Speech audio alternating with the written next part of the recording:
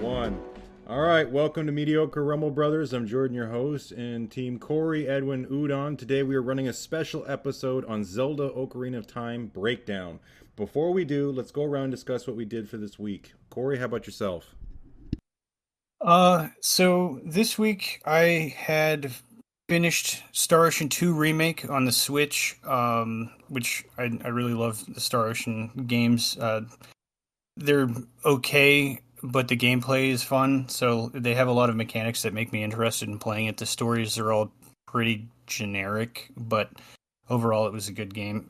And then I picked up Stellar Blade, and I've been playing the hell out of that all weekend. I'm really enjoying it. I'm sure once I finish it, I'll a better review, I suppose, for it. But so far, like I can't put it down, which is kind of nice. I haven't played a game like that in a while, outside of, I guess, Final Fantasy VII. But that's pretty much it for me this week. Edwin? Well, at the start of the week, I played like Cyberpunk for a little bit, and then I realized I was like, oh, I gotta get started on this DLC because I'm almost done with the main story. But I'd only played it for like a few hours at the start of the week, and that was pretty much it for it. I didn't play it at all for the rest of the week because I didn't start Ocarina of Time until last week. So it's just like, I gotta get this thing done before this episode.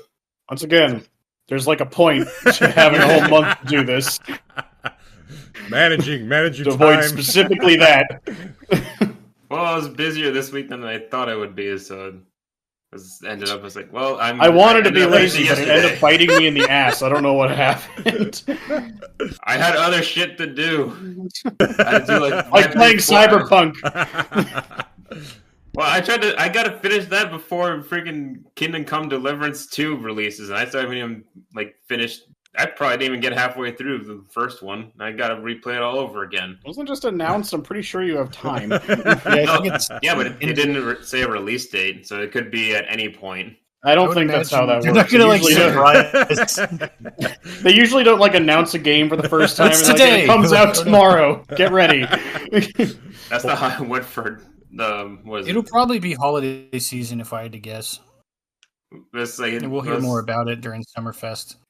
Well, ever since Paper Mario Origami King, it's just like, hey, this is our first announcement. By the way, it comes out next month. No one gives a shit about that game, so I knew no one would care. Well,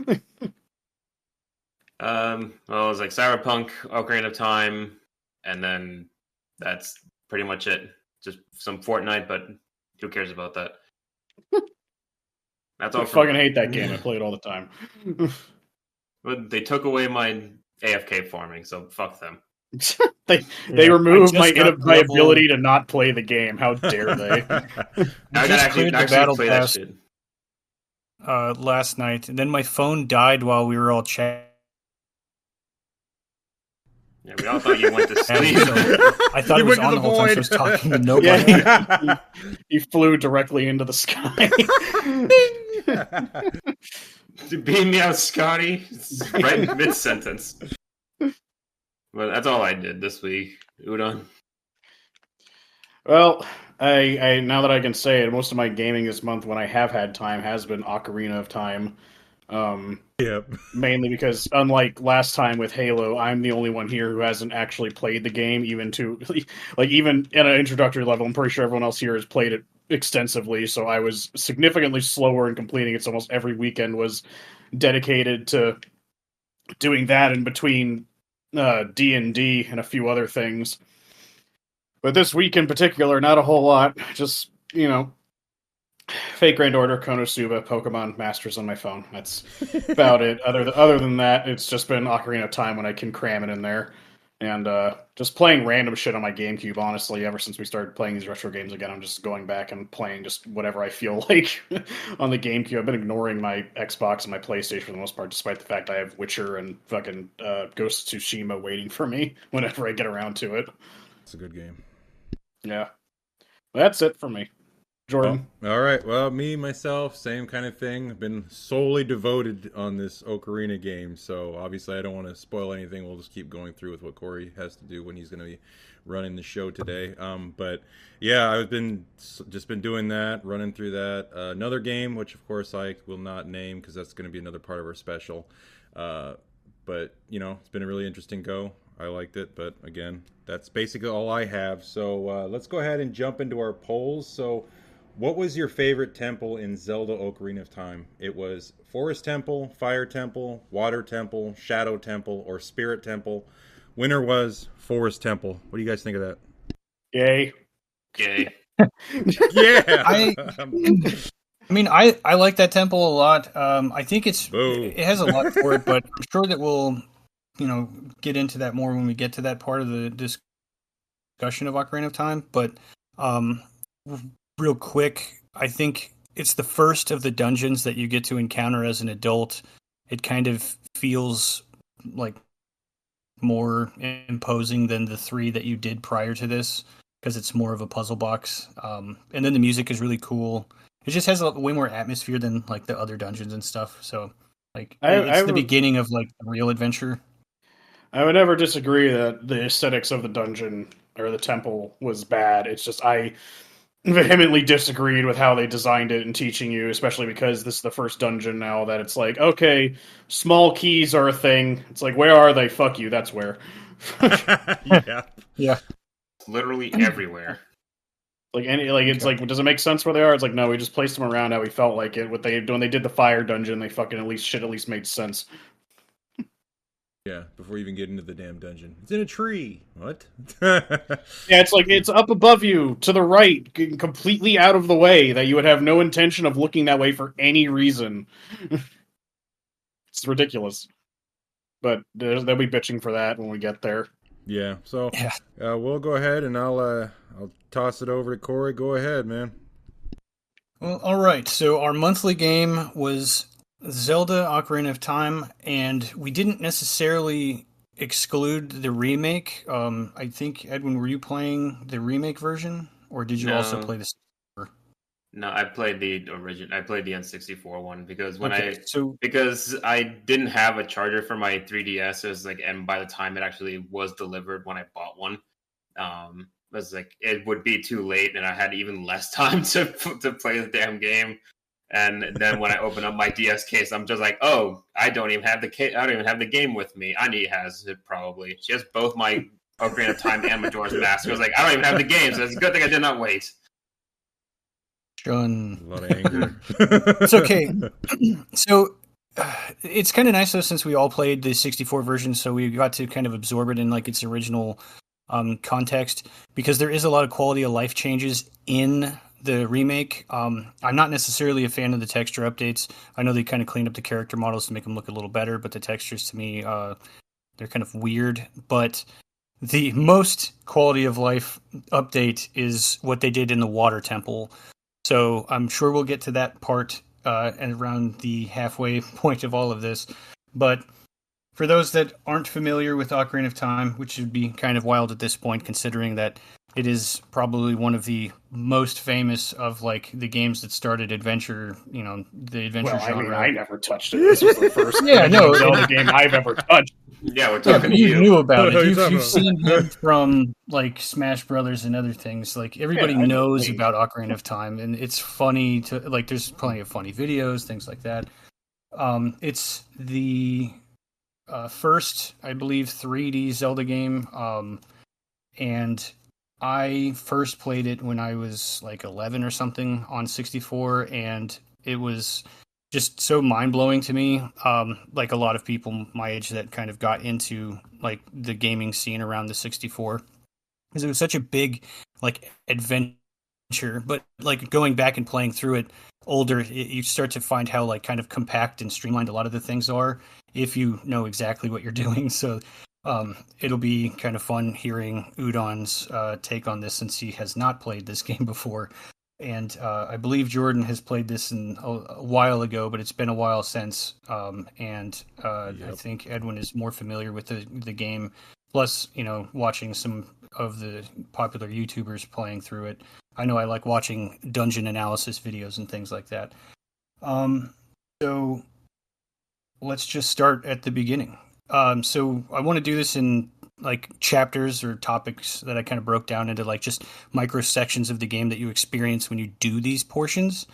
So our first topic is going to be the Kokiri Forest and the Deku Tree.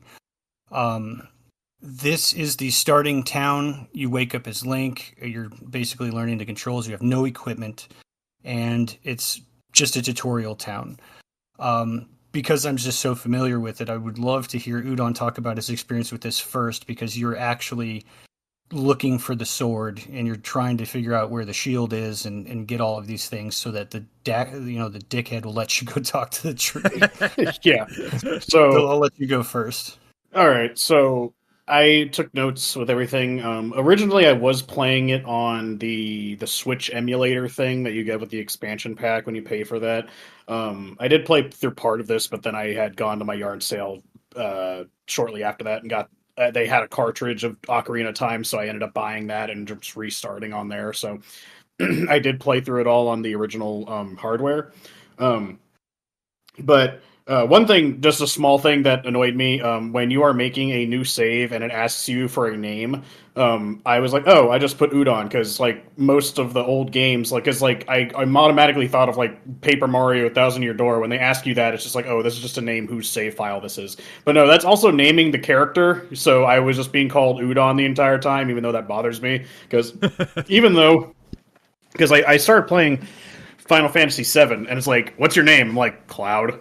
He's Cloud. Like, and like, if I knew that, I would have named myself Link. But it's just weird because it's just like I didn't know I was naming Link, so that was just something I found was a little annoying.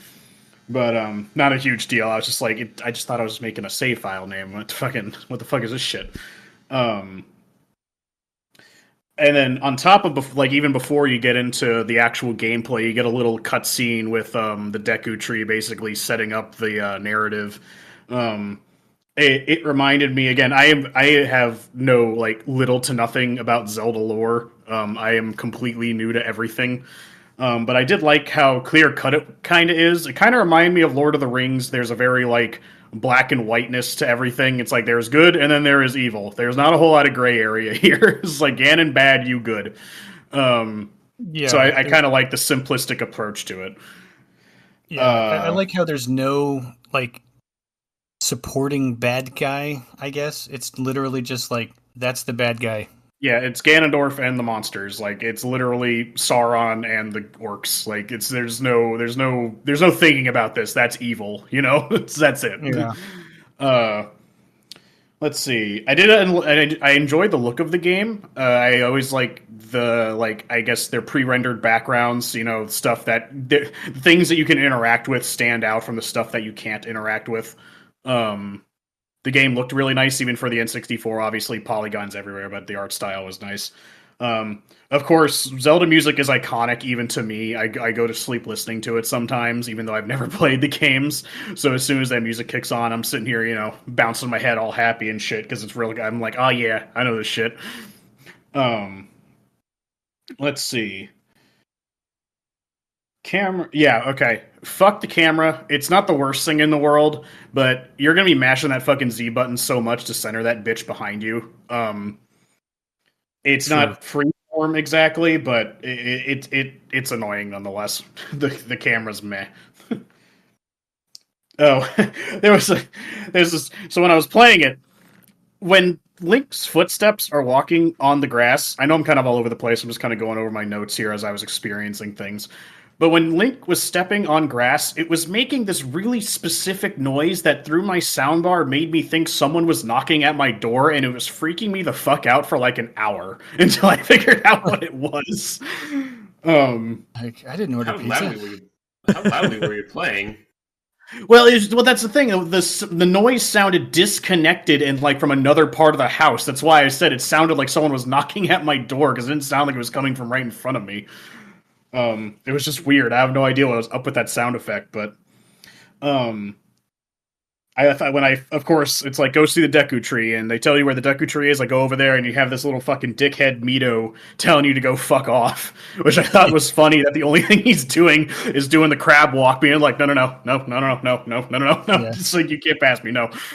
I am a think game that's design funny. element. Yeah, Yeah. it's just it's the Pokemon thing of just like, why can't I go that way? I don't know. Fuck you. Go turn around.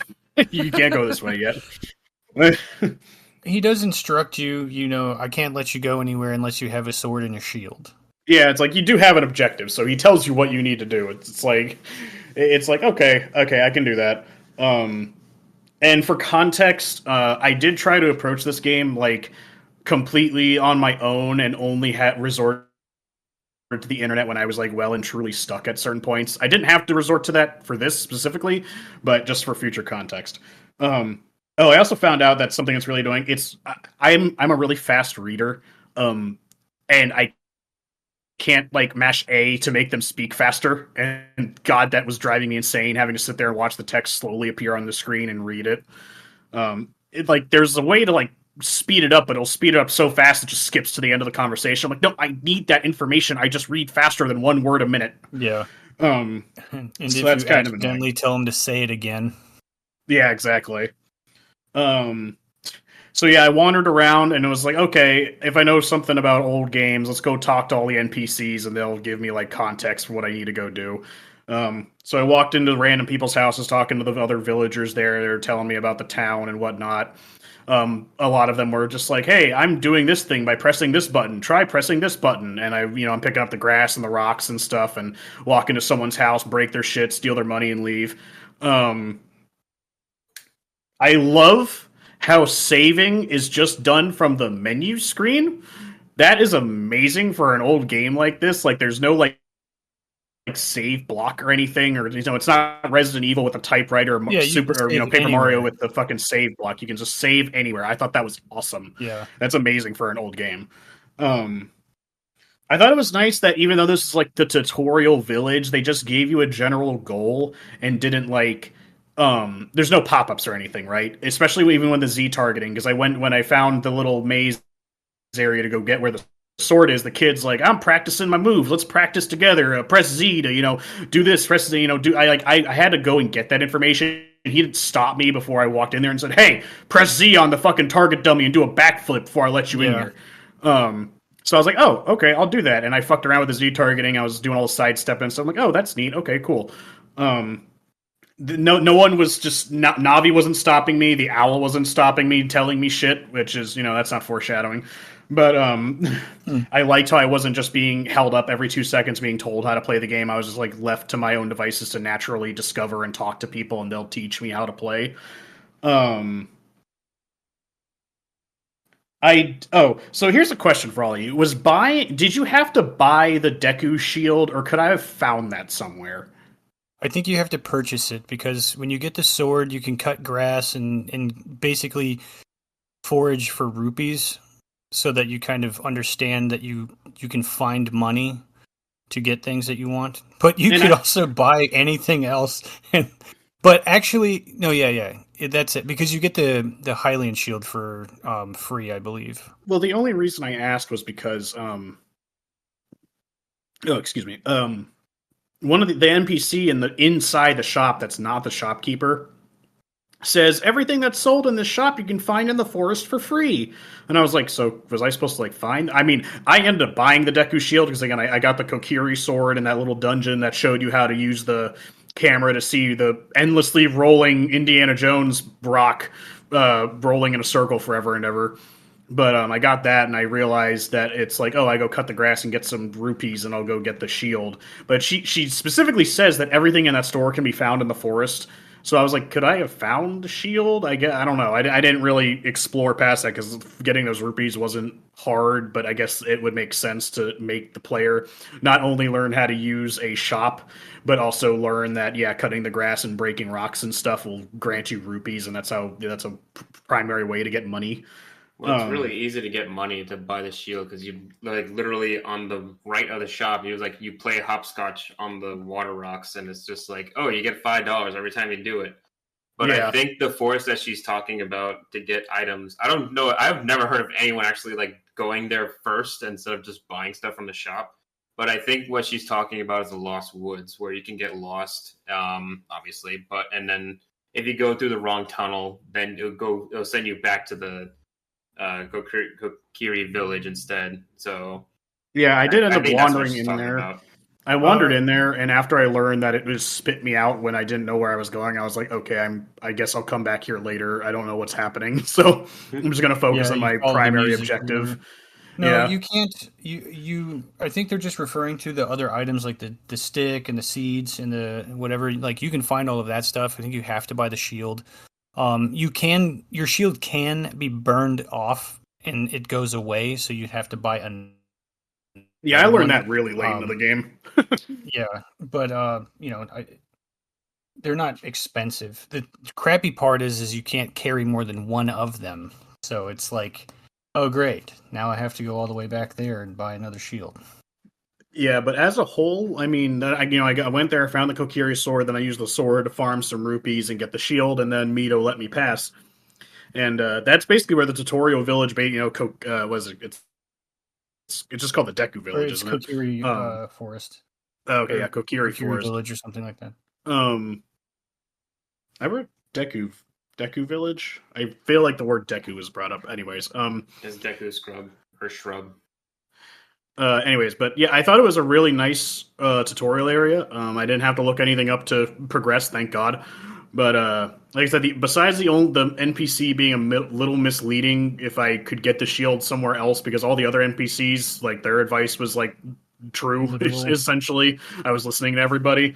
Aside that being a little misleading, I thought it was really nice because again, I enjoy tutorials that organically inform you of things, or or I could choose to ignore it. Essentially, I don't like being stopped and being like, "Hey, press A." It's like, but I don't want to. It's like fucking press A if you want to play a fucking game. Yeah. Very limited. I really like. Yeah, it's like I really like this early area. I think it was very straightforward, and if you just do the thing that most people in older games should do and talk to everyone, you shouldn't be lost. It's not a very it's not a very large area, and there's a lot of ways to play around, learning how the movement mechanics work and how the sword works and Z targeting and stuff like that. All the basics of the game. Yeah. The other thing too is you'll find that over the course of the game, the use of pre-rendered backgrounds is very limited.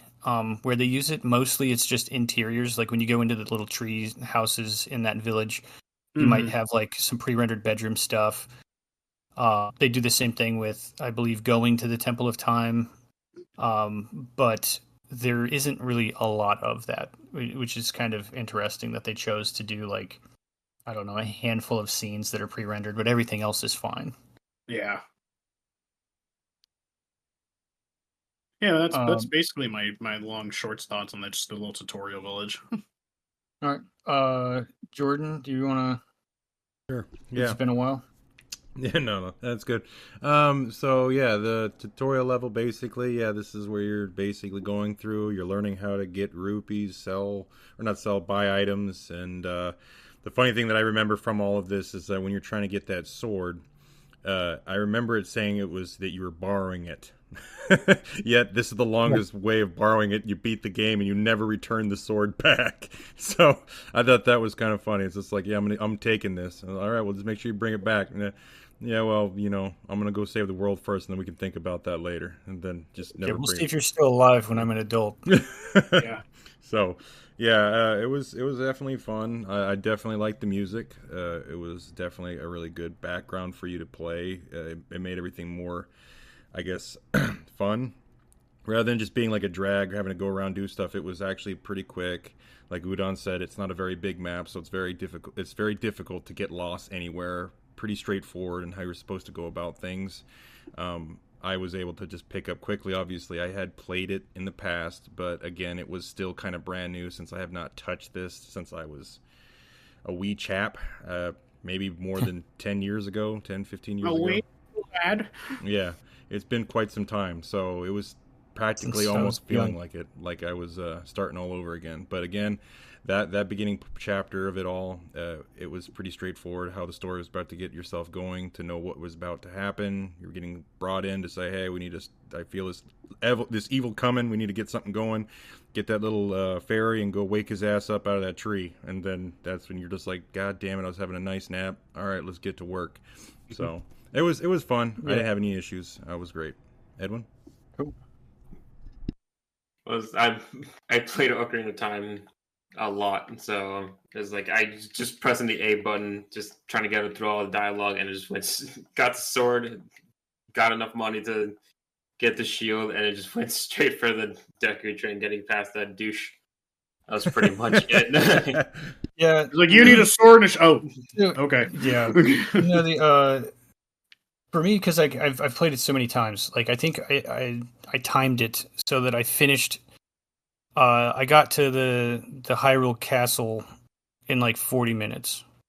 I just skipped everybody. I was like, I don't need to talk to you. I know where the sword is. Ran in there, grabbed it, got some rupees, did the thing, skipped everything, ran into the tree, which we're going to get to now. But the village, it's like really charming. Like I really like the intro for it because it's like a quaint experience. You are, like you said, not being force-fed the controls, but you're learning how to play by like, oh, there's like beams to walk across, there's stuff under things, you can get onto the roof. So it's kind of telling the player like, look everywhere you can, because there's going to be stuff. They even do that with like finding the sword. You know, there's a hole you can crawl into, so you're like, oh, I got to look for like stuff like that, because it's not just a big area that I can walk into. There's tunnels and stuff. So it does a really good job setting that up. I love the visuals. I mean, biased aside, I think that they kind of hold up, even though it's like low poly. But with indie games going with that low poly resurgence and like the way that they mud the textures, like it I think it looks fine, which is why I'm not necessarily partial to the remake version, because the textures are that realistic textures, and like though it looks kind of cool, it's still lower poly models on stuff, and it just doesn't feel authentic to me. Because I mean, I just like the original so much, but you know, that is what it is, I suppose. It's just like I wanted to play the remake because I played the original a bunch after I first beat it years ago. But the reason that I like the remake is because the original is so burned in my mind that the remake is just like a breath of fresh air. It's just everything looks different, so it's like more appreciation to how far it's actually come. And it's like, oh, they finally remade this masterpiece to make it look nicer. So now it's just like everywhere it looked, regardless of the fact that it's still the same game, it's still very interesting to look at the smaller details and how they were remade. Like even though you could just see things in their, like see things how they were intended. You know, the same thing when you play Final Fantasy Remake and you're like looking at Midgar again and you're like, oh man, that's so cool. So like I can see that's like a fun thing to do with that game too, where you're like, oh, this village, like that's what that thing was that I couldn't really understand what it looked like before. Yeah, it's so that's I get the mentality of that though, because like they came out with the Pokemon Mystery Dungeon like remake a while ago, and they completely changed the graphics and made everything 3D models and shit, and I fucking hate it. I want the pixel graphics back. They look so much better to me. Yeah. It would be interesting to see this done in like like I like the style of Link's Awakening and stuff like that, but that's all kind of besides the point here. So we left the village of Time and a God of War graphics. Yeah. Okay, so we got our shield, we got our sword, we told that dick to move, and we are at the tree. So the Deku tree, he's got a tummy ache because there is a giant spider inside of him, which would also give me a tummy ache. And so he basically is just asking you to go inside and, you know, clear it out. And this is the first dungeon experience that you have with this game. This dungeon to me was kind of an awesome like introduction because it's multi-leveled immediately. So there isn't like, it's not like a small dungeon, like typical RPG games where there, you know, you go to the pub and the guy's like, hey, go into the cellar and kill these rats. This is a quest. You know, this is literally like I don't care. You already fought like a weird piranha plant thing on the way here, but get in here and get this thing out of me. And you walk in, and it shows the whole like central area. Again, I know exactly what I'm supposed to do, so we can start with Udon again because this is your first time going into this dungeon and kind of learning about getting your way to the top to find your way to the bottom, I suppose. Yeah. So, I mean, as a start, I just thought it was funny that the Dekuchi is like, all right, now that you have a sword, fucking get in here. Elton's gonna eat you. And he's just like, "Nah." Get in. That's not the only time you enter something's mouth in this game, too. Yeah. So. Someone has a boar fetish. Miyamoto, I'm looking at you. But yeah, I really did enjoy this as especially again, this is like still like basically the tutorial dungeon, you know. I realized that because you get the slingshot in here, right? We didn't have that beforehand. We get the slingshot in this dungeon. Yep. Yes. I realized after I got it, like that Navi was like going towards things that were interactable, and I thought that was really helpful because in older games like this, when you're trying to find stuff that's basically interactable, sometimes it can be hard. My PTSD flashbacks to 100%ing Banjo-Kazooie without a system like that, where I was just like throwing eggs at every conceivable object. It's like, maybe this does something. Does this do something? I don't know. Does this do something? But like Navi, like actively will go towards things that you can shoot and like hover around them that you could Z target. And I was like, oh, that's like really helpful. So I'm not just sitting here like randomly guessing all the time. Let's see. Yeah, okay, so as I said before, not being stopped for tutorial stuff was super cool in it, but as soon as you step inside the Deco Tree, now suddenly Navi has a pole up her ass, and she's just like, I'm gonna stop you every few feet and tell you something. Tell you how the game works. I'm like, why? This is the beginning of the hey, listen bullshit. Well, I mean, most of the time when she's saying, hey, listen, it's usually telling me what I have to do next to, like, progress the game. But then I'm just like, why are we doing this now? Like, we just went through the fucking village, and you never stopped me once when I was learning the tutorial. Now, all of a sudden, you're just like, all right, fuck it, we give up. Just have Navi tell the player what to do. It's like, oh, all right, well, that's kind of annoying, but whatever. I just have an all caps, thank God for the easy save system in an old game. So basically, any time I wanted to stop, it was just like, stop, pause, save, shut off console.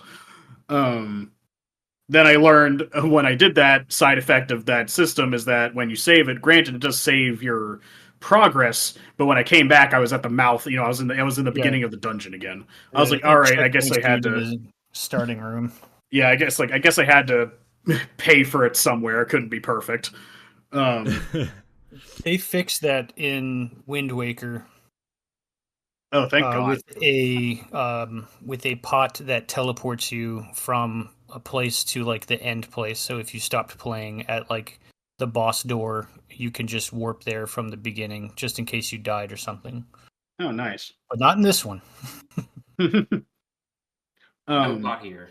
I did like that the puzzles used logic. I mean, I know the puzzles in this dungeon aren't particularly difficult. Most of them just involving take fire somewhere. But it was just like, I remember in the room where you first do it, there's like a lit torch and an unlit torch. And I was like, well, how do I get from fire to point A to point B? And I'm like, I got a stick. And I pick out I bring out the stick, and I was like, how would I do with this? I'm just like, I walk towards it, and I just kind of like blink around to where the stick would hit the fire, and it catches on fire. I was like, oh, okay, neat. And I bring it over to the thing, and it catches on fire. I was like, da-da-da-da-da. I was like, oh, hey, I'm smart. Look at me. But I was just like, yeah, it's logic. It's like, they're fire, bring fire. What catches on fire? Wooden stick. Wood stick catches on fire. I'm like, okay, cool. Okay, I like that.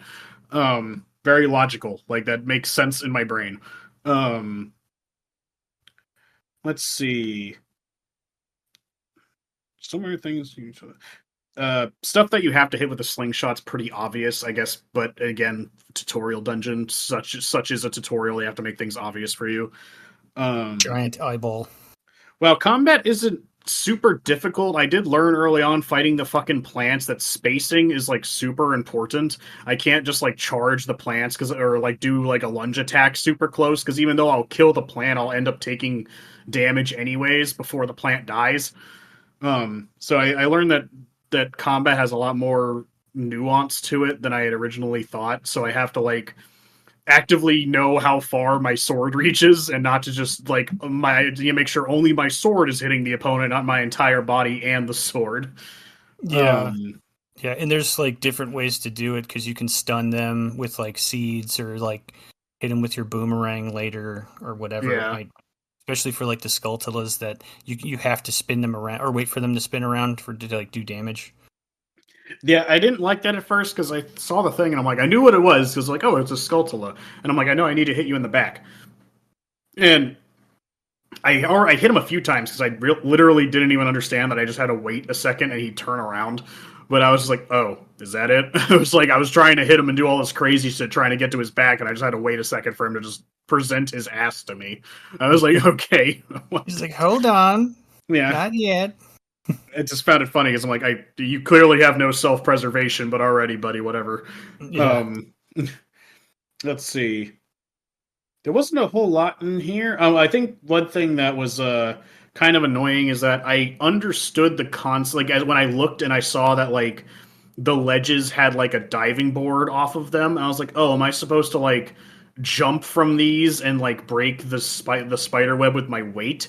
And I went from the lowest one, and the spider web kind of moved. And I was like, okay, I think that's what I'm supposed to do. So I have to go all the way up to the highest one and jump off and use my weight to fucking break the spider web. And I did it, and it bounced really hard, but didn't break. But I'm like, but that's the highest I can go. So I went all the way up there again just to try it again, and I did it. But I guess I was slightly aiming better this time towards the center because that time Link actually broke through the spider web. I was like, well, again, I appreciate the logic of the puzzle because I'm like, this makes sense. Diving from a high place would break this, like, even if it's slightly bigger spider web. But the fact that I did the same thing twice and got a different result was kind of annoying because sometimes I can send the wrong message to the player. It's like, was that what I was supposed to do? It clearly was. I just had to aim better. I didn't really know that was the problem. Thank God I just tried it again. I'm also not sure if you have burnt a spider web before this moment yet. So, like, you burn the ones on the wall, I guess. I mean, is that a way to get rid of that spider web to like catch a stick on fire and just like hit? I don't think there's any way to do that in this dungeon, but the player might think you can actually. So if you have a stick and it's on fire, you just move forward and roll. You roll and fast enough. Floor. Yep. Well, either way, it's I don't like it when I do something in these old games and it's like that was the thing I had to do. You just had to do it slightly better ? So that was a little annoying, but I did like that the boss, well, not exactly hard, obviously. It basically incorporated everything you had learned in the dungeon up to that point to reinforce how, all the stuff you had learned. So you beat the boss, and you get a teleport out of the tree, which is kind of nice again. That seems like a quality of life thing from newer games where you're just like, all right, dungeon's over, get out. And you don't have to walk all the way back out, which is really nice. And I'll just keep going until I'm out of the tree here, but after you do the dungeon, the Deku tree gives you some more backstory on how like Hyrule was created with the three goddesses and stuff, and I was like, oh, that's neat. I didn't know any of this. And again, it's really simple. I question the weird, like, what is it, like, the justice of power and wisdom. It's like, these are weird elements. If you're fire, water, and, like, sunlight is weird. But, because it's like enforcing that laws are like an important part of nature. I'm pretty sure animals don't give a fuck, but whatever. Yeah. And then the tree is just like, all right, I'm a die now. Bleh. I'm just like, oh, the fuck was the point of me going in there if you were gonna eat it anyways? Like, you could have just told me all that without having me to go do that.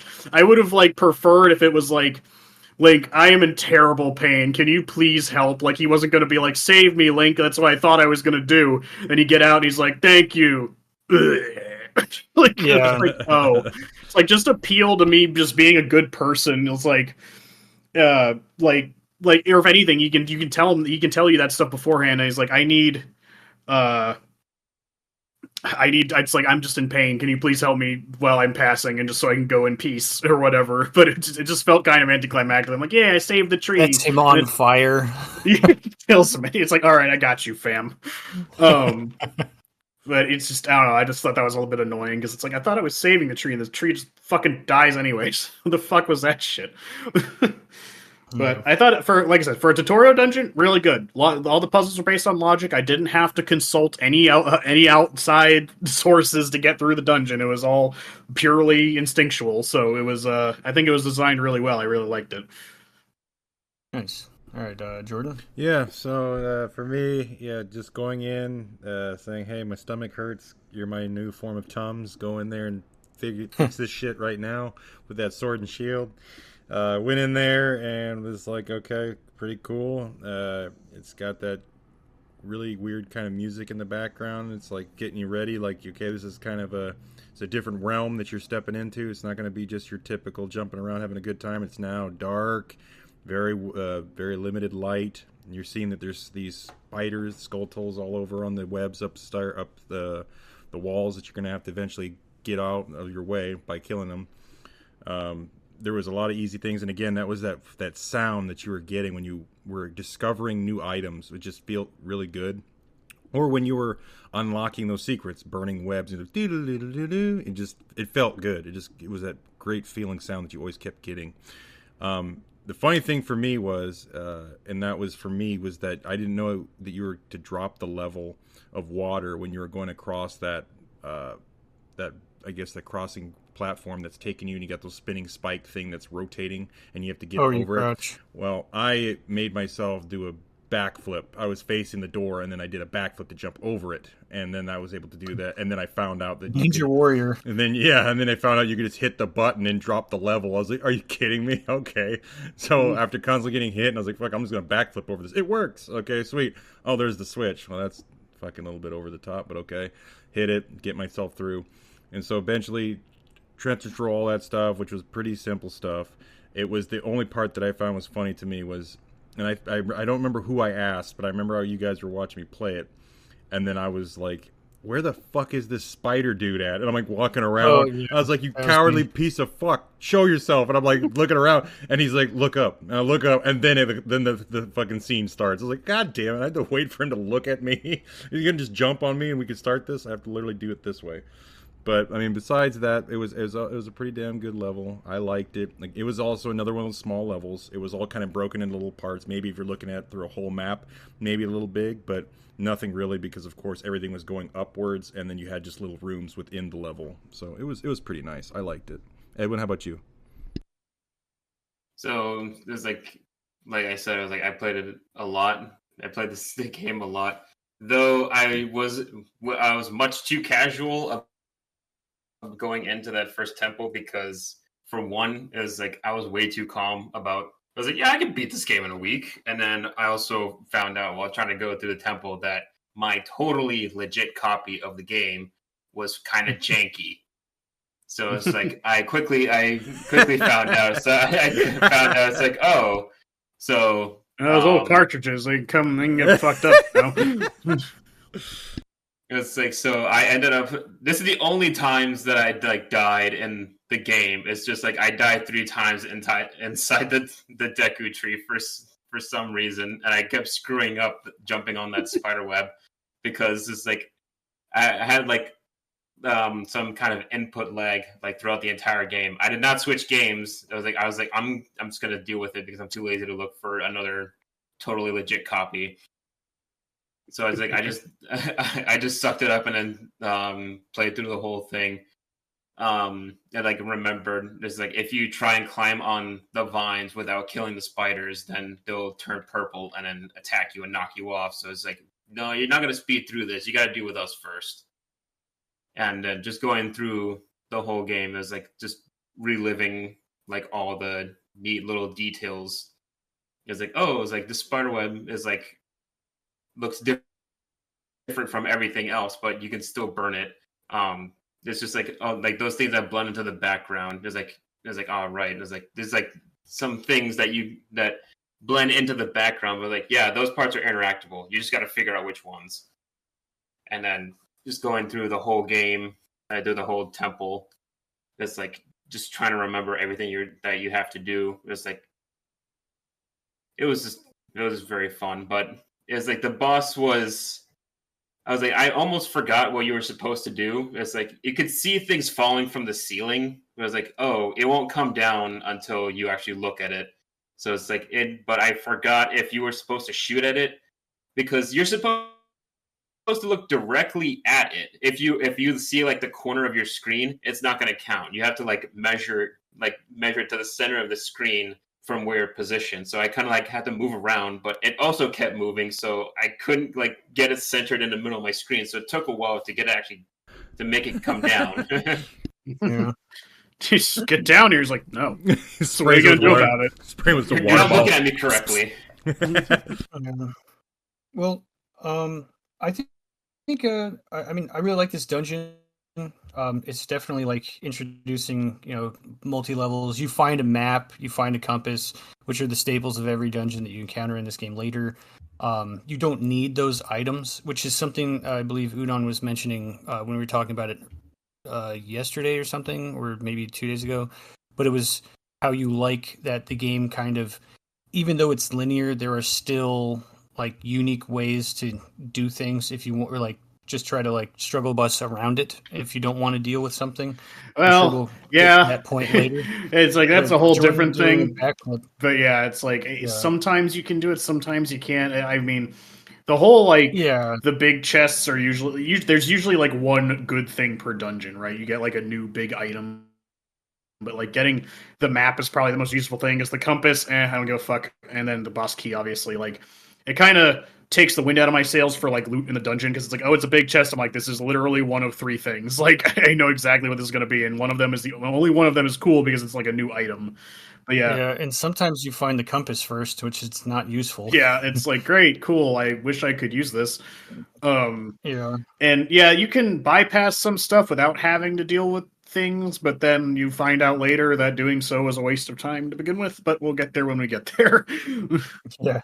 I like this boss fight because it's the scale of the boss to Link's size is oh damn, this is a huge enemy, and it's you're getting used to how bosses work, because they all basically function the same way as this boss. It's do the thing, now its defenses are down, hit it a bunch, and then run around and rinse repeat. And they kind of do that throughout the Zelda franchise in general.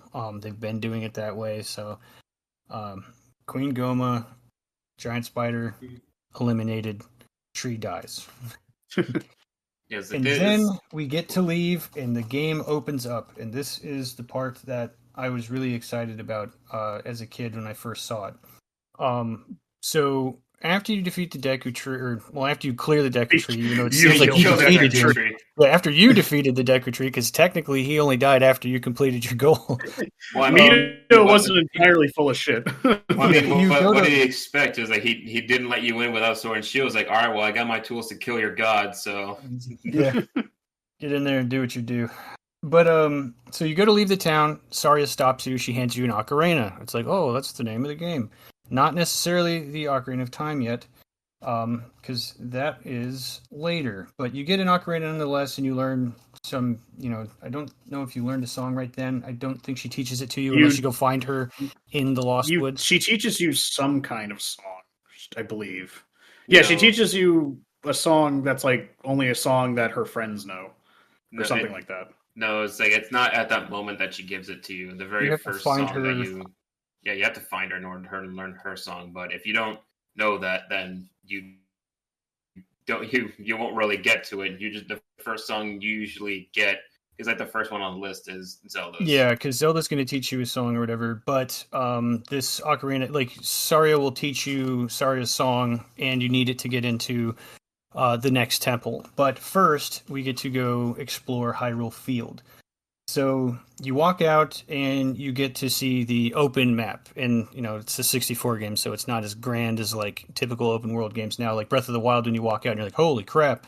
You could probably see the other side of this field from where you're coming out of, and you spend most of your time in the top right corner.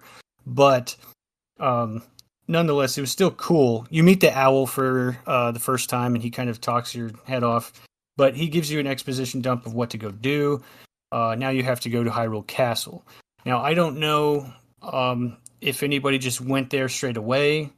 I kind of ran to Lon Lon Ranch just to kind of see if I could get something, because I thought Marin would be there to get the song from her, but the game kind of kites you to Hyrule just to do this part first. And you get introduced to the day-night cycle, where enemies attack you at night. And they don't stop. It's the not Skulltulas, but the skeleton guys that look like undead Yoshi. And you get to the castle town, and you get to do the part where you sneak through not the only time. You will get to revisit this mechanic way later, but you sneak past guards to go find Zelda, and she basically is completely being racist in a window. Yeah. I'm not the only one who thought that then. No, I read that written down in my notes too. And she's like, that guy, he's the bad one. You're like, what? Why? And then, I don't want to say it out loud. And then you get your, she gives you your mission and whatnot, and to go get your other stones. But that is a lot to digest at this point, because there's kind of a lot of stuff that happens here. Because you get to experience the open world, you get to experience a town with a lot of little shops and stuff, and see like some new pre-rendered backgrounds, and go find the princess. And that is like the technical start of your adventure when you get there. Udon, we can start with you again for this. And We'll probably just do it in this order in general. All right, because I'm special. Let's see. So in my notes, I have this this just section like to Hyrule Castle, because I didn't know what that was like. It's like, go to the castle. I'm like, okay, I have no reason to not believe you, so I guess I'll go to the castle. Yeah, you have a little bit emotional goodbye with your friend, even though I met her and talked to her for all of 3 sentences. It's like, it's meant to be this. Again, I know it's like Link has known this person, but I'm just like, I have no idea who the fuck you are. It's like, cool, give me your weird potato with holes in it. I'm out of here. Let's see. You get the Ocarina. I was like, oh yeah, cool. Like, in quotation marks, open world. This is just basically the hub area. I mean, glorified hub area. But let's see. The music I thought was really good as you first set off on the field. It's immediately hype. It's it is adventure in music, as vague as that is.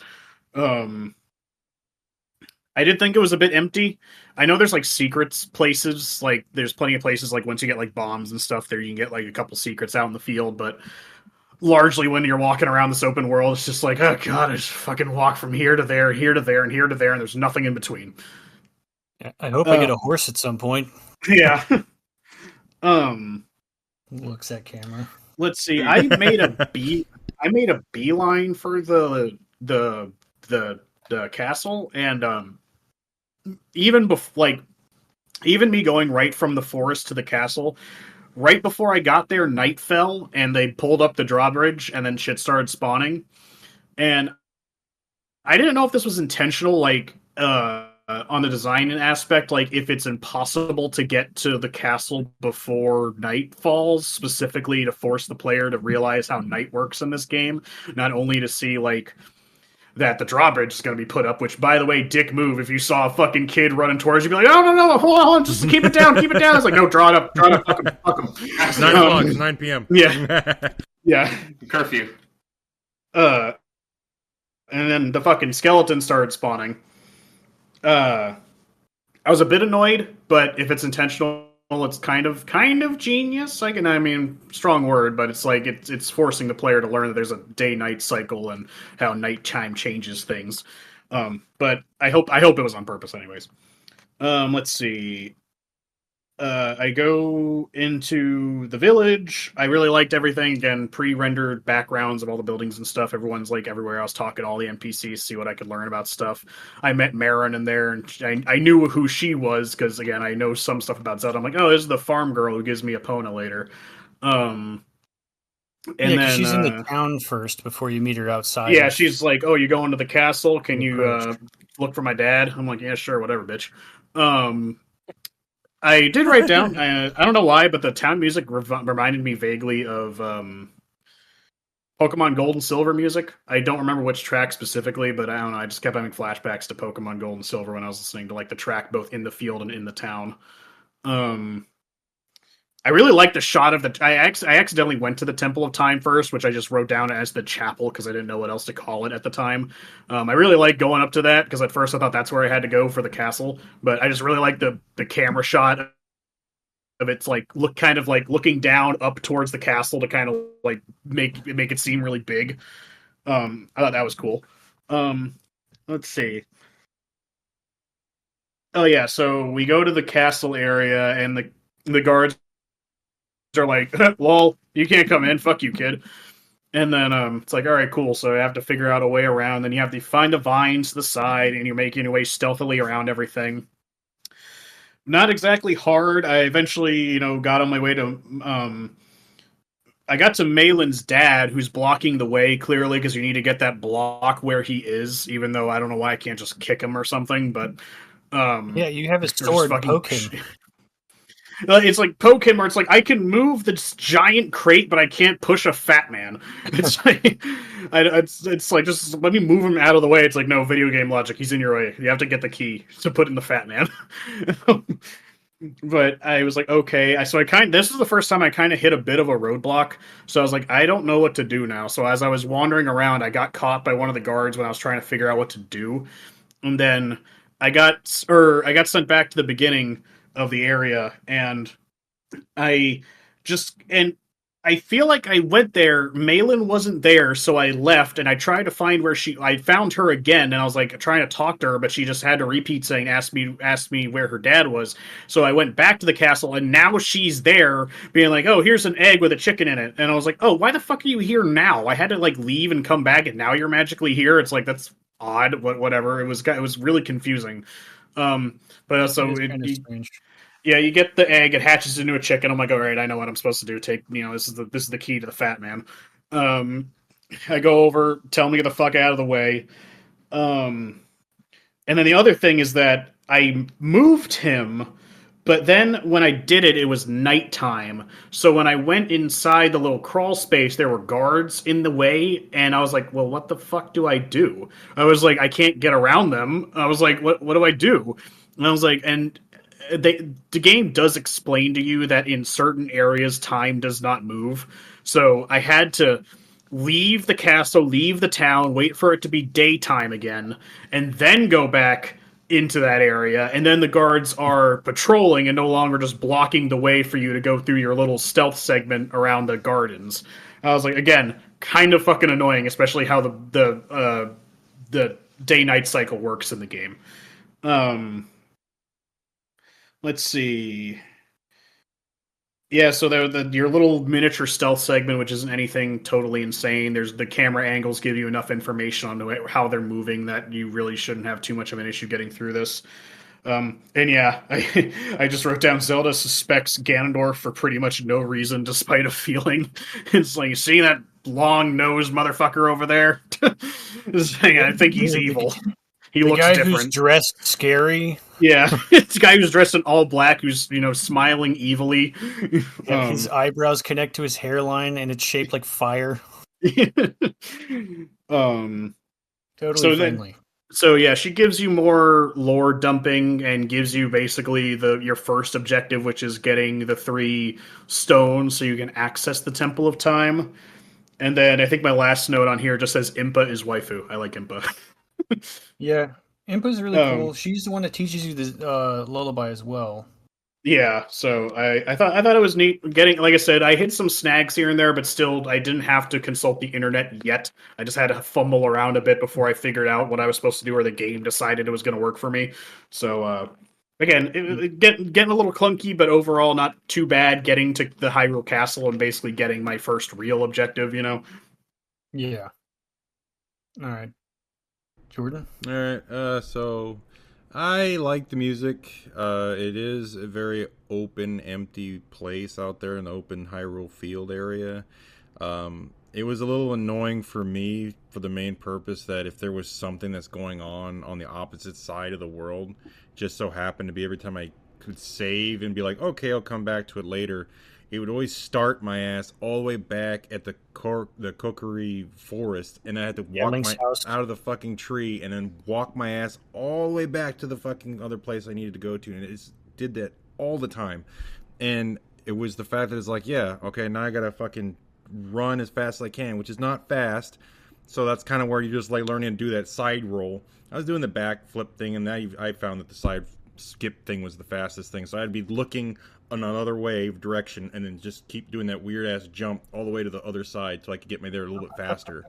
Yeah, and That's so I'm just like, God damn it, let's go. Move. And then, just like Udon said, nightfall, I'm like, fuck. And then the drawbridge goes up, and I'm like, okay, I'm going to be here for another 5 minutes. I got to fight these stupid skeletons because they just keep coming out of the ground. They just pop up like daisies, and I got to keep fucking cutting them down until that damn drawbridge goes back down. Then I can fucking go and do what I need to do.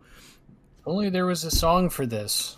Yeah, right. And then basically, you know, how everything just works, you just figure as you talking through people, and that was the same thing for me. I accidentally went to the Temple of Time because I was by myself too. I haven't played it in a while, so I was like, she's in there. Nope, she's not. Gotta go to the other place. Okay, there's another corner area where this town is. It looks like there's a little castle in the corner. All right, I'll go down there. And then that's when I went through that spot, and then went through the whole story of what Udon talked about, waking up the dead and getting ourselves into that door. The thing about me was when there was that little spot where you crawl through as a kid, I thought the game was broken. I was actually going to call you guys because I was going there at nighttime, but I wasn't paying attention to the time of day. I was just trying to beat that level to get to Zelda. And so every time I went in there, it put you in a weird ass camera angle, and then there was 2 guards there. And so I was thinking that I was to just try to scoot around them, and they would let my character keep going, but the angle of the camera would not change. So it just kept showing the front of the 2 guys looking at you, but I would have Link just crawling around, and I could hear him in the background, like, you know, it was like, did I do it? Am I, and then and you'd hear the fucking whistle blow, and then it's like, oh, you've been caught. And I was like, this is not right. I don't remember this at all. I remember you fucking actually go and it changes the angle, and then you're able to go through all those different guards, and you're trying to get around them without getting caught. So I thought the game was fucking broke. And then it was eventually, I was like, okay, saved. And then I was like, fuck it, I'll come out another day. And then lo and behold, I started on when it's daytime, and then the guards are gone. I'm like, what? Okay. And then I go and it's, oh, the game isn't gone. It isn't broken. Okay, sweet. So I went through that whole phase, and sure enough, that's when you meet the little Zelda lady, and yep, she's definitely judging somebody without even really like, did you really get the facts? No, he looks evil. Shit, I don't like him. Look at that guy. Look at him. Look at the window. Oh, he looked at us. Turn around. Don't look at him. Did you see him? You see that? He's an evil motherfucker. Did you see him? He's going to be a bad guy one day. I can tell. It's like, you don't even know. No, I know things. You know. But other than that, I mean, it's not the point isn't that she was right. The point is that let's not make judgments before we have all the facts. Yeah. Don't judge the book by the cover. It's like, no, I know this fucking book. That's a fucked up book right there. So she was like just trying to fill me in all that crap, and then just telling about the little story about her whole side. But other again, the Hyrule field was. It's okay. I mean, I'd probably say is if you knew where everything was and you weren't intentionally trying to save all the time like I was, because I was always worried about it from the past that I'd fuck something up and I didn't save, and then I have to do all that shit over again. So I always keep doing it, and then eventually the times that I would stop playing the game would be the time, of course, that I didn't complete everything. So then, therefore, I would have to tread my ass all the way back across the Hyrule field. I got to see the scenery; it was quite nice. But after like the 10th time, the trees on the other fucking side, knowing as shit. Edwin. So nice to leave off on that. All right. So unlike you guys, to my own surprise, like getting from the Kokiri Forest to Hyrule Castle, I actually made it right before nightfall. I completely passed Lon Lon Ranch, and I didn't bother looking through Hyrule Field because I didn't want to get attacked by giant pineapples. So, oh yeah, it's the pineapple fan. You can't stop it.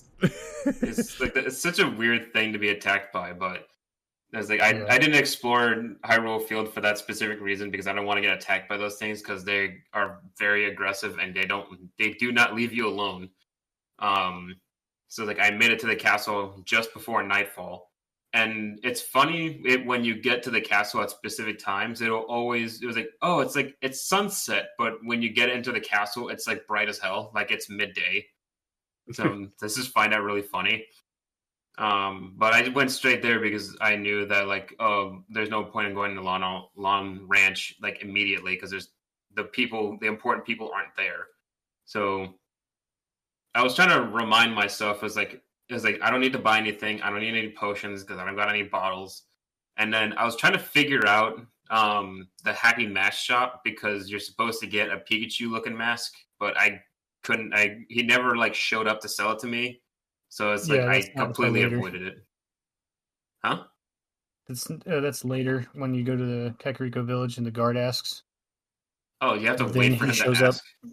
Yeah, it's kind of like older games with the quest thing doesn't show up until after you've activated it. Event trigger. I don't know. I remember like getting the mask like, and then like in his dialogue, the guard's dialogue would go immediately to like the mask dialogue. It was like, oh, you got the mask I was just talking about. It was like I just needed to expend my dialogue first before I realized you're wearing the mask that I wanted, but. I guess that's a different game or something. Yeah, the guard wanted to buy it for his kid, and you're like, oh, I'll go get it for you, sell it to him. Yeah, but I was too lazy to go all the way back to the castle just to get him a mask for something that I didn't really care about. So after like trying to figure out the mask shop, I was like, I left and then went to the Hyrule Castle. And then I forgot what I was supposed to do because I knew that I needed chicken, but Marin wasn't there to show up. So I think I accidentally got caught, and then immediately it became night because while in the castle and like the city, like town area, time stops, but in the castle fields, time goes forward. So as I was getting caught, it became nighttime, and then she just shows up. So I'm not sure if you were supposed to get caught or you're supposed to be at nighttime where she finds you because she doesn't want to. There's no one in the city. At nighttime, so I'm assuming she didn't want to be there either. So then I got the chicken from her, and then I just woke up her dad, Mario. And then I entered the castle also at night, and I forgot that they block you, so I just had to stand outside just waiting. And then I went through that whole Metal Gear Solid tutorial and just met with Zelda. And then Empo gave me the song and got kicked outside again. And that's pretty much all I did. I was like, I didn't explore the town because there's like, I think like the important stuff is at night, but I was just trying to speed through the whole thing, so that was my own fault. Yeah. Well, I mean, there's like a ton of dogs, and then I know there's like a quest where they find the right dog, even though they all look the same. Yeah, there's a lot of mini games that take place inside of Castle Town or whatever. Yeah. So let's see. Hyrule Field, it is very empty. That's kind of the unfortunate side. It does act as a hub world because you're constantly bouncing around in there. But the weird part is like the first 3 areas and then the next 3 after that, you kind of spend most of the game in the top right corner of the map because of the way that it's designed. You don't spend a lot of time going through the middle of Hyrule. Like everything is on the outskirts anyways, so there's kind of like this giant empty zone, and so they slap Lon Ranch there in the middle. I didn't have any problem with the guards. I got there, nighttime, whatever. It didn't change to night for me. I just had to find the chicken, and then I got him out of the way and ran through the weird like stealth part pretty quickly just to get through everything so that I can get over to Kakariko Village. But after this, you can go to the Lon Ranch, and since you've provided Marin with her, you got my dad, you woke him up, now he's here and he wants to play this chicken mini game. And oh my god, I was like losing my shit for a little, because it's like you have 30 seconds to find them, and they move around, and eventually you end up. And it's funny because you all were talking about the milk so much, but like I never used that. I don't even use like heal potions or anything in most of the Zelda games I even play. But the fact that you guys are like, milk is so cheap, it's so broken, it's kind of funny.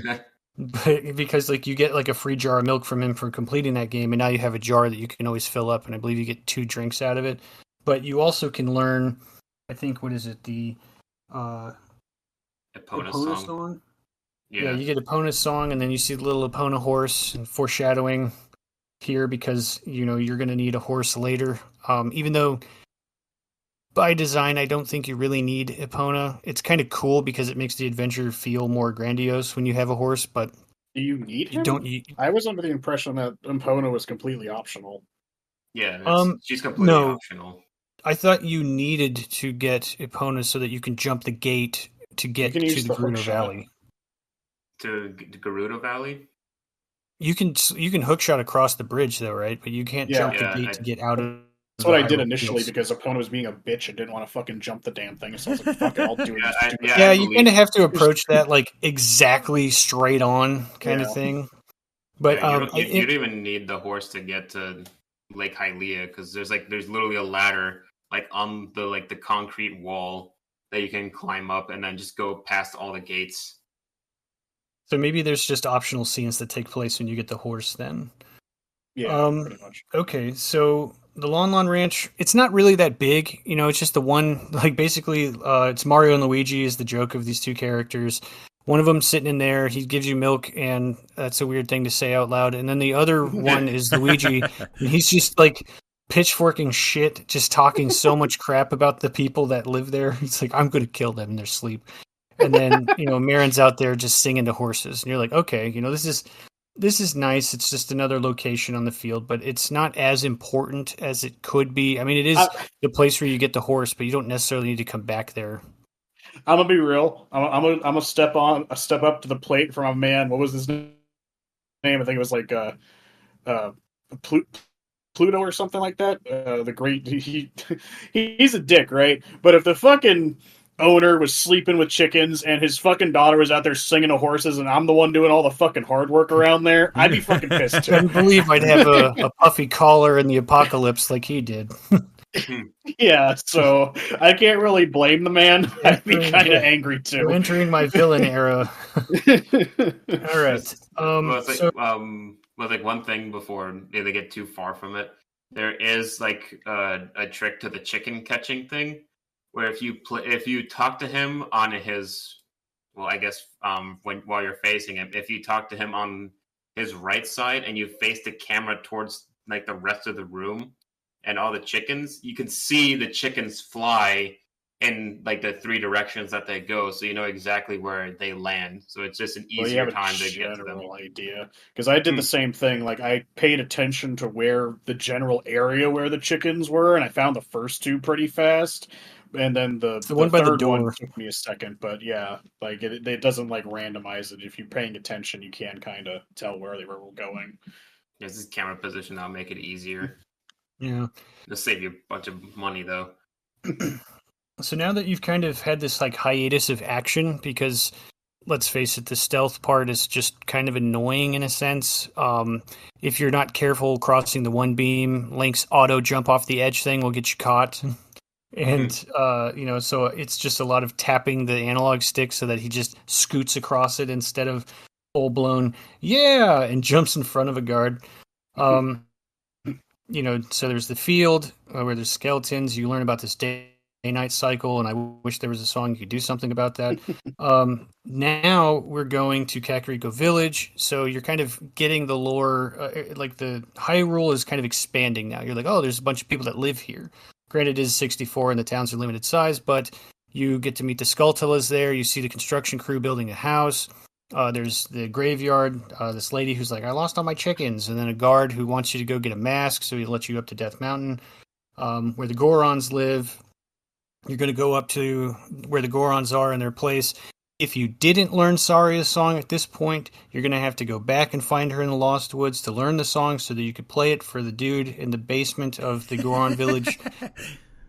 Because then he's going to dance and let you in on a little secret thing. But, there's a lot that happens in this moment before you get back into a dungeon. So there's just a lot of like exploration and figuring out that there's more than just dungeons in this game, and that it's a living world with like mild quest lines, I suppose. I mean, it's limited for the size of what it is, but there is a lot of things going on. You learn that you can do things for people to get heart pieces. You can find like hidden items. You got the Gold Skulltula challenge, which, you know, take it or leave it. If you're playing on an original 64, you can have the Rumble Pack feature thing that kind of helps you later in the game. But if you're playing on Switch, I don't know if that works that way. God, what a nothing reward that was. Yeah. Yeah, Like, you can use the Rumble Pack. I'm like, I don't own that, asswipe. You should know this is an emulated game on the Nintendo Switch. This doesn't work. Or just use the even I vibration. I don't know if it does work on the Switch, because like I said, I never even left Kakariko Village before I started playing on the 64 because because I got the cartridge. But even then, it's just like, I don't have the fucking Rumble Pack. Fuck you. It's like, I killed 20 Skulltulas, and that's my reward. If you spend money, you get something. Cool, asswipe. Yeah.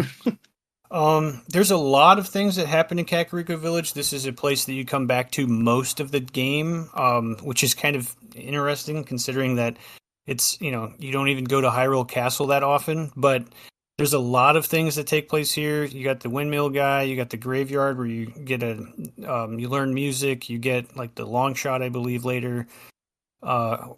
There's the well that we'll get to at some point, but it's a pretty fun village. I enjoy it. It starts the trade quest because you see the one guy, if you go there at nighttime under the tree, who's like really sad and all that crap. The approach to Death Mountain. Is that what he needed? Yeah, I think you. I can't remember what you give him, but it might be a happy mask or something. Oh, because he's just like, God, the world's so depressing. Everything's ugly. You're probably ugly. I'm like, well, sit here and be sad then, fucker. See you later. Yeah, I think you bring him like a happy mask or whatever, but fuck that guy. Yeah, I don't like. Yeah, it's a giant fetch quest to get the Bigoron sword starts on this whole nonsensical trading thing, but you are told that when you're going up Death Mountain that you probably need a shield that will keep you safe from the volcano, and boy, do they fucking mean it. But there is a kind of a lot to unpack here, so I guess, Udon, if you want to talk about this portion. I didn't even touch on the dungeon yet, but we can get all the way up to the first, or get up to the dungeon, and then we'll kind of walk Well, I through mean, there. you're not wrong. It's like, this is kind of where the game actually opens up outside of letting you roam around, right? Because now you have your actual primary objective in place, or at least your first primary objective. So I did a little bit out of order. So first of all, it was like, go to Death Mountain. I was like, and there's people living on this place, and they call it Death Mountain. Okay, whatever. What a lovely place to call home. Yeah. I live on 123 Certain Death Road. You can't miss it. You can't. Cheap housing. Yeah, really cheap housing. They pay me to live here. So yeah, next objective is clearly set for you to go up the mountain because they all but says like, hey, go to Kakariko Village, go to Kakariko Village, go to the village.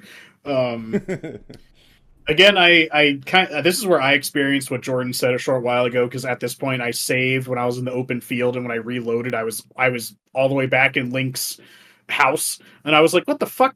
And I did learn that it did save, but I'm like, God, I'm not gonna fucking walk all the way back there. So like I said, I appreciate being able to save anywhere. I guess I'll take the fact that it has like a couple points that it resets you to. It doesn't take you back exactly where you were, but oh well. Let's see.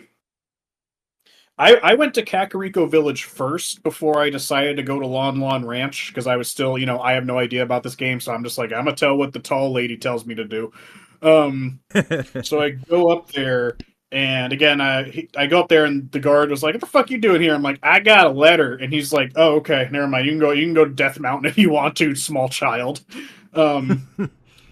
He's like, but you should get a real shield. And I made note that, again, he tells you to get a real shield, but you're not prevented from going up there. It's just like, you should probably do that. Just saying. So I was like, you know what? I'm gonna believe the game. I'm gonna go get a shield first. Yeah, and then he also asked to get a mask from town, and I was like, okay, there's like side quests in the game. I was like, cool.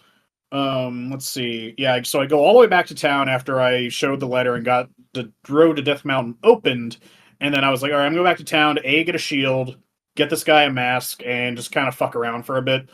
So I go all the way back to the castle town, and I get the shield, I get the mask, and then I stop in the shooting gallery for a minute and did all the stuff there to get like the really big bag of stuff for my slingshot. Um, then at this point, I decided to go to Long Lawn Ranch because I was already halfway there. I was like, screw it, I'm doing like side quests right now. I'll go to Long Lawn Ranch and see what's up. Um, let's see. Yeah, I go to Long Lawn Ranch, and because again, the game was already teaching me doing all the side stuff, I was like getting things that were helpful. So I was like, I wonder what I can get at the ranch. Um, let's see. I went to the ranch. I did the chicken mini game. I got them. I got my milk. I did talk to Marin, and she's like, like, oh, thanks for finding my dad. You're cool and stuff like that. You want to sing a song with me? Let's sing. My mother taught me the song. It's really pretty. And granted, up till this point, there wasn't like IMPA like it automatically triggered for you to learn the song. I didn't learn till way later that you were supposed to bring out your ocarina in front of her for her to trigger the thing for you to learn Epona's song. So I was like, Link, whip it out. Yeah. Well, I was like, you gonna teach me the song, bitch? And it's like, I was like, oh no, okay, then I'm fucking out of here. I'm taking my milk and I'm leaving. It's like, I hope Ludo fucking takes over your ranch in like 7 years or something. That's a weird thing to say. Yeah, it's really specific. All I'm saying, you're out here singing to horses, your dad's fucking drinking in the fucking chicken pen, and he's out there shoveling shit. I'm not gonna feel sorry for you when he takes over. So in this entire time, Navi has been bugging me saying, hey, what would Saria think if we told her we were going to go save the world? And she keeps bringing this up, and again, I'm like, I have no idea what I'm doing, so I guess I'll go talk to Saria. So I go back to the woods, and she's not anywhere, and I start talking to everyone in town, and they tell me she's in that wood section that I ignored initially after I realized that it was like, all right, I should probably be here later. Yeah, so you get there and the owls like follow the music. And I actually didn't realize that when I was looking at a certain hole, the music, like the music was getting louder. I only realized that like my second time through. What I was doing is that if you look at the logs, the ones that you can go through without entering like a loading screen don't have like a little white center. It's completely black. So I was actually using that to navigate. I did the same thing. Till I realized I was being stupid. I was like, oh, because I randomly turned. I'm like, why'd the music change? And I looked back and it got louder. I was like, oh, I get it. Follow the music. I'm fucking retarded. I'm like, okay, cool. So I follow the music. You get there, and Saria's like, I'm here, and you say you're going to go tell her you're going to save the world, and you don't say a fucking thing to her. And so she's like, I'm going to teach you a song. She teaches Saria a song. Again, I did not know I had to do this first, and I realized later, thank God I listened to Navi and did this. Otherwise, so I saved myself a trip of having to come back here and fucking get the song. So I got the Saria, and then I went back to Death Mountain, and I guess I'll keep going since we basically covered everything up till going into Dodongo's Cavern. So yeah, we meet the Gorons, which I think are cool design. They're basically fucking potato people with arms and legs. One annoying thing about them, since they all are like sitting in their like little hunched up little state, every time you get close to one, you go. They even have no intention of talking to them. Only if Link gets close to him, he's like, I'm waking up. Oh, I'm going back to I'm waking up. Oh, I'm going back to sleep. So that's kind of annoying. Then, of course, you get there. It's like, God, we're all starving because our quarry is stocked up. Like, it's blocked. We can't get in. We're dying. We have no food. It's like, what do you eat? Rocks? It's like, are you fucking kidding me? You live in a mountain. And then one specifies, it's just like, oh no, we want the good rocks from the quarry. I'm like, oh, so you're just fucking picky, you fucking bitch. It's like you're gonna sit here and starve to death because you can't have like your fucking filet mignon every night, you asshole. like you have a nothing problem. Shut the fuck up. Did any one of you fucking idiots realize that the fucking quarry is being blocked off by fucking rocks? Go eat those rocks, and you can get into the goddamn quarry. Have you tried eating that one? I just found that their whole plight was laughable. I was just like, are you fucking serious? They're just dying because they're really picky about rocks of all fucking things. It's like living in a fucking candy house and you're like, I'm starving to death. There's nothing I could possibly do. And I got diabetes. Well, that's not the point. There's no rockabetes. So, excuse me, do you eat rocks? Do you know? Do you understand? Do you know what a high sediment count does to your body? Turns out if you eat a lot of rocks, you still have to go to the hospital. Let's see. Blah, blah, blah, blah, blah. Yeah, I'm still not having to look anything up. I'm just talking to the NPCs, getting through everything.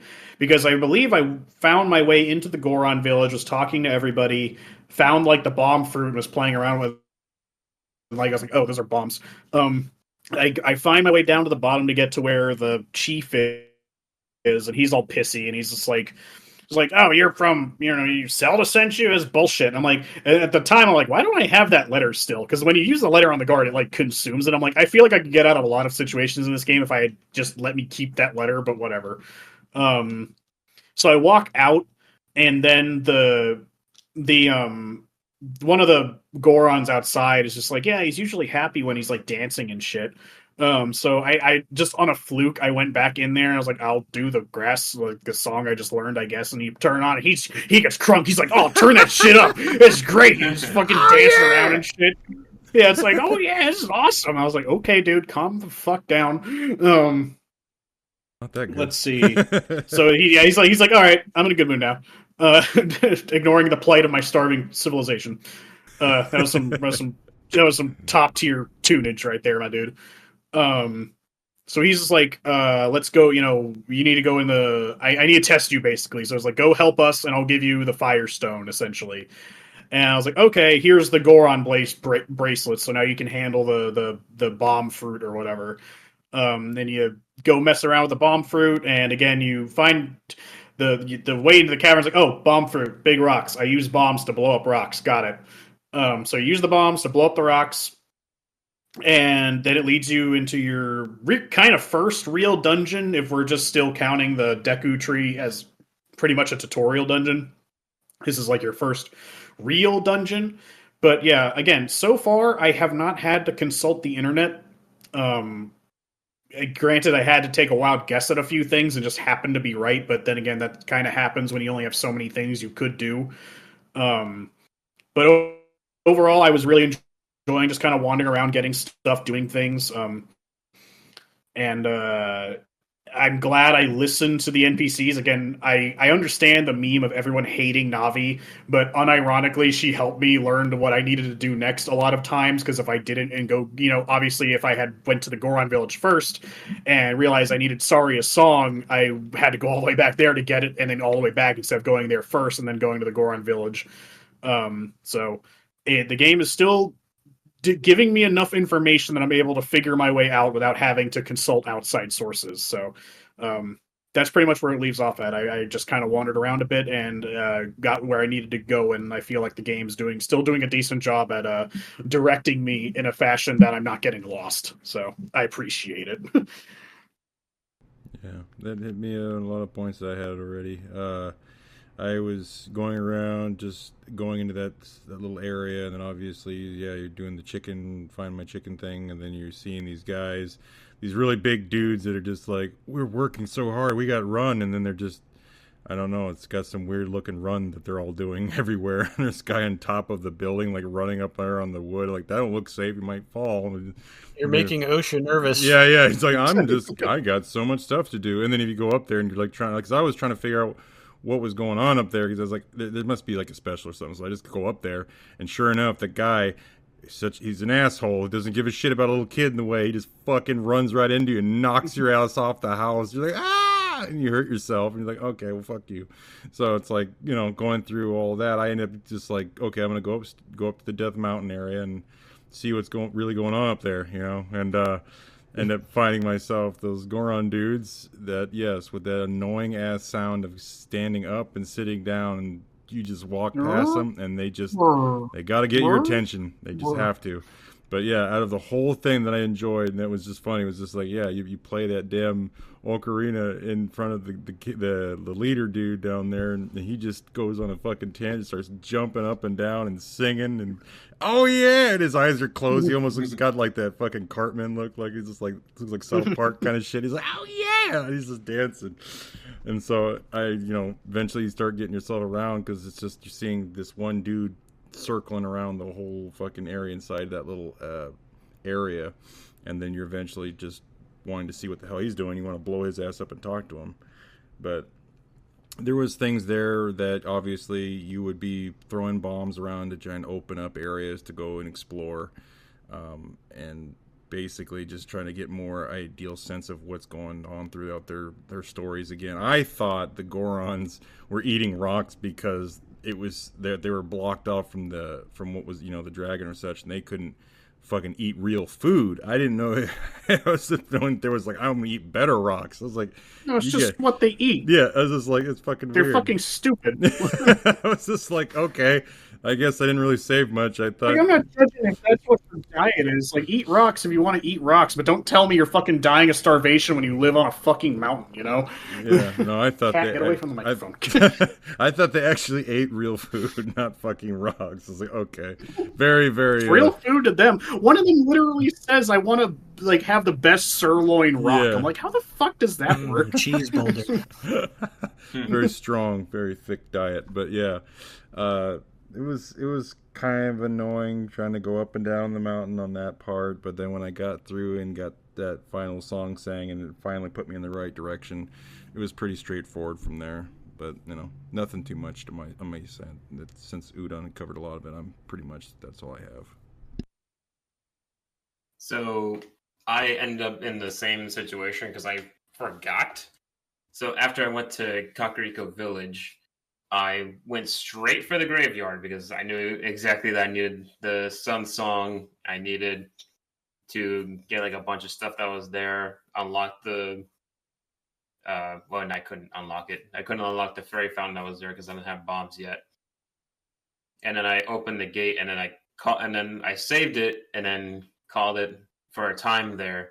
And then when I opened it up, I ended up at not Kakariko. I ended up in Kokiri Forest. And I'm like, God damn it, I forgot. I was like, if you're not in a dungeon or something, and if you're a kid, it's gonna send you back to your house in Kokiri Forest, and then if you're an adult, it'll send you back to the Temple of Time. If in either one you're not in a dungeon, it'll just send you back to the beginning of the dungeon or into one of those two areas if you're outside of any part of the world.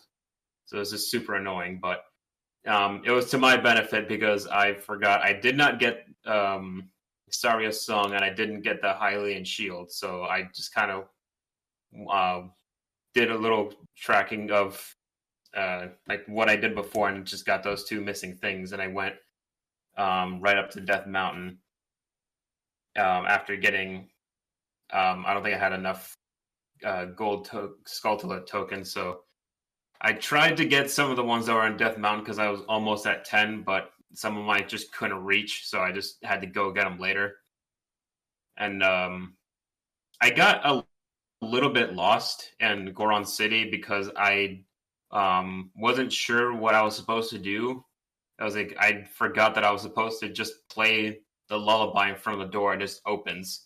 It's probably one of the most annoying things I hate about the whole game is just randomly playing songs, either the lullaby or the Song of Time at random points of the game just to unlock certain things. So it's just like, yeah, the Ocarina is still relevant item and throughout the whole game, but it's just for like pointless nonsense like that. And then I just played the Saria song for him after talking to him. I don't think playing the song before talking to him really does anything. So you gotta like exhaust his dialogue, and I went straight for the Dongo's Cavern after that. Okay. Yeah, it's just a lot, but it's introducing like the side quests mostly to this point, because you just did a dungeon and everything else, and it's like, all right, now go explore the openness of this game before you just streamline it, even though we know that you picked this up so that you can streamline it. You play the song, dude dances his ass off, gives you the bomb, the ability to pick up bomb plants. You don't have bombs yet. You can just pick up bomb plants, and now you can go and open the You got beamed up again. dungeon. You To got beamed. Dongo's. No, wait, okay, am I back? Yeah, you're back. Yeah. So Yeah, you're back now. okay, so yeah, you get the bomb bracelet. Now you can open Dodongo's Cavern and start the second dungeon. Did you immediately know how to open this? You mean how to get into the dungeon? Yeah, to like stand at the edge of the thing and yeet a bomb over the side. Yeah, more or less. I mean, I had found that guy beforehand, and I like when I just took note of the bomb plants before I was going into the Goron city, Mm-hmm. and I noticed that it was above that area, and I'm like, I either need to find a way to roll it down there or get it down there really fast. But then again, I was like, what if I just throw it? Yeah, and I just threw it, and the camera changes. Like, oh, that was intentional. Okay. Yeah, it's weird because like I don't know how often they do that either when they do a camera change for something like that. But yeah, you open the door, you walk in, and now you're introduced to this dungeon. This dungeon's a little bit bigger. I like the way that this one's laid out. I don't think it's as like tall. I'm not exactly sure if it's more verticality, but I like the style of it, and the atmosphere of this dungeon is even better than the Deku Tree. You have this giant skull that's just like staring at you, and your entire goal for this one is to drop bombs in the eyes of it to open it up to get in there. But this one was a pretty fun dungeon for me, and it's a very micro taste at the fire temple later. I don't really think the Deku Tree reflects what the Forest Temple is going to be very well, but this one definitely reflects what you'll deal with later, because you can lose your shield here if it's the wooden shield, and because this damn fire bats and whatnot. But so this one wasn't really that complicated to navigate, though, because it's kind of like a lot of looping in on itself because it has that main center chamber. I found that I did this dungeon probably quicker than the Deku Tree, but the boss itself too is fairly simple. Not like Goma. It didn't. I feel like there wasn't a lot of skill in this one. Udon, you can go over this dungeon. Yeah, I actually don't have a lot of notes for this dungeon simply because I was so engrossed in just like playing it. Before we got to the temples, this was probably like my favorite dungeon. I guess the levels of the game are basically split into dungeons and temples. This is probably my favorite dungeon. I really like the change in vibe. The lava and stuff. Everything has this red tint to it. You're inside the mountain now is really cool. And sure enough, this entire dungeon basically revolves around using the bomb plants to do things. Again, it's like, here's a new thing, learn how to use it. We're going to be using it this entire dungeon. And basically it's just blowing stuff up to either move something or kill something, blowing up cracks in the walls and stuff. Not a whole lot of combat. I did like the bit with the two lizard men and the floating lava. That was really cool, how only one aggroes to you at a time, and that they're way more intelligent than any of the enemies you fought to this point, because they like dive and dodge and jump and shit. Yeah. Those guys are really cool. Let's see. Screaming lizards. Yeah.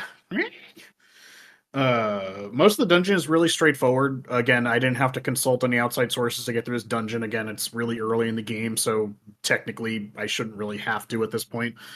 All the puzzles, basically almost all the puzzles is all bombs. It's like, how do I figure this out? What do I have to blow up for this to work? Yeah, I agree. King Dodo is really easy. Again, it's just like he opens his mouth. Gee, what am I supposed to do? Throw a bomb at him. He eats it and he blows up and you smack the shit out of him. And even when he starts rolling, if you have the metal shield, I could just sit there because he literally can't hurt you if you have the metal shield. He'll just roll over you.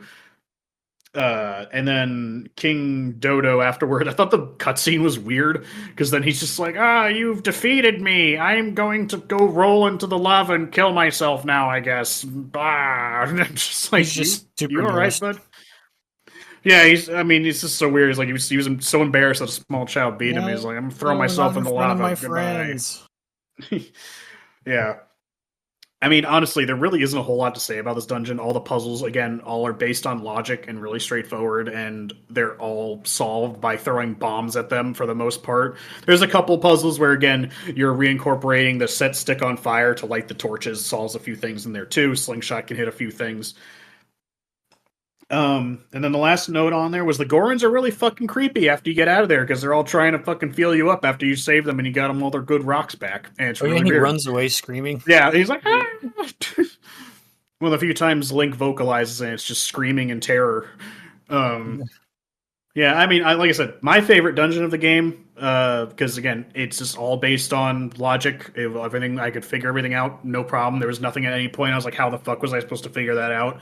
Nope. I think this is one of the better dungeons in the game. And after that, yeah, you get out and your Goron dude is your Broham now, and you have your first pretty rock that you need out of the 3 to basically start the real game. Yeah. Jordan? Yeah, me. I going through it. It was same thing for me. It was pretty straightforward stuff. The only one that I really had the troubles with, and that's why I had to go online to look up, was the eye thing, because I did know that you're supposed to throw bombs in them, but it was just the angles that how it was that if you threw the bomb in there at the wrong way, it won't go off. So I was just like, there's something wrong here then. So I had to go online just to double check, and it was this because I was just off just by a hair. It wouldn't fucking blow up and make the eye red. So I was just like, okay, that's kind of lame, because I literally was just wasting my time thinking that maybe this fucking game's broken once again. And it was just because of a slight angle that I was off on the bomb to go off that it would not light those eyes to open the mouth. So I was like, this is kind of ridiculous. But the fighting those lizards were pretty cool. I did enjoy that because, of course, the music would be kicking on and you got that battle music going on, so you're trying to fight them. And then I would just be basically waiting for the jump forward, and then I'd do my backflip, and then I'd just smack them, and I just kept doing that until both basically had their turn, and then they're both dead. And I'd run through and grab all the parts that I needed to. But yeah, it was a pretty straightforward thing. That was the only one I really had an issue with just those damn eyes. Even though it was like I knew what it was supposed to be doing, but again, it was just the mechanics things that were going off, and those corners apparently were just not good enough for it to recognize that you were blowing up the eyes. When I did the bomb drop on the eye, I was lining up to drop the bomb, and one of those stupid ass bats hit me, and because Link's like, ugh, and he bounces, and he bounced into the gap and fell all the way to the first floor. It's like stupid fucking bats. Yeah, no, those were a pain in the ass too. Yeah, the fucking flame bats. Jeez. Yeah, that's all I got on my end. All right, Edwin. As you guys said, it was pretty straightforward.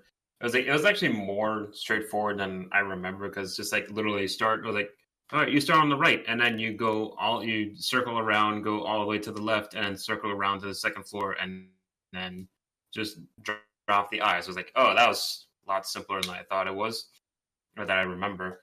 But it was like in finding the 2 lizards, it's like I almost died there because, as I said, my game was kind of janky.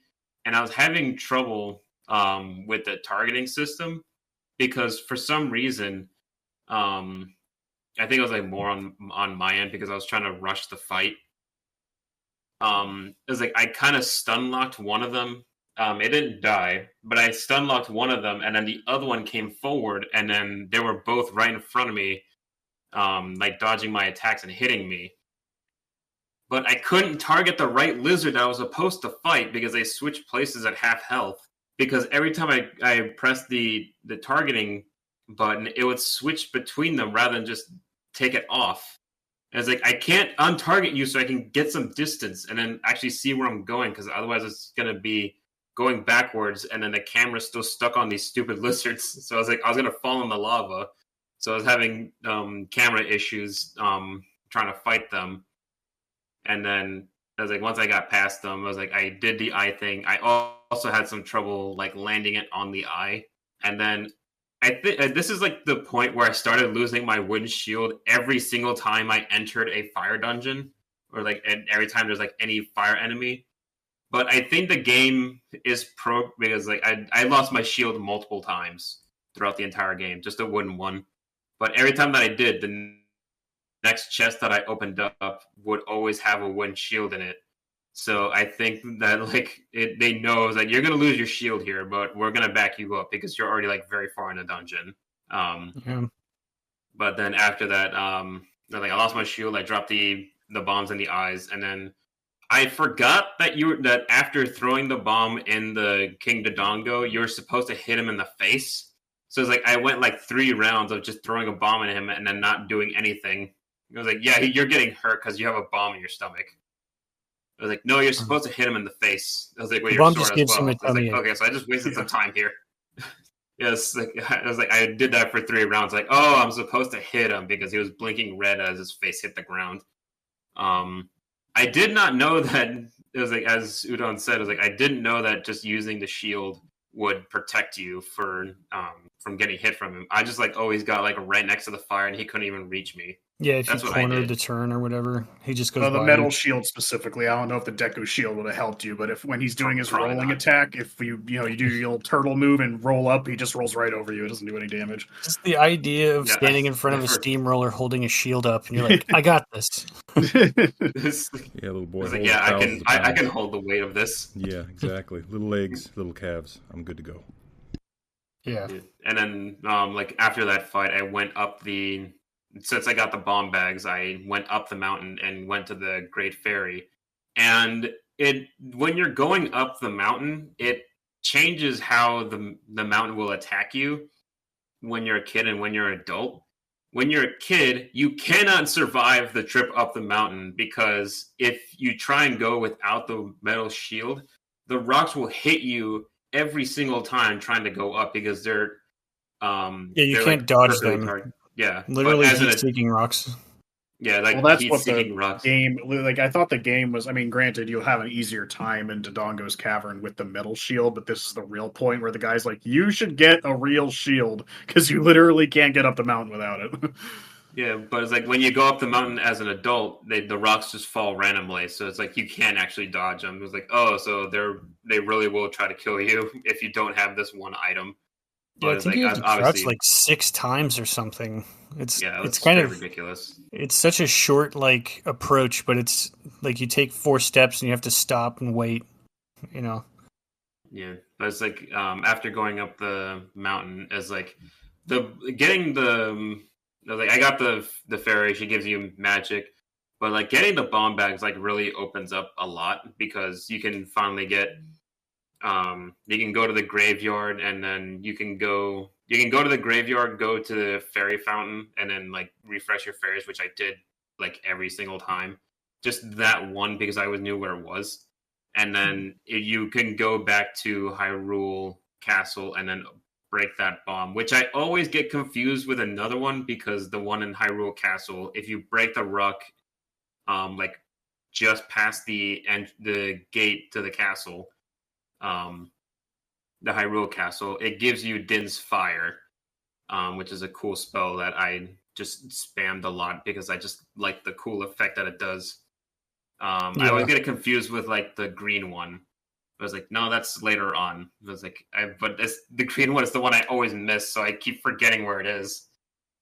But, isn't the fire spell the only offensive one? Yeah. It's like it's like Din's Fire, Ferori's Wind, which is the teleporting one, which is I only ever use it at one dungeon that we'll get to eventually. But it's like that's the only time I ever use it, and I just found out why it doesn't work. And then the last one is Nairu's Love, which is probably the best one. but like Din's Fire is just really fun to use because it's just like a fire explosion all around you. And I'm not sure if it's a requirement to have it, but I don't know. I just like how cool it is.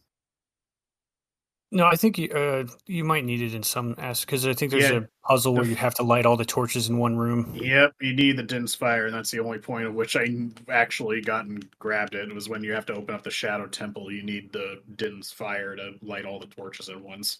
Okay, because Yeah. I was like, I always use like, oh, I was like, I'll just use Din's Fire, saving magic instead of using the fire arrows or Deku sticks.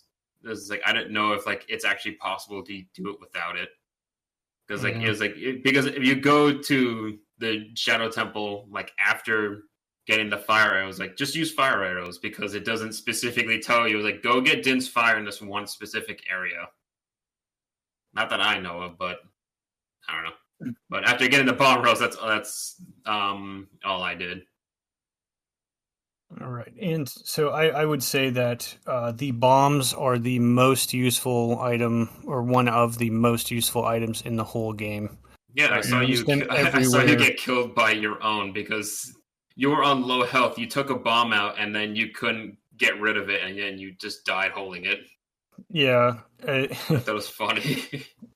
Yeah. But they're basically like the other keys to find all the secrets outside of picking up stuff. But, that's not as often as blowing open stuff. So we've cleared the second dungeon now. And there's not really a lot going on in between here and the next one because they already kind of did that giant expanse. So then they're just like, all right, let's streamline this. So literally next door is the Zora domain. So they have the weird little approach where you kind of walk up, you see this dude like just fist like these beans that he's just murking and wants to sell you some, which advised to buy a bean, plant it right next to him for later when you have to come back here. But you get to the Zora domain and they're all just kind of hanging out, and then the king is just chilling, and you have to give him a fish so that he moves out of the way. But you have to also do like a diving mini game and stuff. So you learn more about the swimming and all that jazz. And then you get behind him, you bring another fish out, and you get Jabu Jabu to come up. And you have this giant whale thing that's basically their god, I guess, that lives in a tiny lake. And he eats you. You go in there, and this is the third dungeon where you also meet the little princess Zora, and she's just stubborn the entire time, and also like the main mechanic of that dungeon. Not necessarily my favorite of these three, but it's definitely more back and forth than the other two. The boss is a lot more fun to fight in this one. You get the boomerang. There's a lot more movement in that boss fight because it's just an arena, and he also operates with like phases almost. So there's a lot of A to B, back to A, just to go to C, carry her around, set her on stuff. It's not annoying. I think it was more of this one makes you think more so than the other dungeons, because you got to keep you have to keep a mental note of like which one of these drops me down to a place I have to go to, because there's like the one main room that has all the little warp holes and stuff in it. But after this dungeon is kind of when you have reached like the midsection of the game, I suppose. But Udon, what is your experience with the Zoras? I do like their music. I will say that first, and now you can go. Fuck these people. Fuck that fish. Fuck this dungeon. I fucking hate everything about the stupid fish people. So, Jabu Jabu's belly. Well, actually, the water stone first. So, yeah. So Navi tells me to speak to Saria again, who I thought I had to go all the way back to before. I think it was Jordan or Edwin. It's just like she tells you that her song lets you talk to her, and I was just like, oh, I didn't know it was a cell phone. It's like I didn't know she meant it literally. She hands you the Nokia of time. Well, I thought it was like a fucking, I don't know, a metaphor. Literally, you could talk to me, but so I was like, okay, she tells you to go to the Zoras with water, yada yada. let's see. Yeah, we get there. I talk to the bean man. He's like, "You want some fucking drugs?" And I'm like, "Yeah, sure, man." So I get the fucking beans, and I was like, "I don't know what I'm supposed to do with this." And then, of course, I go to the little plot, and I was like, "Oh, I planted here." And I remember that there was one near the beginning of the Dodongo's lair. So I was like, "Oh, I'll get another thing of beans, and I'll go back there later." But you get through that little area, nothing crazy, a bunch of Octoroks and shit just being dickheads, spitting shit at you. You go through it, you get some items, and I think there's like a piece of heart or two you can get in there. Uh, you get to the Zora's domain, which I think is a really cool place. Their king's kind of disgusting, but whatever. Um, I get in there, and I was just talking, doing the same thing I've been doing up to this point. I just go around talking to everybody, and the guy's like, "You want to do a diving challenge?" I was like, "Sure, fuck it." And so I did the little diving mini game, and it gives you a little upgrade so you can dive better, I guess. It's like, God forbid you just teach me how to swim. Uh, so I get the dive upgrade, and I go out and I see the little door at the bottom of their little lake. So I was like, I'll go through there. And I go through there, and I get the little letter that's telling, it's like, "Oh, I'm Princess Rudo, and I'm in the giant fish god." It's like, "Don't tell my dad though." But despite that thing telling you not to tell her dad, you have to tell her dad. So I was like, oh, because I literally was like, what am I supposed to do here? And, I granted this time I didn't have to look it up on the internet, but we were all in Discord while I was playing, and I was just like, what do I do with this? And Jordan's like, you give it to her. I'm like, so I do the opposite of what it's telling me. Okay. That's not confusing at all. So you take it to the king, and he's like, "Oh, our god ate her." Okay, well, hold on, let me move over here. Let me hold on. Give me a second. Oh, All right, hold on. Yep, oh man, got it. Okay, now, okay, yeah, you go behind me. It'd take you 5 minutes to see yeah, can't skip it. Yeah, he's just seeing this fat fuck trying to scoot his ass over, so you can get behind him to where you're supposed to be going. It's like getting to your seats at a concert. Yeah. Excuse me. Excuse me. Get on an airplane. Excuse me. So yeah, you do that, and this is where I thought the design was kind of falling apart. So you get there, and there's this giant fish god sitting in this river or lake, I guess.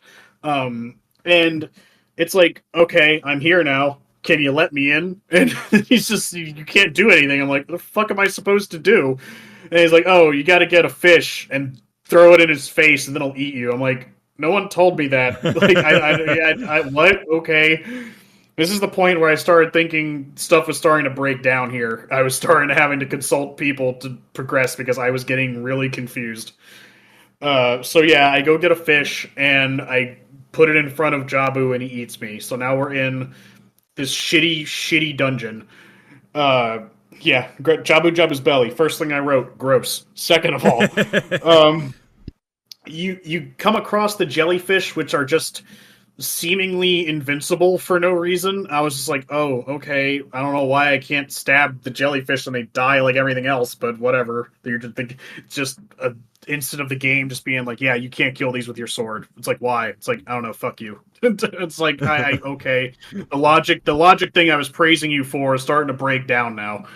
I fucking hate Rudo. I'm sorry, but she's like, oh yeah, you found me in here? Oh, I come in here to play all the time. I'm like, that's not fucking normal. What the fuck do you mean you get in here all the time? It's like, well, I don't want to leave. It's like, if you're gonna fucking take me out of here, you're gonna carry me everywhere. I'm like, what the fuck is this stupid bitch doing? Are you fucking serious? You're gonna sit here and pout like a small child. I'm your age. I'm way more, but fuck you, bitch. I couldn't believe that there was a mechanic of this dungeon for me to carry this spoiled brat around who refuses to move her legs. I was just like, are you fucking serious? This is so stupid. Yeah, this is the part where I had to like actually start consulting the internet, Jordan, everyone else who was in the Discord, because this, like I said, complete breakdown of like logic directing anything here. It's just the design of it's vague. I keep trying everything with everything, but I can't do anything until I get the boomerang, and then like when I was in the Goron place, like I could understand like how the bombs interacted with everything, But when you get the boomerang, now suddenly I can kill the enemies. It's like, why? It's like, because the game said I could. It's not because the boomerang is anything special. It's just because now you have the boomerang, therefore now you can kill the jellyfish and shit. It's like, I have a sword. Why doesn't this kill the jellyfish? Like, fuck you, the boomerang kills the jellyfish. It doesn't make any sense. It just Everybody knows that. Yeah, it's like, yeah, jellyfish's natural enemy is the fucking boomerang. Don't you know that? That's why there's no jellyfish in Australia? Yeah, exactly. At least ones live there. Yeah, except the most horrible jellyfish. They've evolved past the point of being affected by the boomerangs. Yeah, so I was getting really frustrated in this dungeon because nothing made any sense. I did think... Again, I don't know if this was intentional, but there was a golden Skulltula that basically was like out of reach.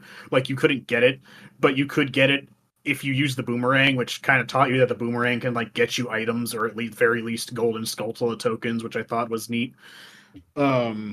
Yeah, I had a short amount of notes on here because I just keep thinking about this dungeon, how stupid it was, and learning how to use Ruto and how I basically threw her into danger and killed her many times trying to figure out what to do.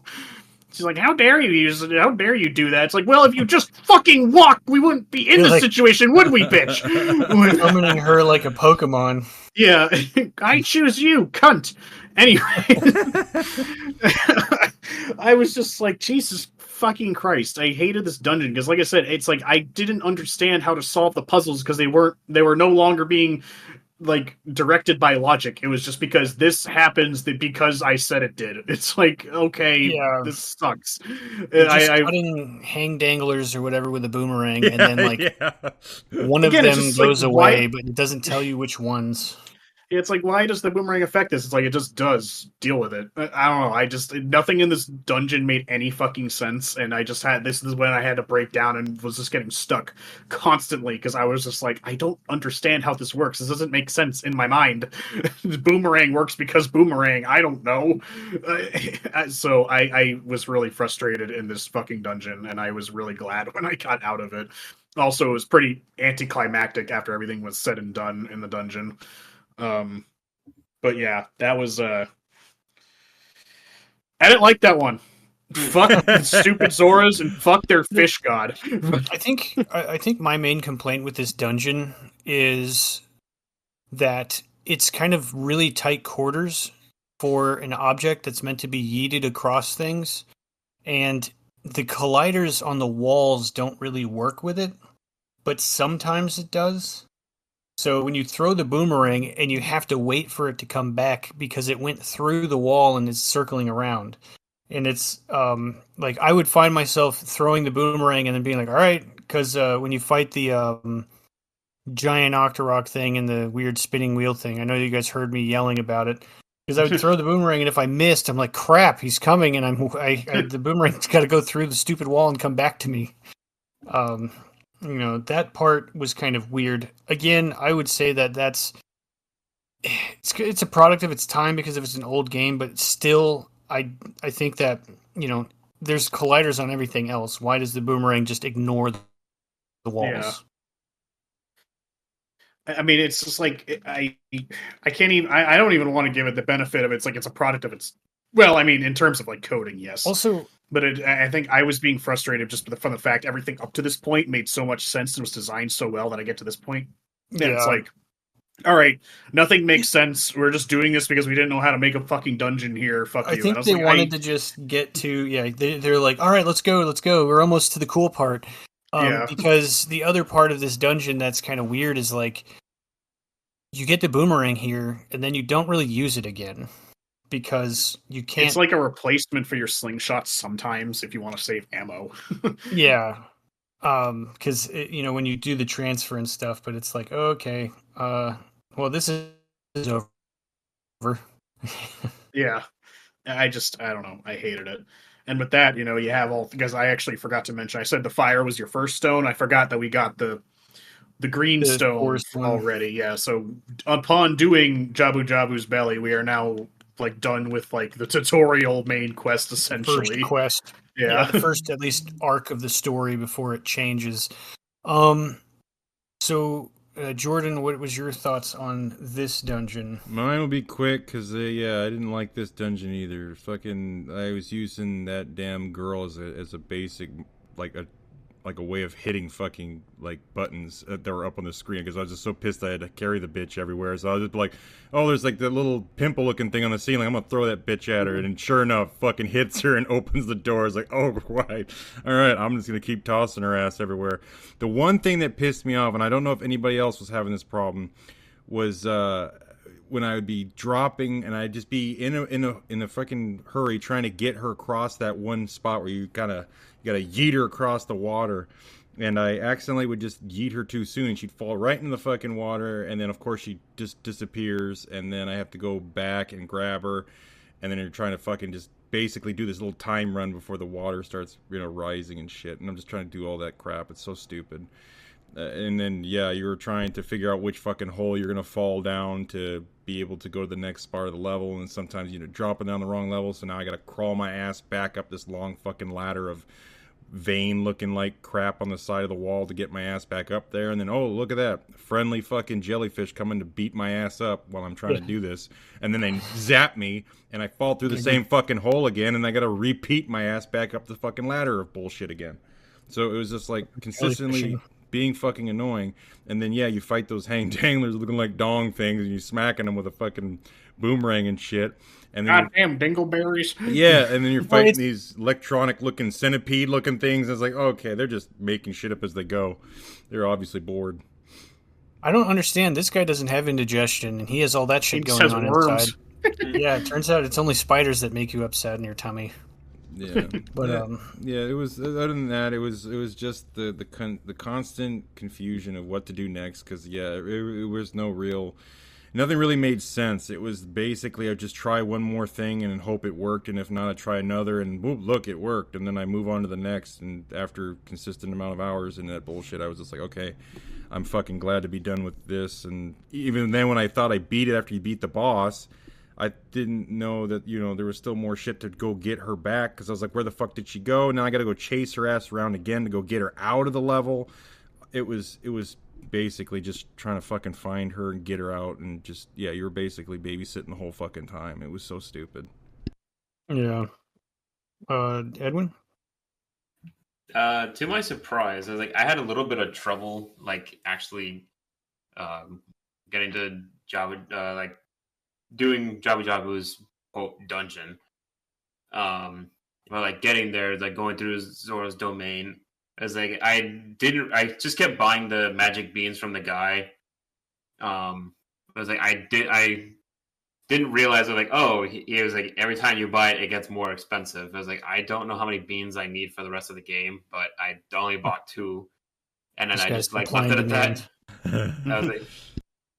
I didn't do what you did and plant it right next to him. And I was I don't know what I need. I don't know exactly what to use these for, so I just skipped them entirely after buying 2, and I went all the way up. I spent a lot of time in that one area because I was trying to get the chicken all the way up to Zoro's domain just to get that one heart piece. So I wasted another 45 minutes trying to do that, because if the chicken sits in the water for too long, then it floats all the way back to the beginning. And that really sucked.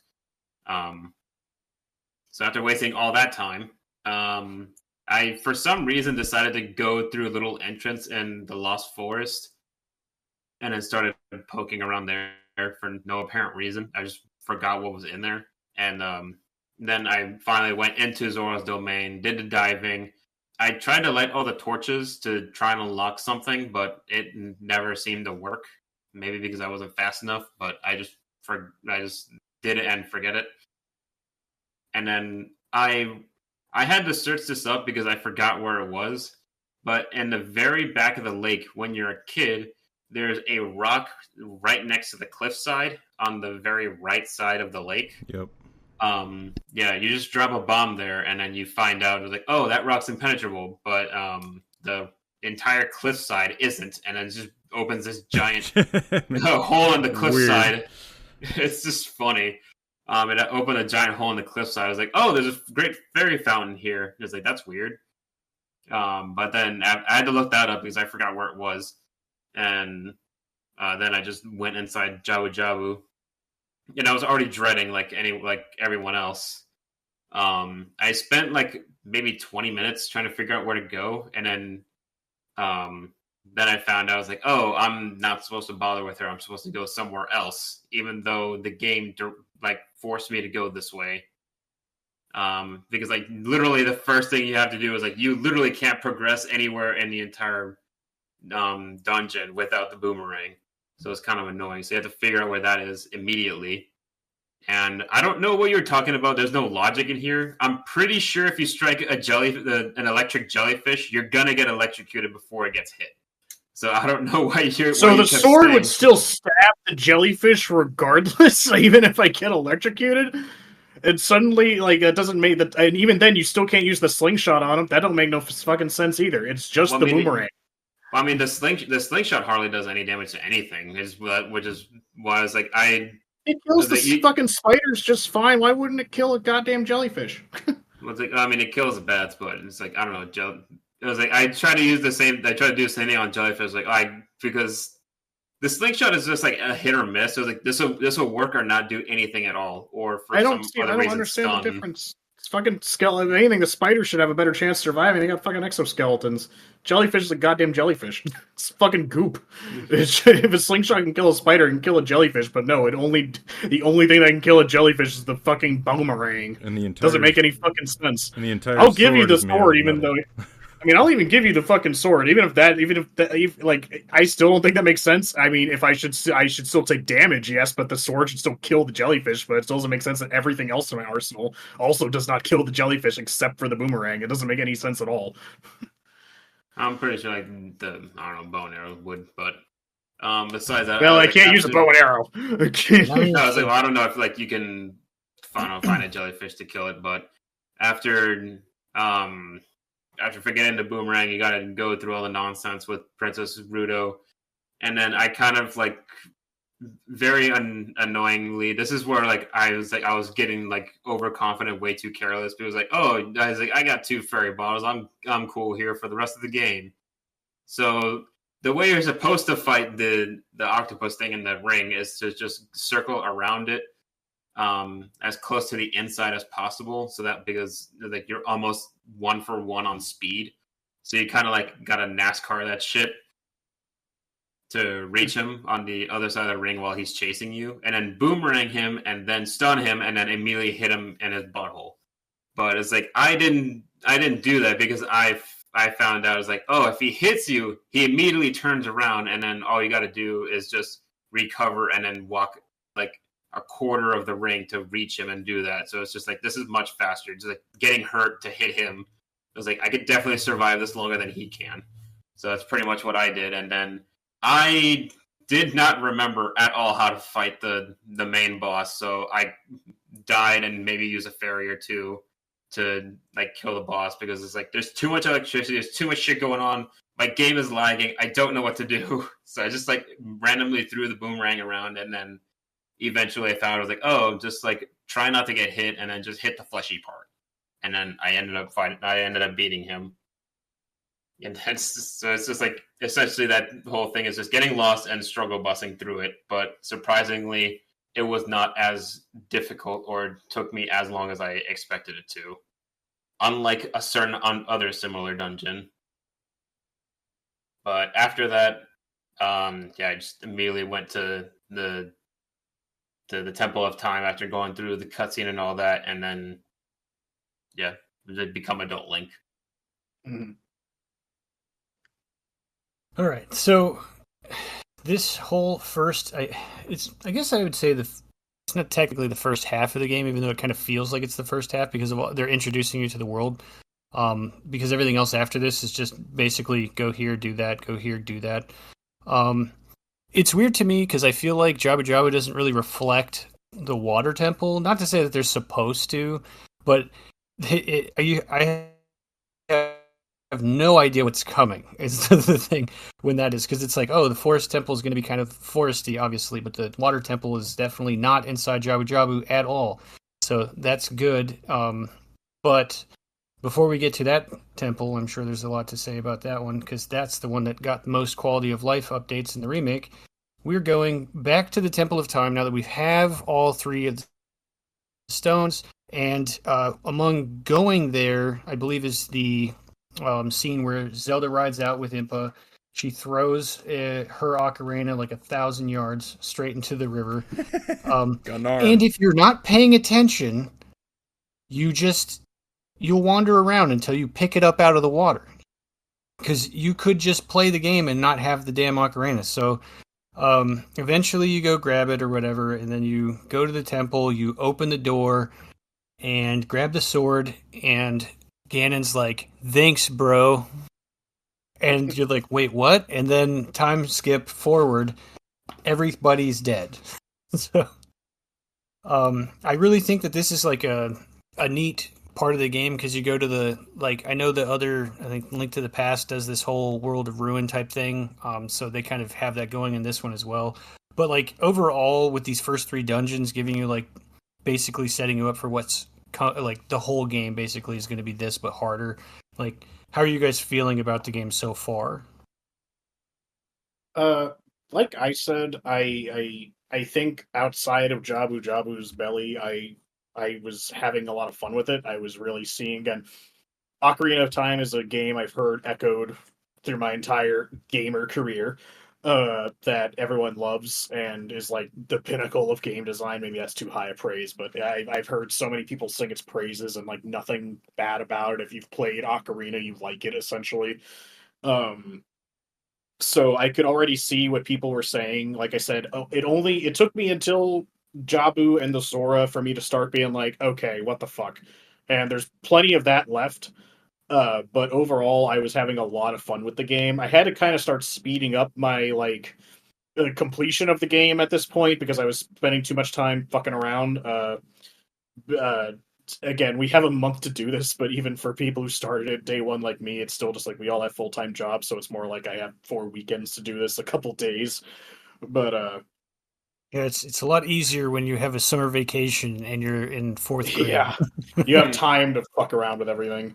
But I was really enjoying it. Like I said, I was a bit butthurt coming out of fucking Jabu Jabu's belly afterwards. But yeah, going back to the cutscene, it did take me a second to realize you needed to get the ocarina, and I had to look up what I was supposed to do. But then afterwards, I was like, oh, I was being stupid. Of course, I have to go pick up the stupid ocarina. Um, but yeah, I guess I mean, if you're just asking in general, we won't go further than that as far as the game goes. But yeah, I was really enjoying it, especially for my first real like Legend of Zelda game that I've played, and I'm playing like the Legend of Zelda game everyone talks about. So I was having a lot of fun with it at this point. So I was looking forward to the adult Link section, which I knew was coming up at this point. Yeah.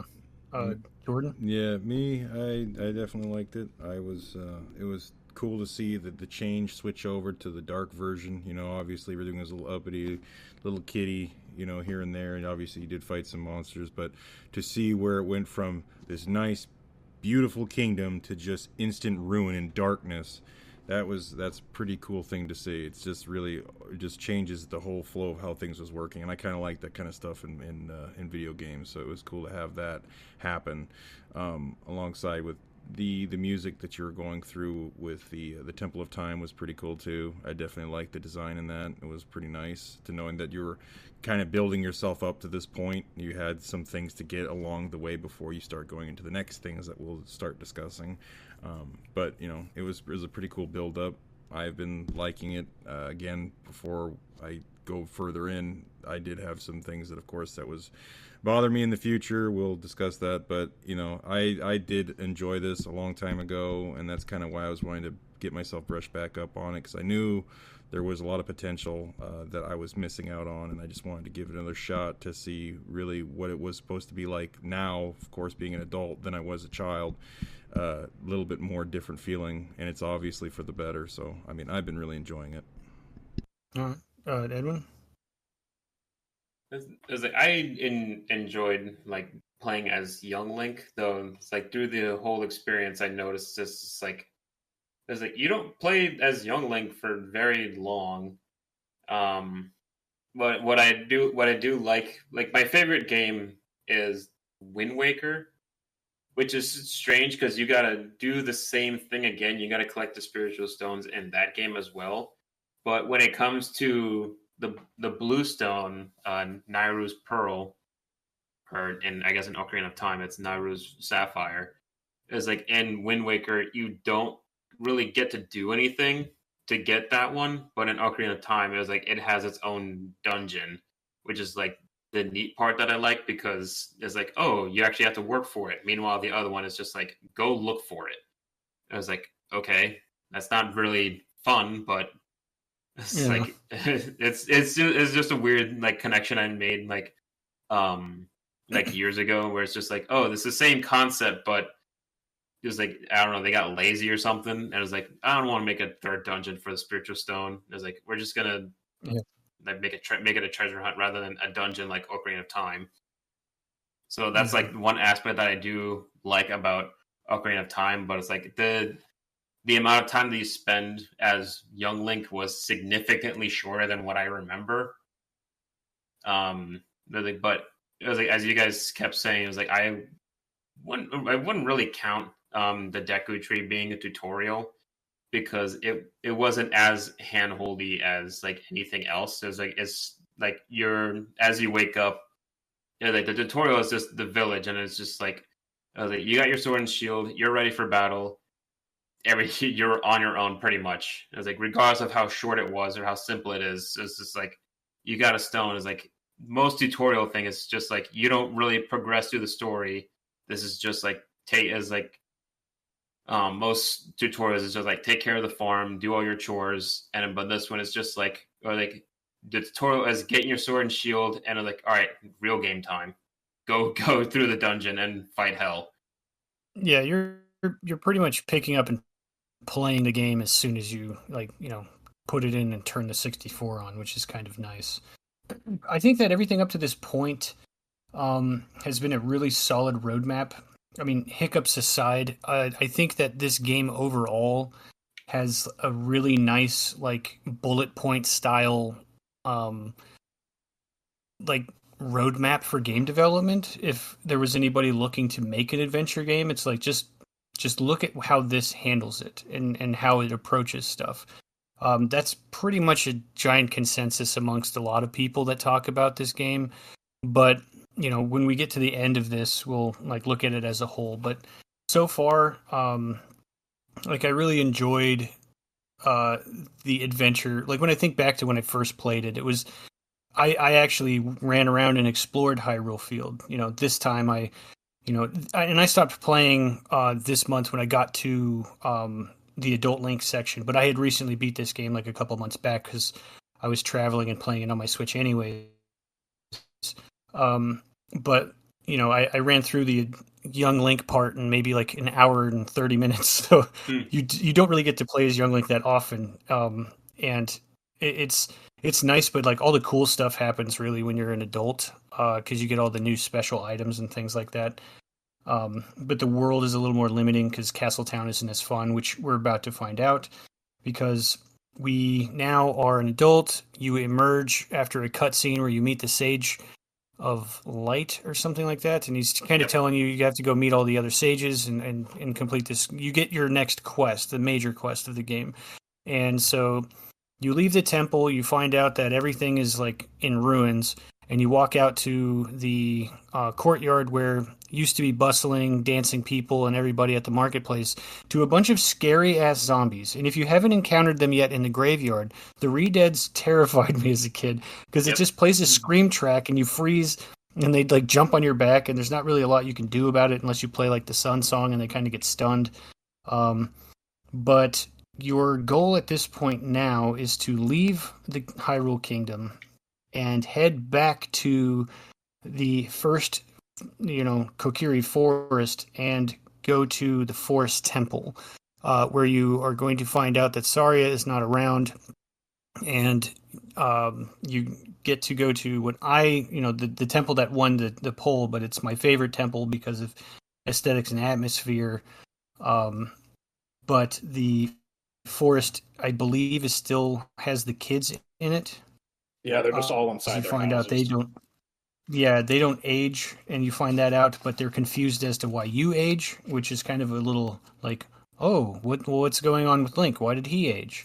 If you're from this village where children don't age, maybe something else is happening, which is kind of a little like mystery of who this character you're playing as is, and so there's, I believe you get your hook shot to get up to the forest temple. I think you need an item to even enter it, which is the first time I think you need an item to get in. Well, not really, because the Dodongo Cavern, you need the bracelet.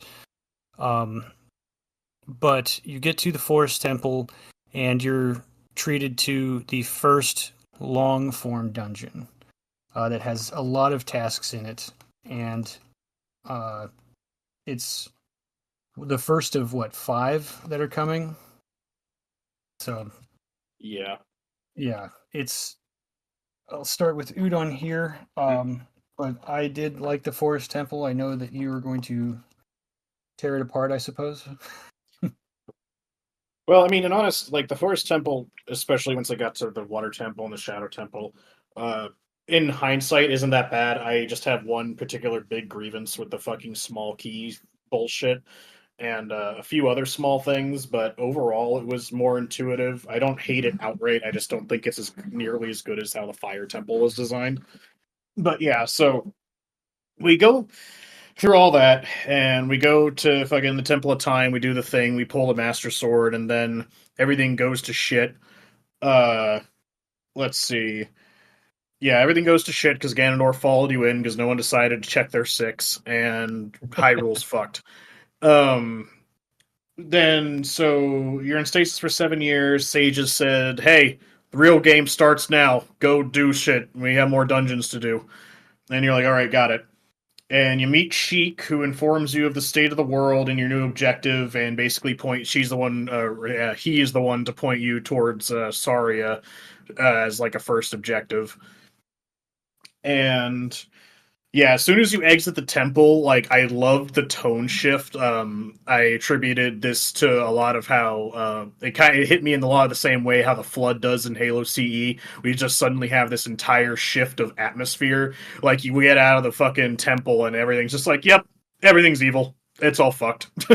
And then of course I go into town and I already know what a Re-Dead was because Smash Brothers Melee and other peripheral Zelda stuff. But yeah, when you get out there and you just see that fucking town destroyed, I'm just like, oh god, it gets so much worse. It's like everything sucks ass. Everyone's a fucking zombie. And then, but then you go out in the field and it's like dun dun dun dun.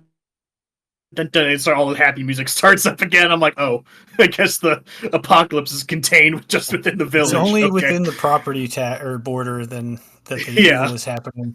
It's like everything's horrible, and you get out in the field, and the happy music, adventure music starts playing again. I was like, oh, okay. Yeah, Okay, I guess it's not all bad. Little HOA is keeping that at bay. Yeah. Even Ganondorf can't defeat the HOA. So yeah, I go to, because she tells you to go to Kakariko Village first, or at least Navi does, so I did go there at first.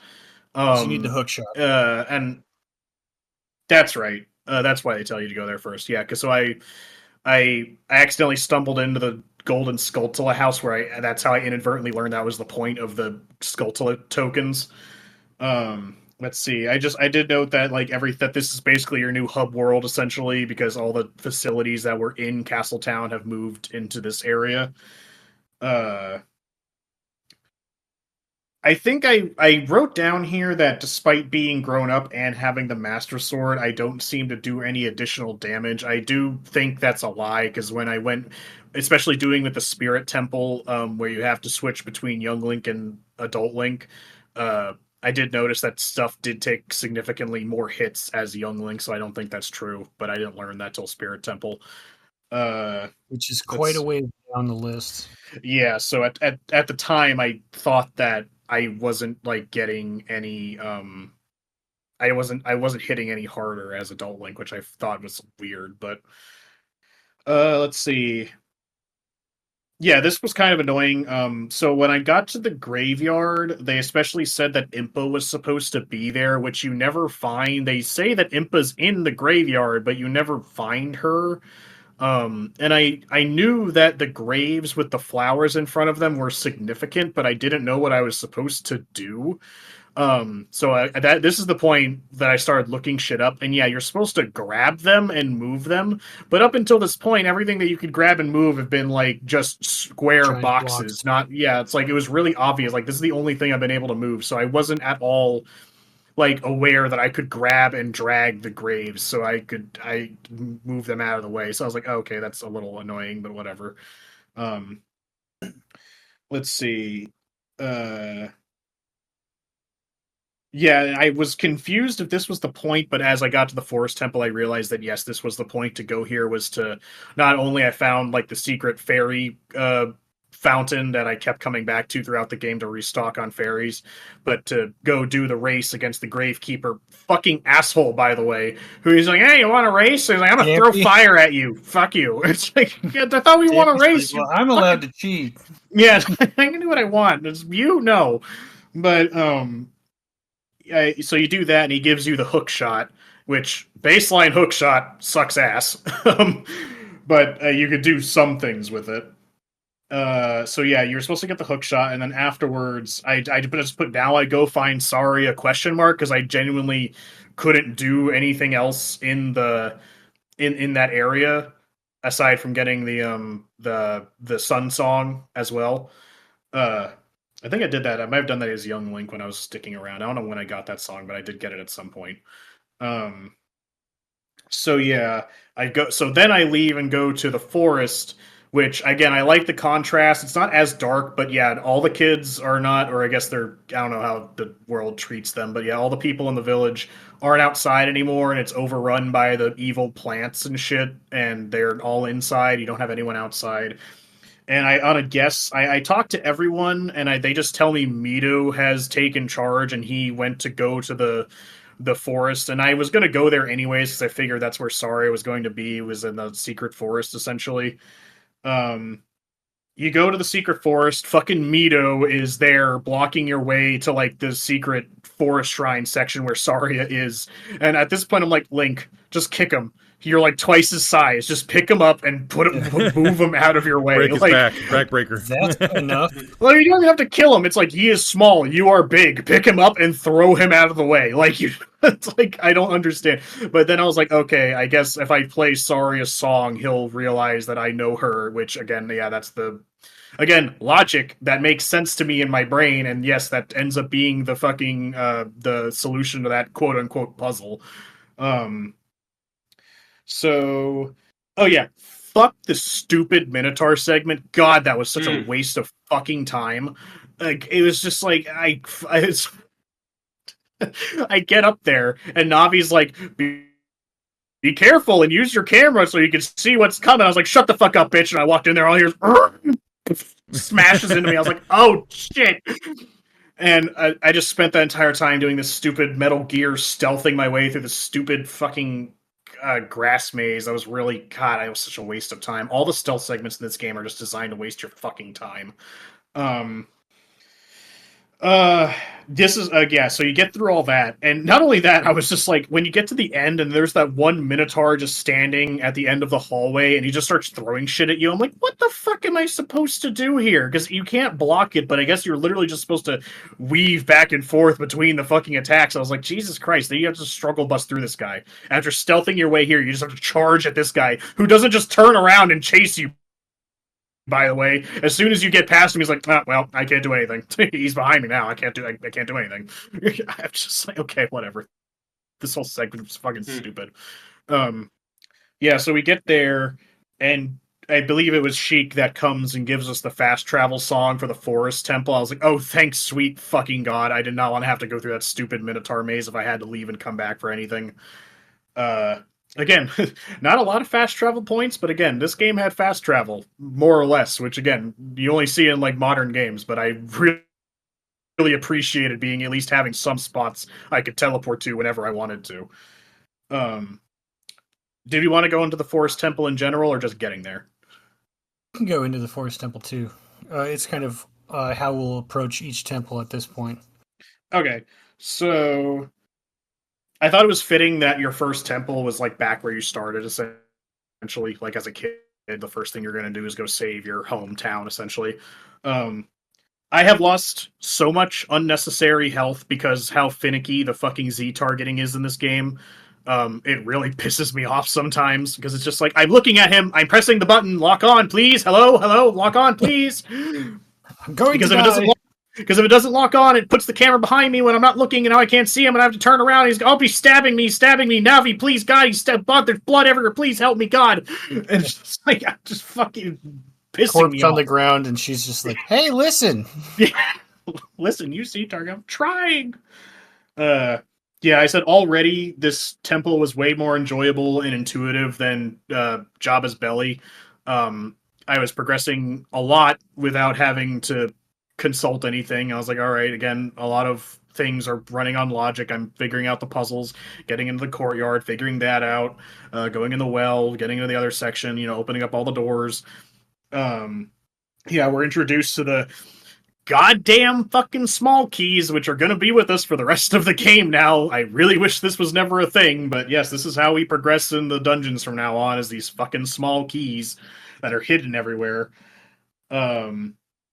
Granted, Navi warns you when you're going to go into a section where they have those fucking hand enemies that drop from above. Master Hands." Yeah, so I was like, okay, and of course I get picked because I didn't understand what she meant by avoiding the shadows. I didn't think it was coming on top of me, so I ended up getting hit by it. And I was really far into it, and then it doesn't even kill you, it just puts you back at the beginning of the dungeon. I was like, dick move. I was like, you just like, I'd rather you just fucking kill me. Like, I reset your game. yeah, it's like, it's like, again, it's like, what's the penalty? It's like, you're wasting my time. It's like, great, yeah. Awesome. So, of course, from then on, I realized what the mechanic was at any time. It was like, they're going to drop from above. I'm like, I'm going to wait for him. I'm going to stab the fucker so I don't have to keep dodging him the entire time. This was the first time we got, like, the skeleton enemies with the sword and the shield. Those guys were fun to fight. They were like the lizard guys. I enjoyed any fights in this game that, like, the enemy was, like, the AI was like way more effective. Yeah, it's like they would be blocking and moving back and forth and shit and jumping around and doing different attacks and stuff. I really liked all that combat because I find it fun. As long as I can get the goddamn Z targeting to work. Yeah. Those were fun. And I really liked the one where you had two of them and you kind of had to beat them at the same time, unless because if you don't, like, one will revive after like 30-ish seconds, it felt like. So that was cool.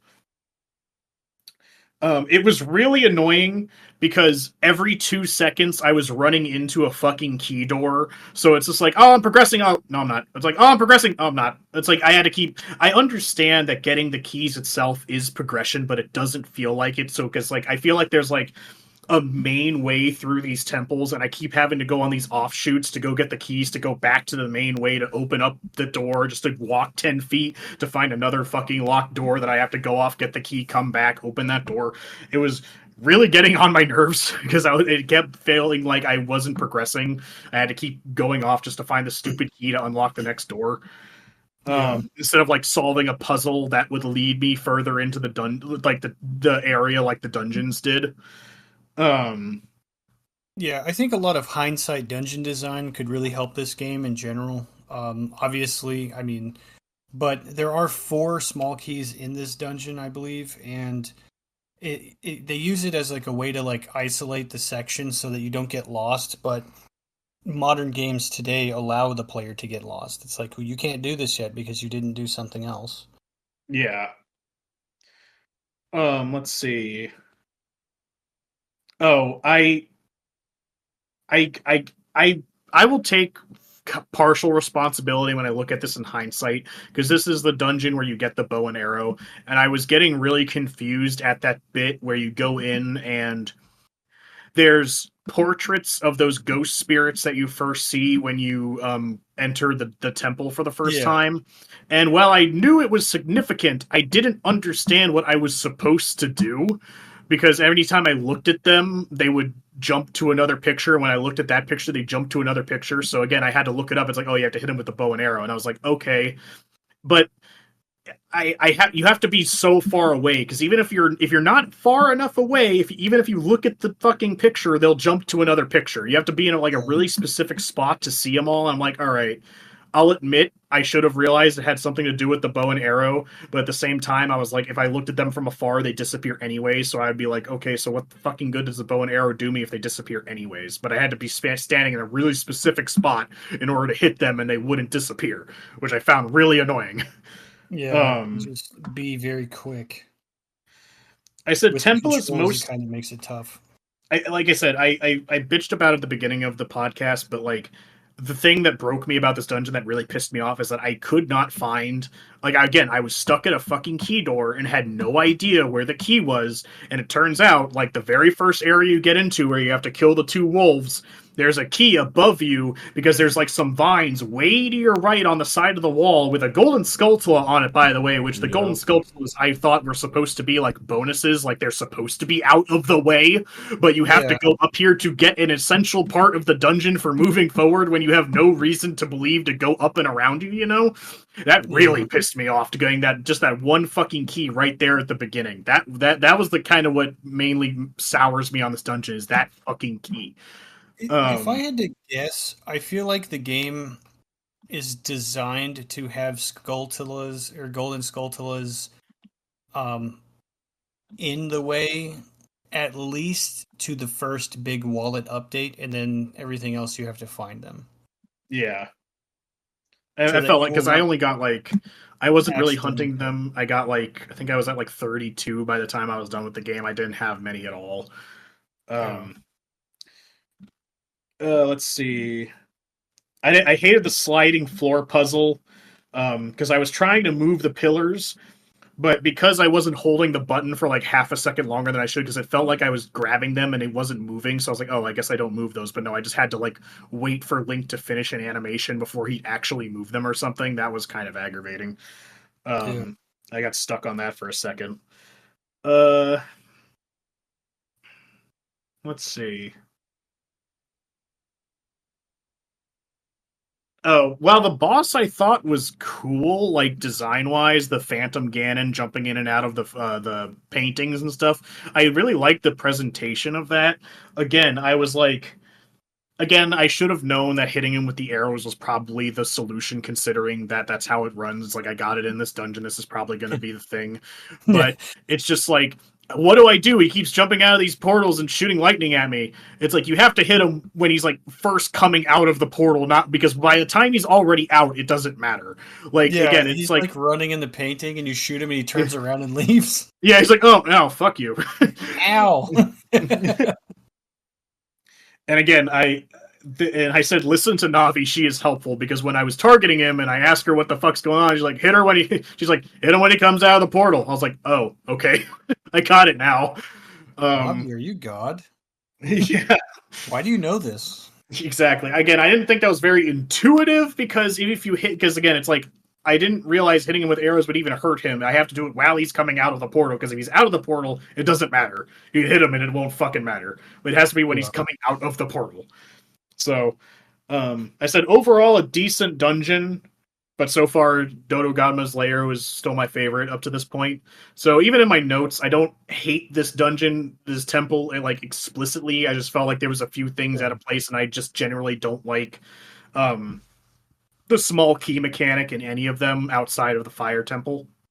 So I thought this temple, excuse me, hiccups. Okay. I still like the fire one better, but we'll get there next probably. Yes.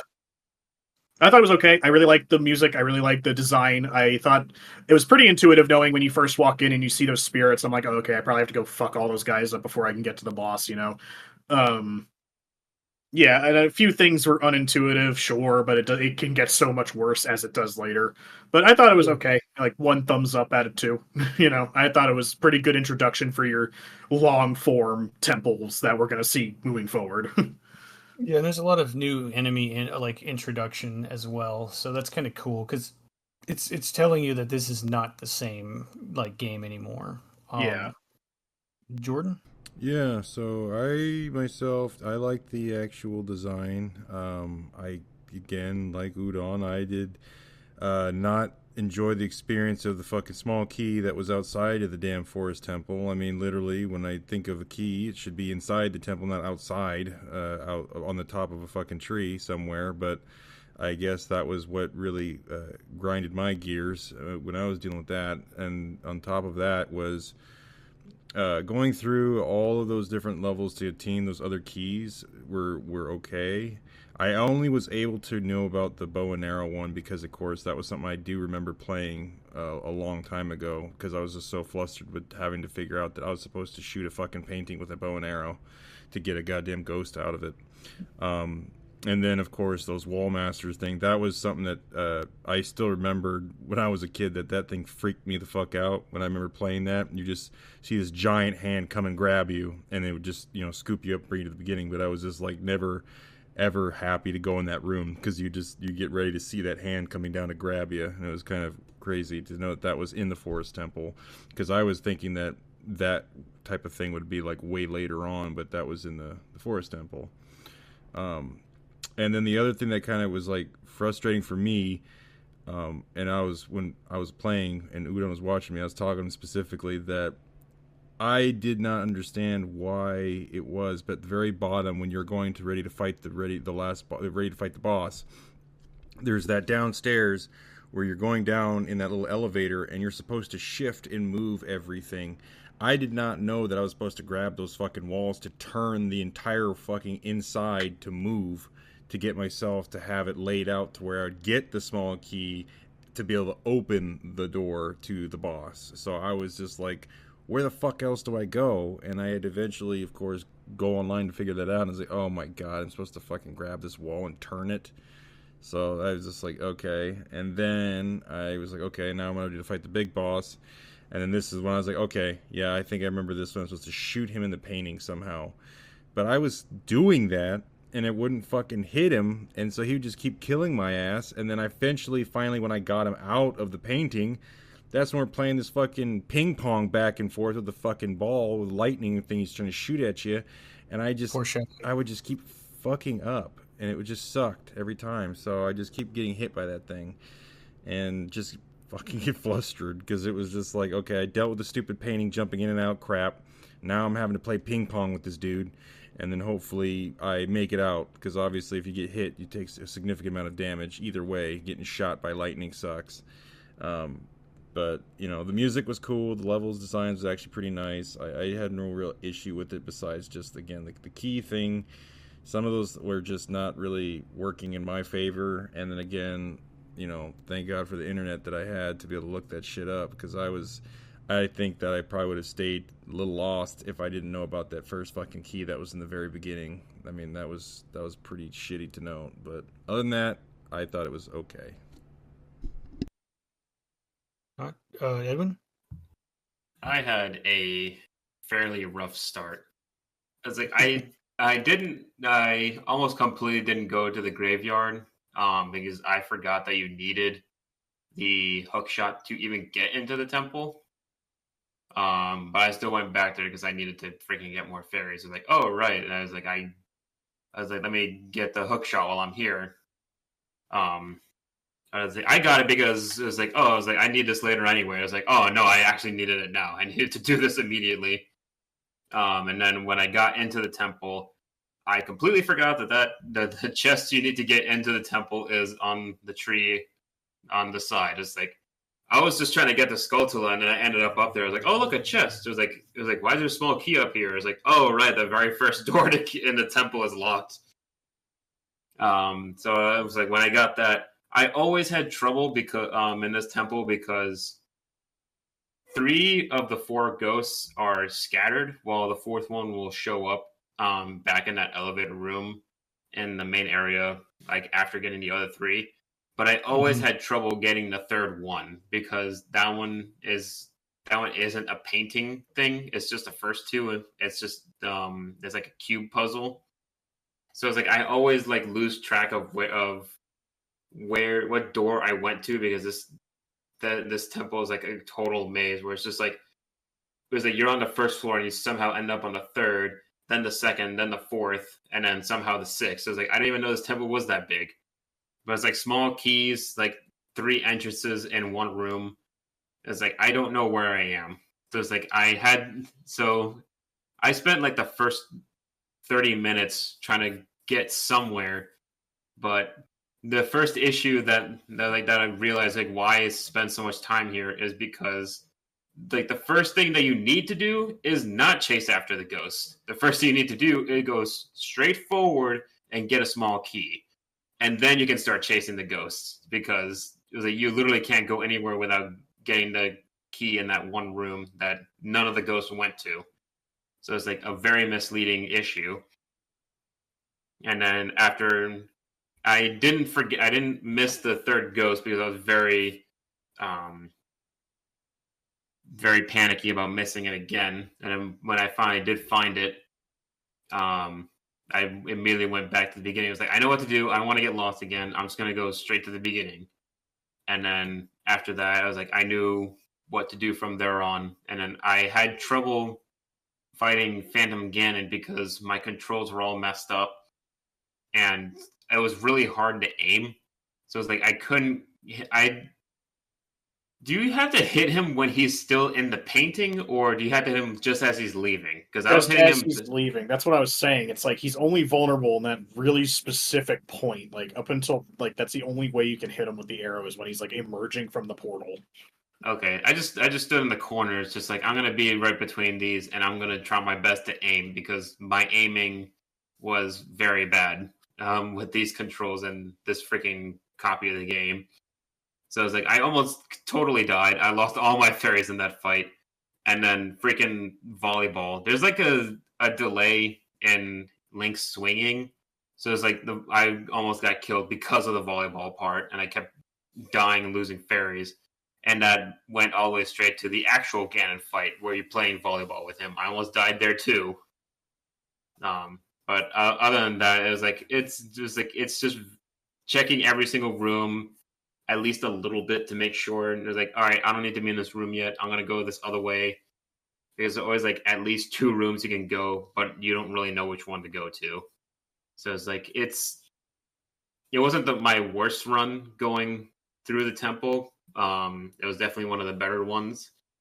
But I didn't hate it as much this time as all the others because I was being very careful not to miss any doors and at least check what they were. But it was still fun, minus that Ganon fight where that's having a little bit of trouble.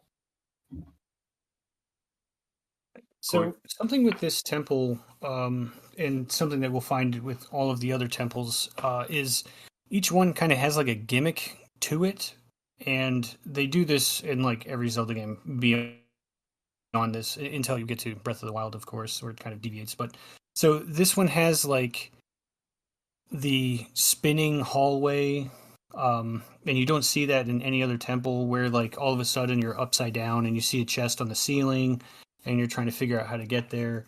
I really like the like I already said I like the atmosphere, but I feel like this temple feels more like a temple because like the architecture of this forest temple, it feels like a building that had been aged over time. Yeah. Whereas the ones after this kind of like the forest or the fire temple, which we're going to next, doesn't necessarily have that same feeling. I know it's inside the mountain and it does have like its own architecture, but this one really feels like an aged temple that people used to go to, which is funny because it's right outside of a town full of people that are forever children. So it's like, well, what was this place? You know, but so after you beat this temple and you kill the painting Ganon, you drop right outside of the Deku Tree corpse, and you find out that there's a little Deku Tree that's been planted, and he's got a sprout that you can talk to now, and he kind of talks to you a little bit, and you're now on your way back to Death Mountain, so it kind of follows the same order of things. So you're going back to Death Mountain so that you can go to the Fire Temple. The Fire Temple requires you, much like the Forest Temple, and we'll find this out later, is you need an item to get into it. You needed the hookshot to get into the Forest Temple, so now you need to get the fireproof armor to go into the Fire Temple. Otherwise, you'll just constantly lose health while you're there.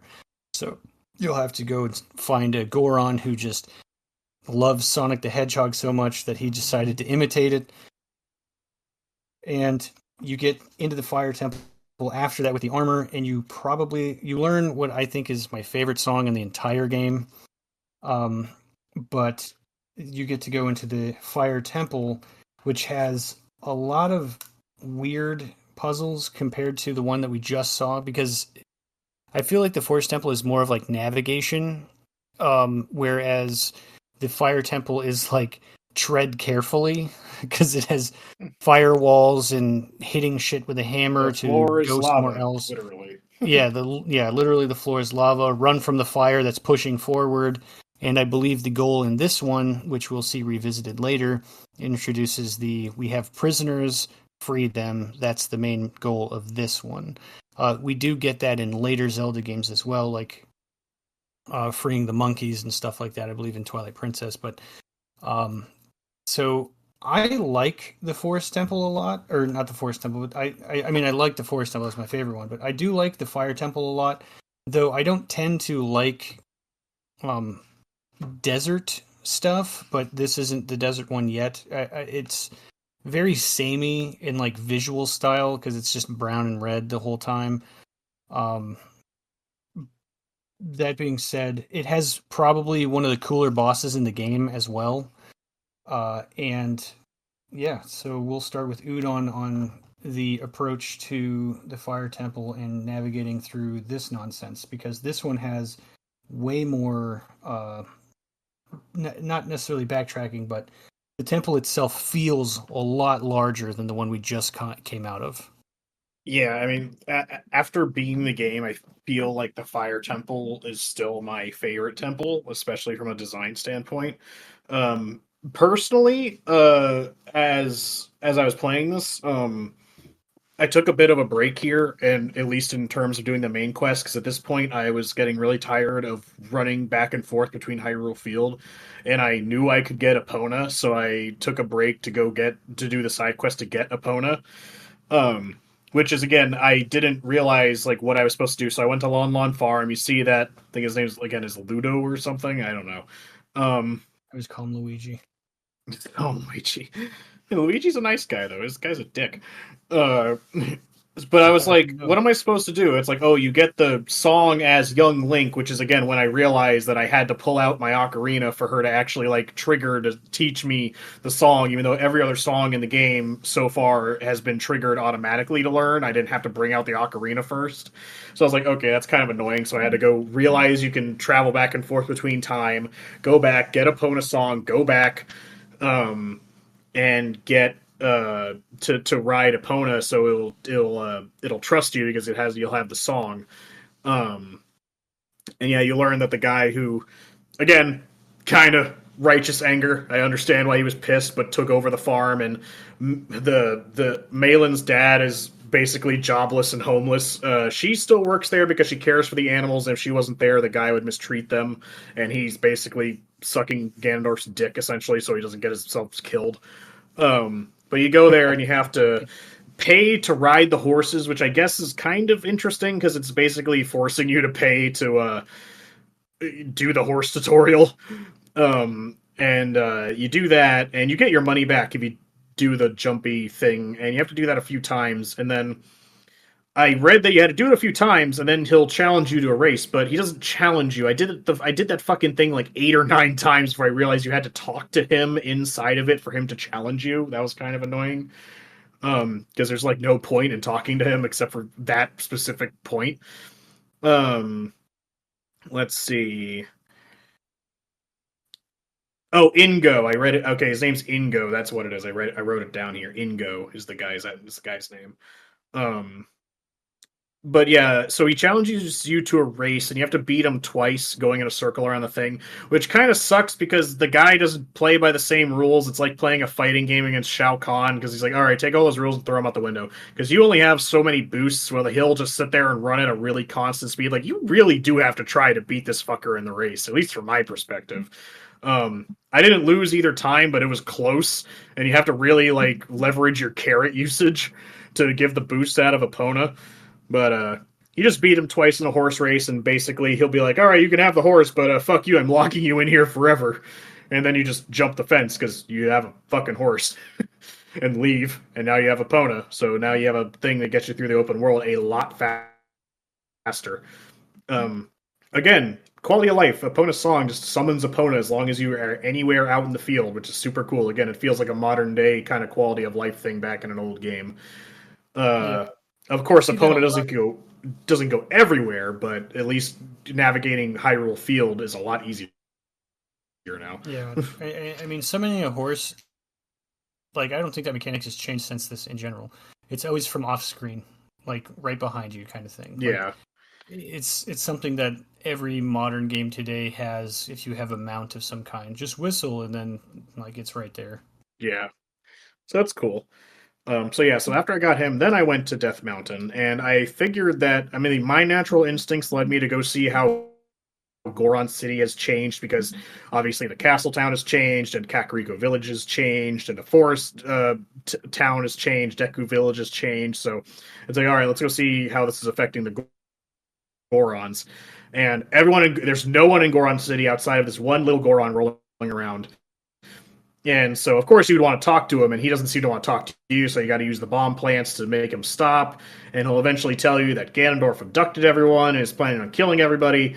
And you tell him you'll go save him, and he opens up the way to get to the Fire Temple for you and gives you a Goron cloak, which I believe you could buy as young Link. So in case I don't know if actually talking to this kid is actually required.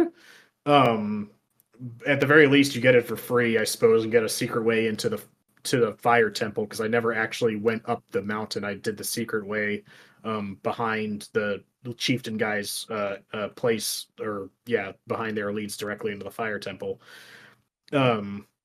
I did find the big Goron guy was still there, and he's like, hey, yo, give me 200 rupees and I'll give you a knife. And I was like, I thought it was a quest item, and then I realized when he gives you the knife, it's a giant two-handed sword. I was like, oh, haha, he's giant, so it's a knife to him. But to me, it's a giant claymore. So I was like, okay, cool, I got a giant claymore, that's neat. And I swung it around a few times in some pots, and it breaks in half, and I was like, oh. So I go back to him, he's like, oh, yeah, sorry about that, I gotta work out the kinks in the design. I'll give you another one for 200. Artist just took all my money. This is bullshit. I was like, this is fucking stupid, he literally just stole my money. That was everything I had. That's the maximum amount of money I could carry is 200 rupees right now. Fuck you, dude. Hope you die. Hope Ganondorf does kill your entire race. You're a bunch of assholes. That guy, I'm sorry, he pissed me off. I'm just like, I'm fucking trying to save you and you just scam me? Fuck you, dude. I remember being very confused when I was a kid, and I was like, well, what do I do with this now? Yeah. I have a broken sword, and I can't use the shield if I'm using this. So, let's see. Oh, yeah, entrance, at least the secret entrance. I'm guessing you can go back to the top of the mountain and get in here, but you can move this fucking weird statue in the chieftain's hut to get into the Fire Temple. Again, it's not something that looks like you can actually pull it. I learned this from figuring out where to go online. But you can pull it, and I'm like, again, it's just something that does not seem like I can interact with it, but you actually can, which is annoying. Let's see. So yeah, this entire temple is like back to Dodongo's lair. We're back to using bombs and bomb plants everywhere. Is really big part of this dungeon. But the thing is, this is the only dungeon that doesn't just place the small keys in a bunch of random areas, because as soon as you get in here, the only place you can go leads you directly to your, like, chieftain bro, and he's like, hey, I need you to save my people, and then we'll confront he's trying to summon this big dragon or something. Ganondorf's trying to summon this dragon, so I need you to free my people, then meet me back here, and we'll take on the dragon. And you're like, okay, I got it. And so unlike all the other dungeons where the small keys are just randomly placed in God knows where, all the small keys are only in the Goron's cells, so you understand where the small keys are. So it's like, okay, I see the Goron, I need to get in there somehow, because that's where the small key is, so I need to figure out the puzzle to open up the cell to get the key. And it's just like, I like that, rather than just wandering around blindly wondering where the fucking key is, or getting into a room, it's like, oh, here's a small chest, it's like, here's some arrows. God damn it! I'm looking for the fucking key, I don't need arrows. Let's see, blah, blah, blah, blah, blah. So a lot of the puzzles, again, we're not getting into every single puzzle, as I'd be here all fucking night. So I felt like all the puzzles were pretty intuitive. I did not have to consult the internet outside of getting here to get through this entire dungeon. I didn't have to do anything. All the puzzles I felt were really intuitive of how to use the bombs. I thought the fire dancer took way too many fucking hits to kill. Like that fight goes on way longer than it has any right to. Yeah, the character's cool, but that fight is annoying. Yeah, and again, Z targeting is the bane of my existence because trying to Z target and hookshot him, unless it's like standing still or you're at an angle where it's gonna go straight on and hit the core, it's just gonna miss every single fucking time. Z targeting can suck my ass. Let's see. Yeah, so you go through all that and you free all the Gorons, you get all the small keys, you go through the temple, and then the boss, which I thought was really cool, although it makes the your frame rate go from like 30 to like 5. It's like emerging from the rocks because it's like fire particles everywhere. Was a really cool, fire dragon. I thought he was really cool.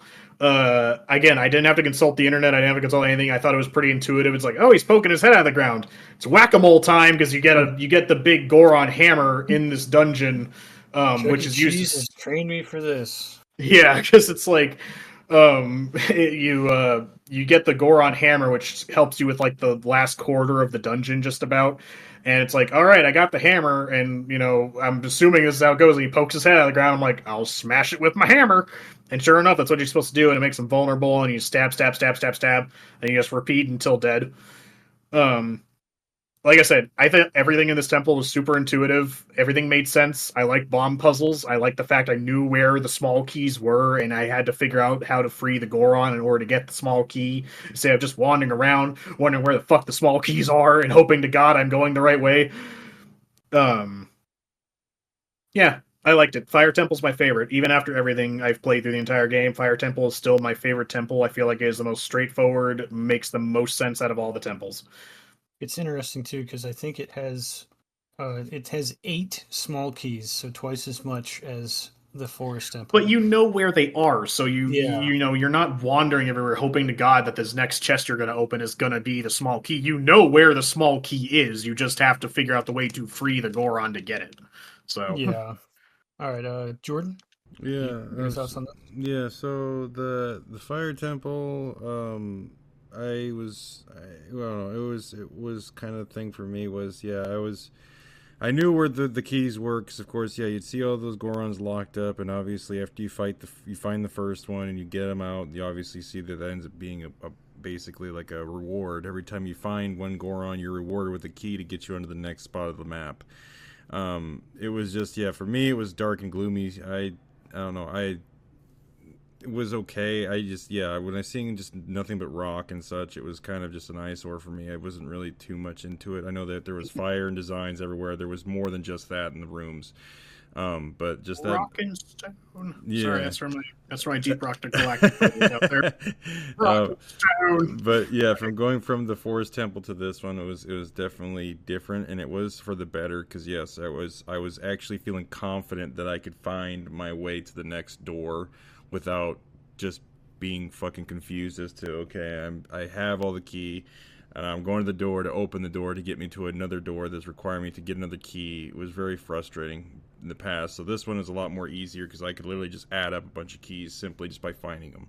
So it was not a big deal for me. And of course the boss, it was very simple. Even though you could definitely take a significant amount of damage if you were not careful for those falling rocks and shit when he was pulling out of the ground and stuff, or trying to shoot fire and stuff at you. It was still a really cool design that I saw of him.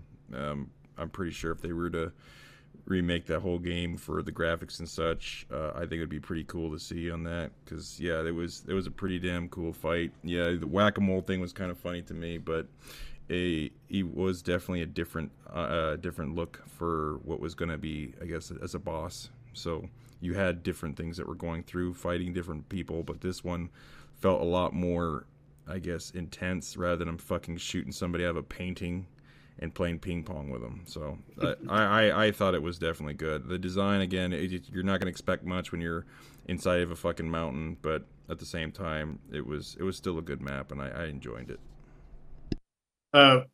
Quick shout out to the music, by the way. I forgot to mention that. I love the fucking theme in this fire temple. And I think I saw when I had to look up a few things, how to get there when I was trying to find my way to the fire temple.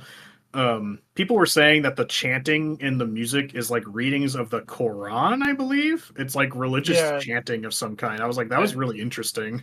I think it used to be, but then there was like a copyright issue when it was being made. So it really was something very similar to that, but like while they were developing it, they had to change it because like, oh, this is a possible copyright on our end. So they had to make something original but somewhat similar.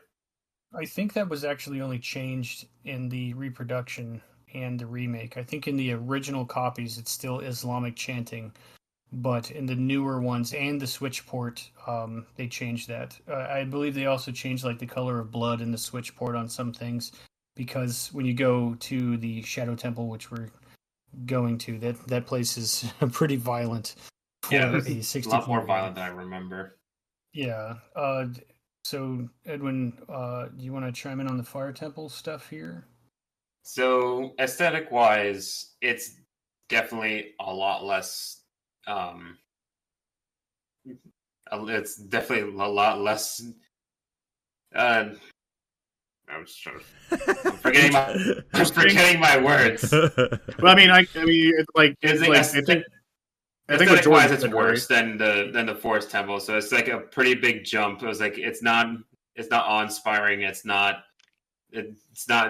like really anything worth noting or even looking at. Really, it's just rocks and lava everywhere. Until you like get to like near the higher point where it's just like, oh, this is like actually like man-made stuff. It's like runes and chiseled rock. So it's like for the most part, it's like kind of lame-ish. Though the dungeon is not dungeon temple is more straightforward than the forest temple. Um, it was like I did have spent a lot of time outside of it because it took me a while to stop that bastard rolling around in Goron City.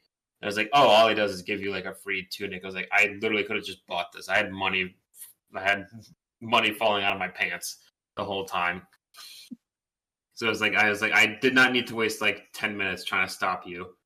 But like getting to the fire temple, it didn't really take that much time. I did go. I for some reason went like from the outside, which you can't do, instead of going through Darunia's room. So it's like I went up the volcano and then went past the Great Fairy Fountain, and then it was like, oh, you can't get to the Fire Temple from up here. You have to go through Darunia's room. And then so it's like I had to go all the way back and jump off the mountain to get there faster. And I finally made it to the Fire Temple. It was more straightforward. And as there's like all the Gorons, I did get a little bit lost because I forgot where I came from and where I needed to go. So freaking had to call up Cotton Eye Joe. But it's like all the way to. I usually get lost like near the top where you get the hammer, because if you fall off that one part while getting the hammer, you fall on top of a prison Goron, which you can't release unless you get the hammer.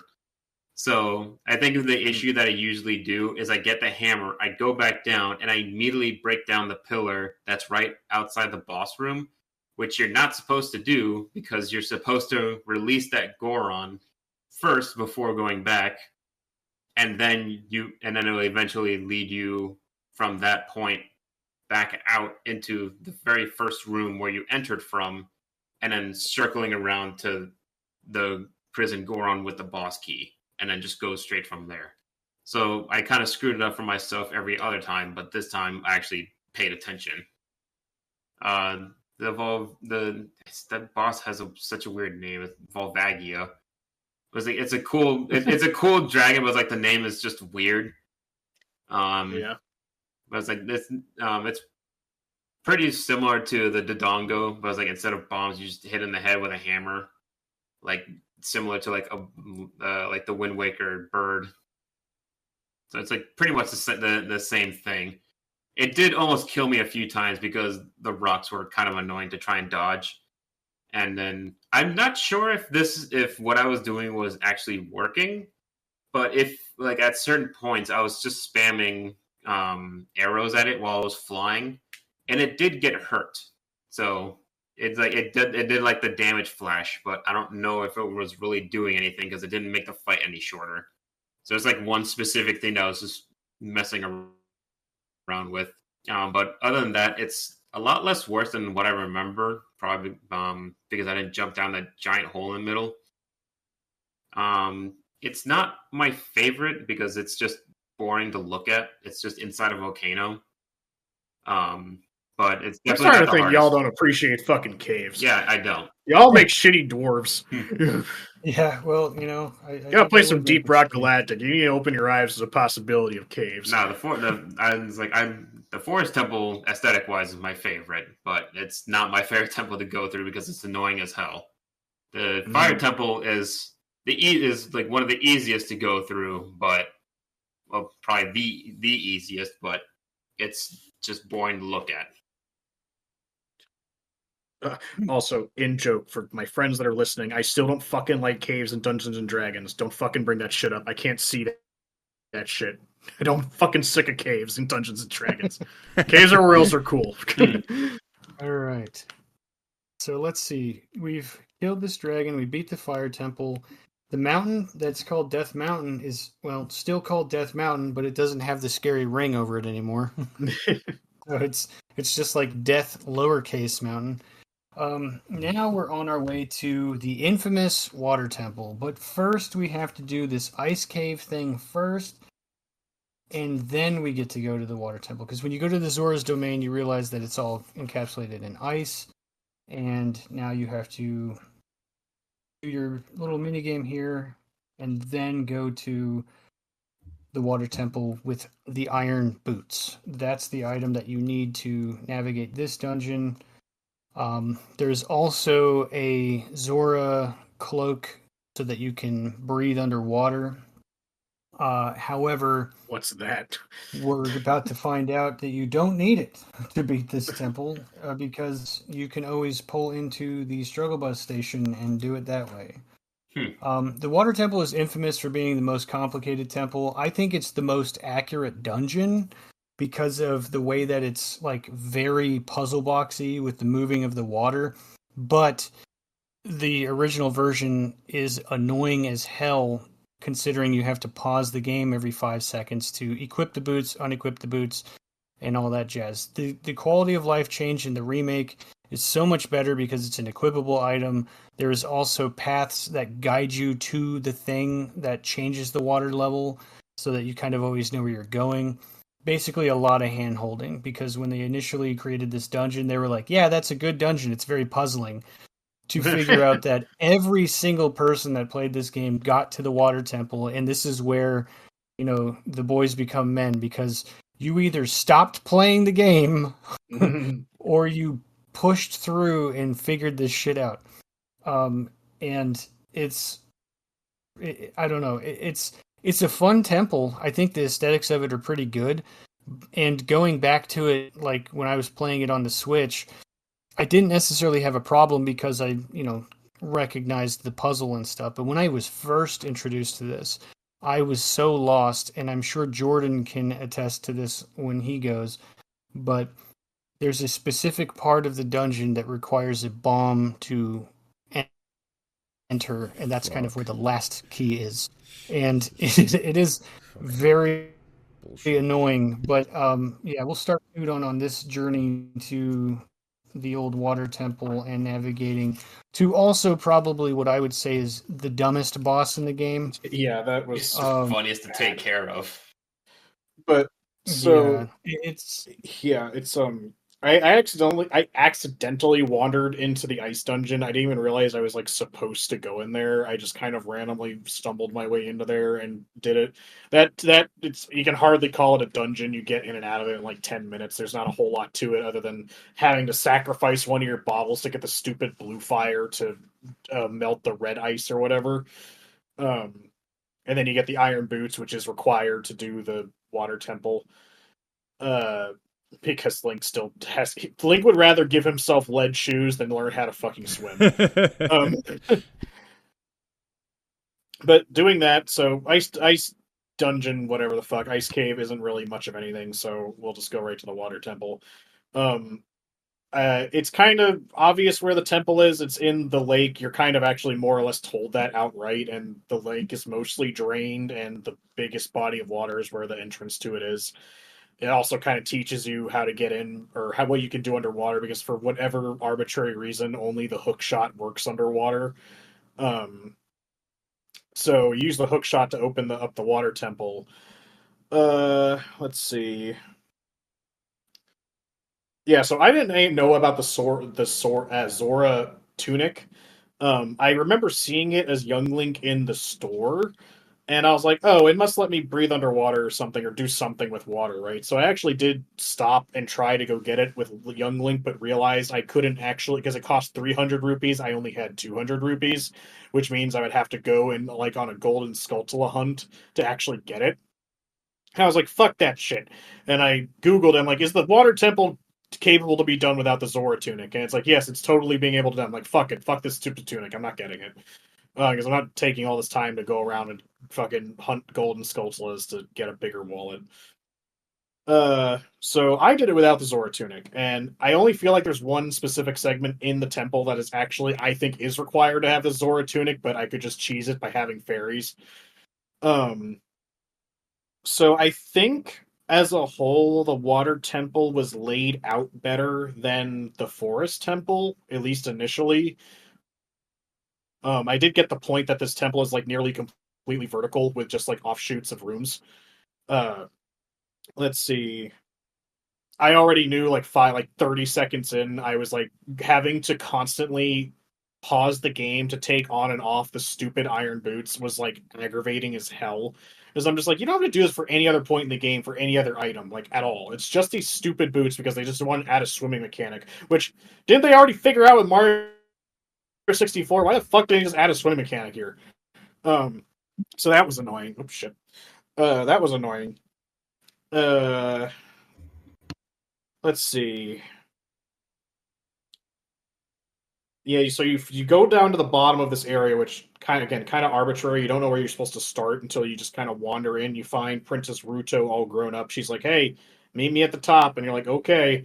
And you go through, which is funny because I know what area you guys are talking about with the broken wall they have to open up at the bomb. I found that. Like, I didn't really think that was all that hidden. My point got stuck when the water was in the middle of the room, and I accidentally skipped a room with a small key, but the water has to be drained, and I didn't understand how to lower the water again, because for whatever reason the three areas to lower the water are all separate from each other, and to play the stupid Zelda song, god damn it, I fucking hate this place. I was already apprehensive going in because I already knew the meme of like how bad the water temple is. Everyone hates the water temple. I wouldn't even say the water temple is hard. It's the water temple of like it's the temple of waste my fucking time, because it's like you spend so much of the time unpausing, pausing to take off the on and off the stupid boots over and over and over again. Like I almost wish I had a stopwatch that I was clicking every time I had to do it to see how much time I wasted just doing that. But even when you put on the boots, you have to slowly make your way to the bottom and then slowly rise your way to the top. Like, this temple wouldn't be bad if you go into it knowing exactly what you're supposed to do. You could probably get through it in like 20 minutes. But, like, if you don't know, you're going to spend so much time wandering slowly all over the place in this fucking water, back and forth, back and forth, back and forth, back and forth, wasting your time.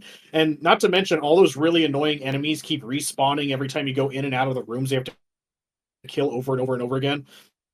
Especially the stupid water gliders or whatever the fuck they are. I hate those things. Especially the two that spawn in the main room. They will find you no matter where you are. Let's see.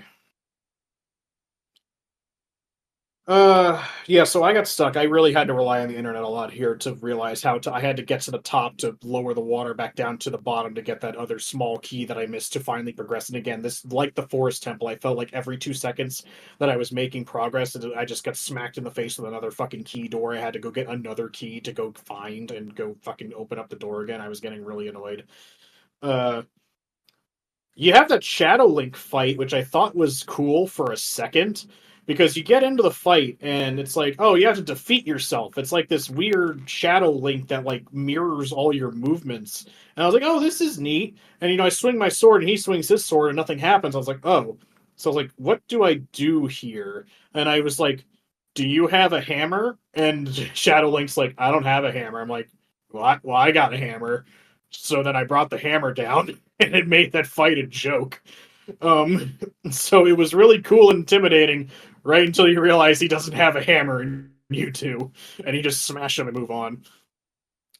Uh, I did like the little water elevator thing where you had to keep hook shotting up the waterfall as the platforms fall down. I thought that was neat. That was kind of cool.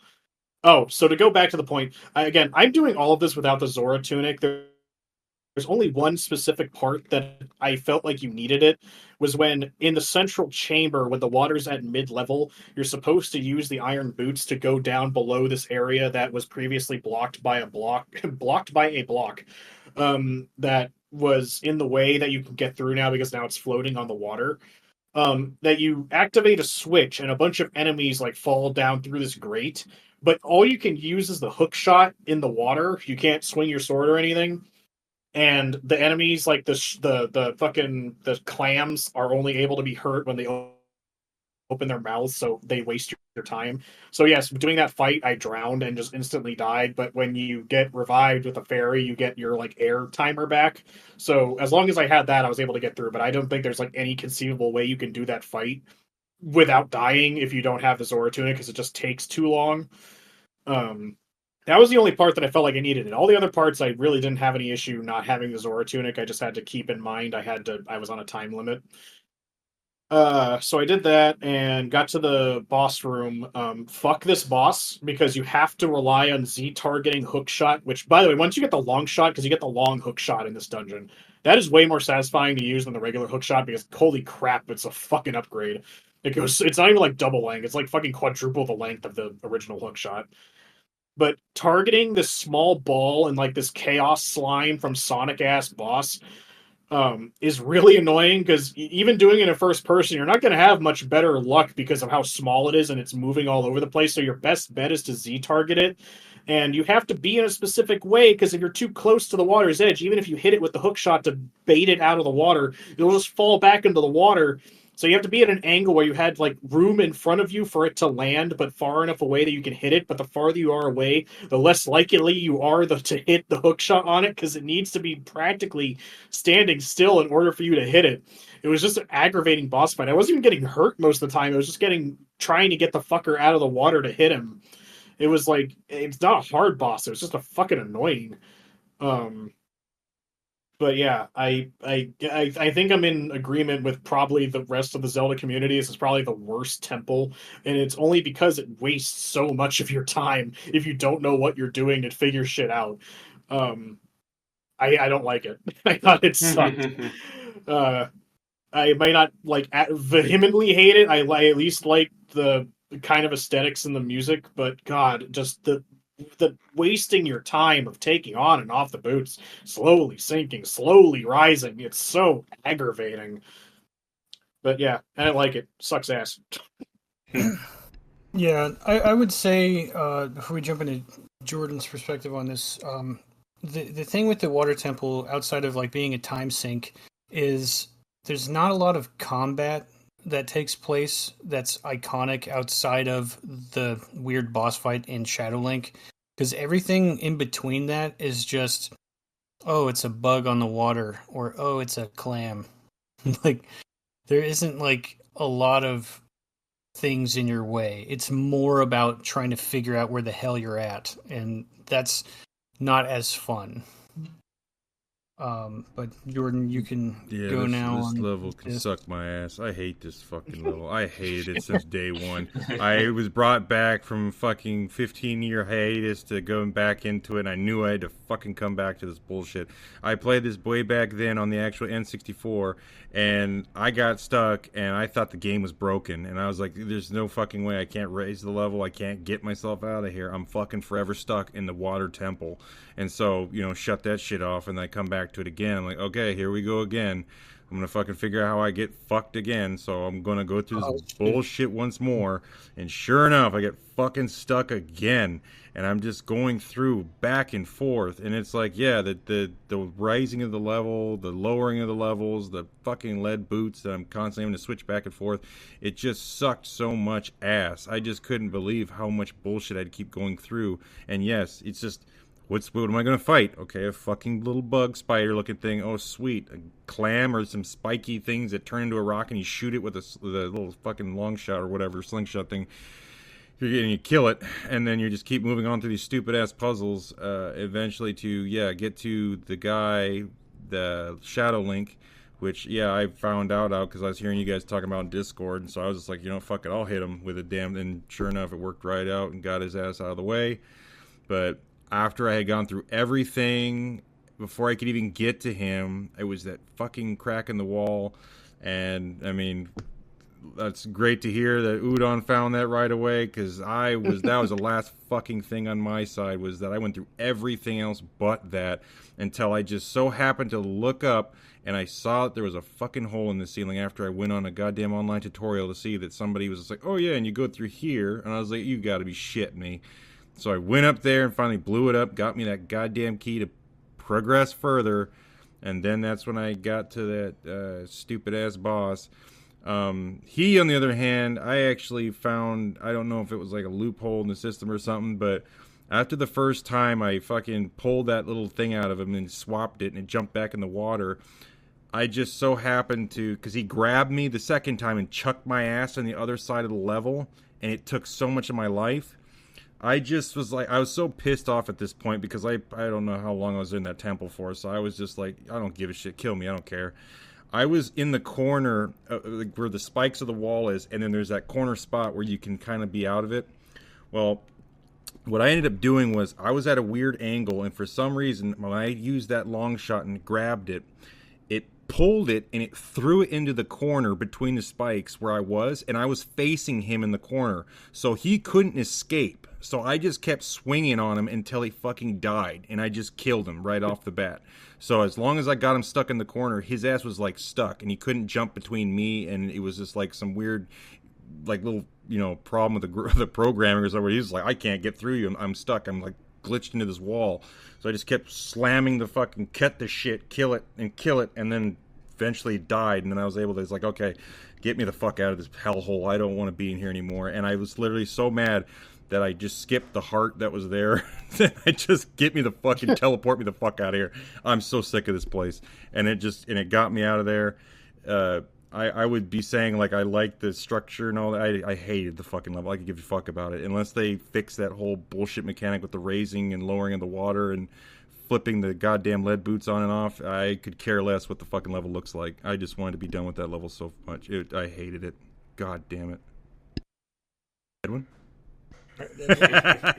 Just Do you have any positive light to shine? Okay, so this is probably like the turning point where it's like, yeah, I'm just having a chill time too. Like, I need to get through this fucking shit immediately. I'm sick of this. But it's like a funny note. It was like when it was like for the small ice dungeon. It was like, I hate the silver rupee collecting. That shit is so overused throughout this entire fucking game. And it's just every time I enter a room and I see that shit floating in the air, I was like, God damn it, get better ideas. But it's like, that's like where it starts. It's just like, cool, you're gonna see this in like at least twice in a dungeon, and like, it's just so annoying. It's like that. That's like one of the mechanics, one of the three mechanics that I hate throughout this whole game, where it's just like the random Ocarina playing just to get past an insignificant thing, or playing a song at a time just to make blocks appear, and then those silver rupee collecting parts. It's like I just hate all three of those because it's just way too overused. But the funny thing that happened in the ice dungeon is just it was like when you get to the end of it, there's like a short mini boss where it's just a snow wolf. It's like the same as all the others, but it's just like slightly bigger. I don't know what happened. It's just like I literally like the fight starts. He's chasing me, just like running around, and I was like, I'm just gonna jump attack and hit him, and then somehow I just one shot him. He dies immediately. It's like that wasn't not much of a fight, but I'll take it. It's just like that was the fastest kill I've ever gotten. It was just a funny thing to point out. So I get the iron boots and I go straight to the water temple. I have a somewhat decent idea of what to do here because the last time that I played it was on the remake, but it's like I didn't have as much trouble that time. I was like I didn't have as much trouble this time, but I think I missed something and I completely forgot. So it's like I knew what to do. I knew where all the level changers were. And then like near the end of it, I got lost again, and then I went to the room where you're supposed to go through to get the long shot, but I was missing a small key, and I searched through the entire fucking dungeon looking for that one key, and it was the one room that you will only notice if you look at the bottom of the screen when the cinematic is playing, when you change the water level. And it was the level that Udon was talking about, where it's just like, oh, it's blocked by a block. When you change the water level to medium, it was like, oh, it's under that. That's the one that I missed. Yeah. And then it took me so long. I changed the level 3 times from low to high. And it was just pissing me off so much because I didn't know what I was missing. And the fucking Ferore's Wind doesn't work in that dungeon if you try and place a warp point in any part of the dungeon that can be submerged underwater. If you try and do that, it'll warp it to the very top of... It would either warp it to the very top of the dungeon where the highest level changer is, or to the last point where you put a warp point. But it's like, and you don't notice that until you actually warp, and then it just fucks everything up. So then after that, I got all my shit together, and then I went to the boss, and I knew how to kill it easily, which is the exact same thing that Jordan did, which is just trap it in the corner and then just murder it. And that's pretty much that experience. Turn that bitch into sashimi. Yeah, it's like, I mean, that's like a quick strategy, just to like, I didn't really have trouble like hook shocking it. It did damage me a little bit because it just kept blocking my way into the corner. It didn't grab me or anything. It's just when it sticks its arm out, you pretty much just angle yourself to like long ways, and then like it doesn't really matter like how fast it's moving side to side because now it's just either further or closer from you at that point. So it's just easier to get a hook shot off of it if you're right at one end of the arm. But regardless of the whole thing, that dungeon sucks entirely. Because like I don't care how it looks. I don't care how easy or hard it was to get through. It just sucks entirely in its entirety. But minus the boss. The boss is like the easiest thing in the entire game. Yeah. All right. So after we've struggle bust our way through the water temple, and it seems to be smooth sailing from this moment on, we're going to be moving to the Shadow Temple, but first we have to go to the well as a child. So now, if you haven't done this already, you go back to the Temple of Time and you realize you can put the sword back and become a kid again, so you can do side quests that you might have missed. But you have to go to the bottom of the well, and I believe you're going there to find the Lens of Truth, or something like that, so that you can get into the Shadow Temple. Oh wait, so can I stop you right here real quick? So I completely forgot a point in my short moment of rage, rethinking about this. How in God's name are you supposed to use the hammer against Shadow Link?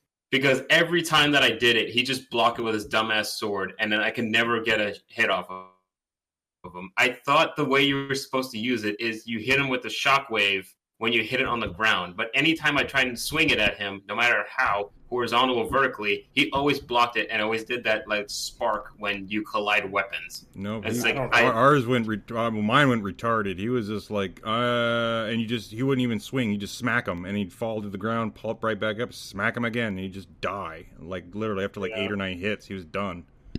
No, I never got a single hit on him. It was always like blocked by him, and then that's like when I started going into a fit of rage to finish this game, was because no matter what I hit him with the hammer, it wouldn't work, and then every time I tried to swing him with the sword, he always said stand on and started tap dancing on it while I'm just stuck frozen. But it's I took the fucking hammer and I hit him with it, and he just took it like a bitch. I don't know what the hell my problem was then. I don't know. But that's lag. The input lag from your totally legit copy. Yep. Yeah, I mean, I guess that's the only thing that makes sense, because literally is I literally had no chance with that hammer. I had less of a chance using the hammer than I did just smashing buttons on using any other item. Because he even blocks the Deku nut to like a flashbang. It's like, nope, that doesn't work on me either. It's like nothing works on you. Not even the thing everyone says to use works on you. So I started spamming Din's Fire because it's unblockable. It's just I was like, it does damage, but it doesn't do a lot. Like I ran out of magic before he even went to a halfway point. But fuck that fight. Fuck the dungeon. Next dungeon it's a better one. Yeah, okay, so we have the Well and the Shadow Temple. Now this is the darkest themed dungeon that we're going to my favorite interact with. There's blood. There's a weird monster that you fight in the well, which is the first time you see it. I don't know if I can't remember if it's the only time you see it, but it's the weird dead hand thing. It's like a white blob monster or whatever. I love that thing. You fight him in the beginning. You fight him in both parts. Totally nightmare fuel, but yeah. So this temple was it's interesting because you use the lens of truth to see stuff that's not there and like find your way around. That's how you're supposed to do. You don't? Yeah. That's you do it backwards. But I didn't find this temple very complicated. This one is also very straightforward. Thank God, because I feel like they did that on purpose. This one has the cool boat ride where you fight some skeletons on your way to the boss arena and stuff. But overall, this one it's a little bit lighter, less complicated, because they don't really lean on puzzles too much, because it's more of a use the lens to see that's a doorway, and it's less logic driven puzzles and more seeing what's not there. So if you know where you're going, you can kind of streamline this thing. But eventually you will need the lens of truth. Not necessarily right here, but I like the atmosphere of this dungeon as well, because of how foreboding it is. I didn't find it very hard. It's very combat heavy, which is nice because the one before it wasn't. And the boss fight, not necessarily challenging, but his design is really neat. It's kind of silly that he's playing bongos, but when you realize that it's not a flower head, that it's his head blown off his body and it's like his neck exploded open, you're like, oh god. But yeah, so Udon, you want to take it from here? Sure. So I don't hate the Shadow Temple as a whole. I hate that they suddenly changed how the game design worked. Unlike the last three temples, we're going into uncharted territory now, right? Because we've retraced our steps as a kid. Now we're going into completely separate areas. You're not really given any direction outside of doing the water temple, and apparently you can do either the spirit or the shadow next. It doesn't matter, but no one tells you to go to the Shadow Temple. But you're treated to a cutscene the next time you enter Kakariko Village, which, as a player, you're probably going to go back to anyways because, it's the hub town, so you'll find your way there eventually. It's under attack, everything's on fire. Sheik is there saying, Impo is trying to seal away this evil, and some demon shadow comes out of the well and stuff like that. And it's like, all right, here's a melody to go to the Shadow Temple. I'm like, all right, got it. And I get the thing to go to the Shadow Temple. I play the melody. I go to the Shadow Temple. Then I get there, and it's like a bunch of torches around with no lit torch to, fucking like shoot an arrow or anything to light them. I was like, what the fuck do I do here? And again, I had to look it up because I'm just like, I don't know what to do. I'm stuck. I can't light these torches. And it's like, oh, go get Din's fire. I'm like, oh, okay. I suddenly need this random thing I would never have thought of otherwise. So I go get Din's fire, and then I use that to unlock the Shadow Temple. And as soon as I get into the Shadow Temple, I quickly figured out, it's like, oh, there's like fake walls and shit. And like there's voices talking to you the entire time. Like, you need the lens of truth, the lens of truth. And I think I asked Jordan, I'm like, do I get this lens thing in the dungeon? And he's like, no. And I'm like, God fucking damn it. Because, like, up until this point, every single dungeon and or temple, the, like, key item to get you through it has been inside the dungeon or temple. This is the first time you had to do, like, a side quest to get some. Well, actually, come to think of it out loud, it's not, because you need the iron boots to get into the water temple. But at least with those were required just to like enter the water temple. I can go into the Shadow Temple and do it without the lens of truth, as I did it without the lens of truth because I didn't want to go on this fucking side quest to go get it. So I just struggle bust my way through the entire thing. Using the lens without using the lens of truth again across those invisible fucking the visible platforms and everything, following a guide online. I know it's not the coolest way to beat the dungeon, but I was just like, I'm kind of frustrated because usually shit like that to require to beat the dungeon is in the dungeon. So I was kind of annoyed that I had to go do this whole separate thing to get the fucking lens. And I was like, and of course Navi's telling me to go in the well this entire time because the game knows you're supposed to go get the lens, but I'm gonna be defiant and say, no, I'm not gonna get the lens. Let's see. Even the boss fight was kind of a joke. Once I realized what to do, you just arrow, and then I just charge up the spin move for when he charges, and you're going to hit him no matter what you do, and you just stab him a bunch of times. I like the aesthetics of the dungeon. I like creepy shit, especially that creature with all the arms coming out of the ground that grabs Link and it like shuffles around and shit. It looks like some like SCP monstrosity. I'm just like, this fucking thing's cool looking. It fucking looks like some Junji Ito shit. I like the boat bit too, where you set the boat on the little river and you had to fight the skeleton dudes on it. I probably would have enjoyed this dungeon a lot more had I actually done the smart thing and gotten the lens. I just, like I said, I was really annoyed that suddenly we're changing tactics here to where we have to get shit from outside of the dungeon in order to do the dungeon. I like the aesthetics. I like the music. The music's always strong throughout this entire game. The puzzles themselves were pretty intuitive, but again, I was kind of cheating because you needed the lens to really understand how to do the puzzles, and I was just following a guide. So I'm not going to lie, my experience in this dungeon probably wasn't optimal. Upon replaying the game, I should have done what I had been doing up until this entire time and just doing what the NPCs told me to do. But again, I was kind of running out of time at this point to get the game done, so I was just like, all right, I'm just going to fucking do the Shadow Temple without the lens. And I'll learn in the next segment it was a waste of fucking time anyways, and I should have just gotten the fucking lens to begin with, and I could have had a better time in the dungeon anyways.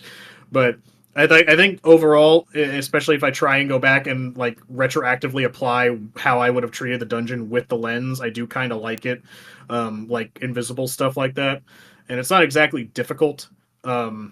But I don't know. I like how Corey likes the Forest Temple for its aesthetics. I really like the Shadow Temple for its creepy vibes. I mean, my favorite Zelda overall for its vibes is fucking Majora's Mask. Anyways, I like it when Zelda gets fucking dark because I think they do it really well. It's really creepy. It's in contrast to all the bright, colorful shit that you see elsewhere. So I like it. I probably fucked my own experience up for my first time through, but again, the time limit thing. when we do final thoughts on this later, I'll really show what I mean by that. But if I could redo it, I wouldn't get the lens. So my approach to it was not the most optimal way to do it. Just playing it in like the very unintended ways. Yeah. Well, in a way, that makes it a very unique experience, anyways, because it's like, you know, you're still doing it, but not in the way that the game wants you to. Yeah. So you know, it kind of makes it fun, or more fun, I guess. And some strategy guides like, stop it, you're not doing the thing. Jordan? Yeah, me, I enjoyed it. I mean, I guess I had gotten a different experience out of it on my side because when I had gone through with this whole thing, like I said, I did it backwards.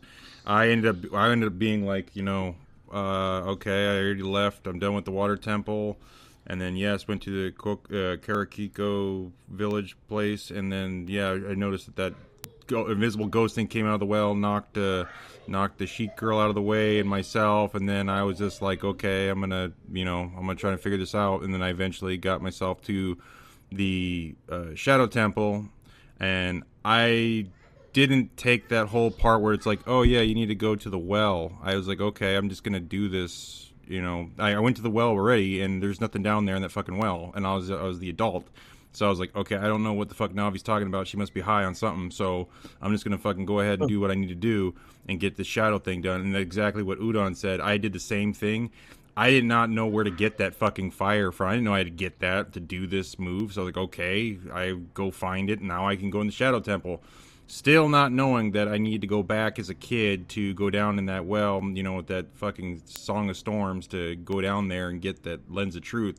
I was under the impression that this was kind of like one of those deep thinker levels where it was like this I was thinking that the Lens of Truth was basically telling me that everything that you see here may be a lie, and you're trying to understand if it's really true or not, if they're really going through, because literally when you're going through, you see that this is a wall, but it's actually not. You can walk right through it. So I was like, ooh, that's pretty fucking cool. And I was like, this is a different level for me. For one, it's a horror themed deal, so like there's blood everywhere, there's fucking monsters all over the place, there's hands, there's those weird creepy looking white things with the hands coming out. I was digging it. I really liked it. And you know, for when I was going through with the levels, a lot of times it was like, okay, getting myself knocked over a corner, and I'd eventually not fall because I landed on a platform that was see-through. And I was like, oh, that's freaking dope. So I ended up getting myself a piece of paper and drawing where I would be going to next, so I would remember that there was platforms there as I was going along the level. And I was just like, this is fucking really original. I like this, how they designed this to where it's like you really need to remember where everything is, or make a design of a mapping of your own, because there's literally nothing that can be seen throughout the level. And then, you know, eventually it got to the point where I was like, okay, there's something wrong here, because literally, how am I going to tell that there is a moving platform shifting left and right, and I'm supposed to fucking land on it with the floating boots?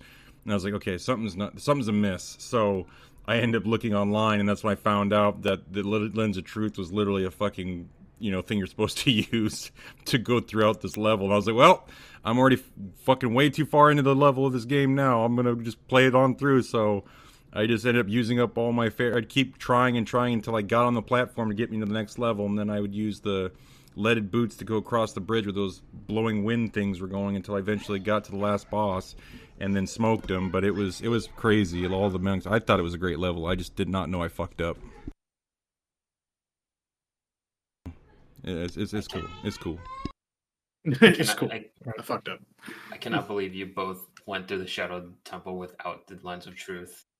Well, like the only part that you really need it, to be honest, is like there's a part where there's a moving floating platform that's invisible, but I just big brained it and threw a bomb so I could see where it was moving, so I could tell where the platform was, and then I just did that way. There's like the two invisible platforms that you have to go consecutively. There's a one section in the turbine room where it's like on the sides, and then there's like there's the one hole in the wall that's a fake wall they had to go through. Otherwise, you fall to your death unless you know it's there. Yeah. And then you need the Lens of Truth to see the fucking boss. No, I mean, well, you do, but you don't. I mean, that was the hold down the power button until he came at you after you shot both his hands, and you'd smack him no matter what, because you'd have that big power wave, and it would hit his ass no matter what. The one with the blowing fans, I discovered that by accident, because I accidentally didn't equip my boots, and he pushed my ass, and I went to the wall, and I saw for a second before I fell to the ground that there was a little bit of a spot where I was going through, and then I was like, oh, I must be able to go through that fucking wall. So I put my light boots on, and it pushed me right through the wall. And I was like, yep, there we go. It's freaking ridiculous. It was like the Shadow Temple and the next one, the Spirit Temple, are my two favorites. Specifically because you have to use a combination, or you're supposed to use a combination of young Link to get specific items that you need to go through the temple, and then adult Link to go and finish it after doing young Link stuff. So I just thought it's a really cool aesthetic, or that you're helping yourself out for future profit. But it's just like a cool idea, why I liked it. And they're not, because of like the splitting of mechanics for the game, where it's like half is done by young Link, half is done by adult Link. It's not super long dungeons or like super difficult. So you're not really gonna have too much problem with it. I only got stuck on it because there's like that one room with like the laser guy, the laser enemy in the middle, and then it's like, oh, left and right are invisible walls, but the one right behind it, it's not an invisible wall, but it's a breakable wall.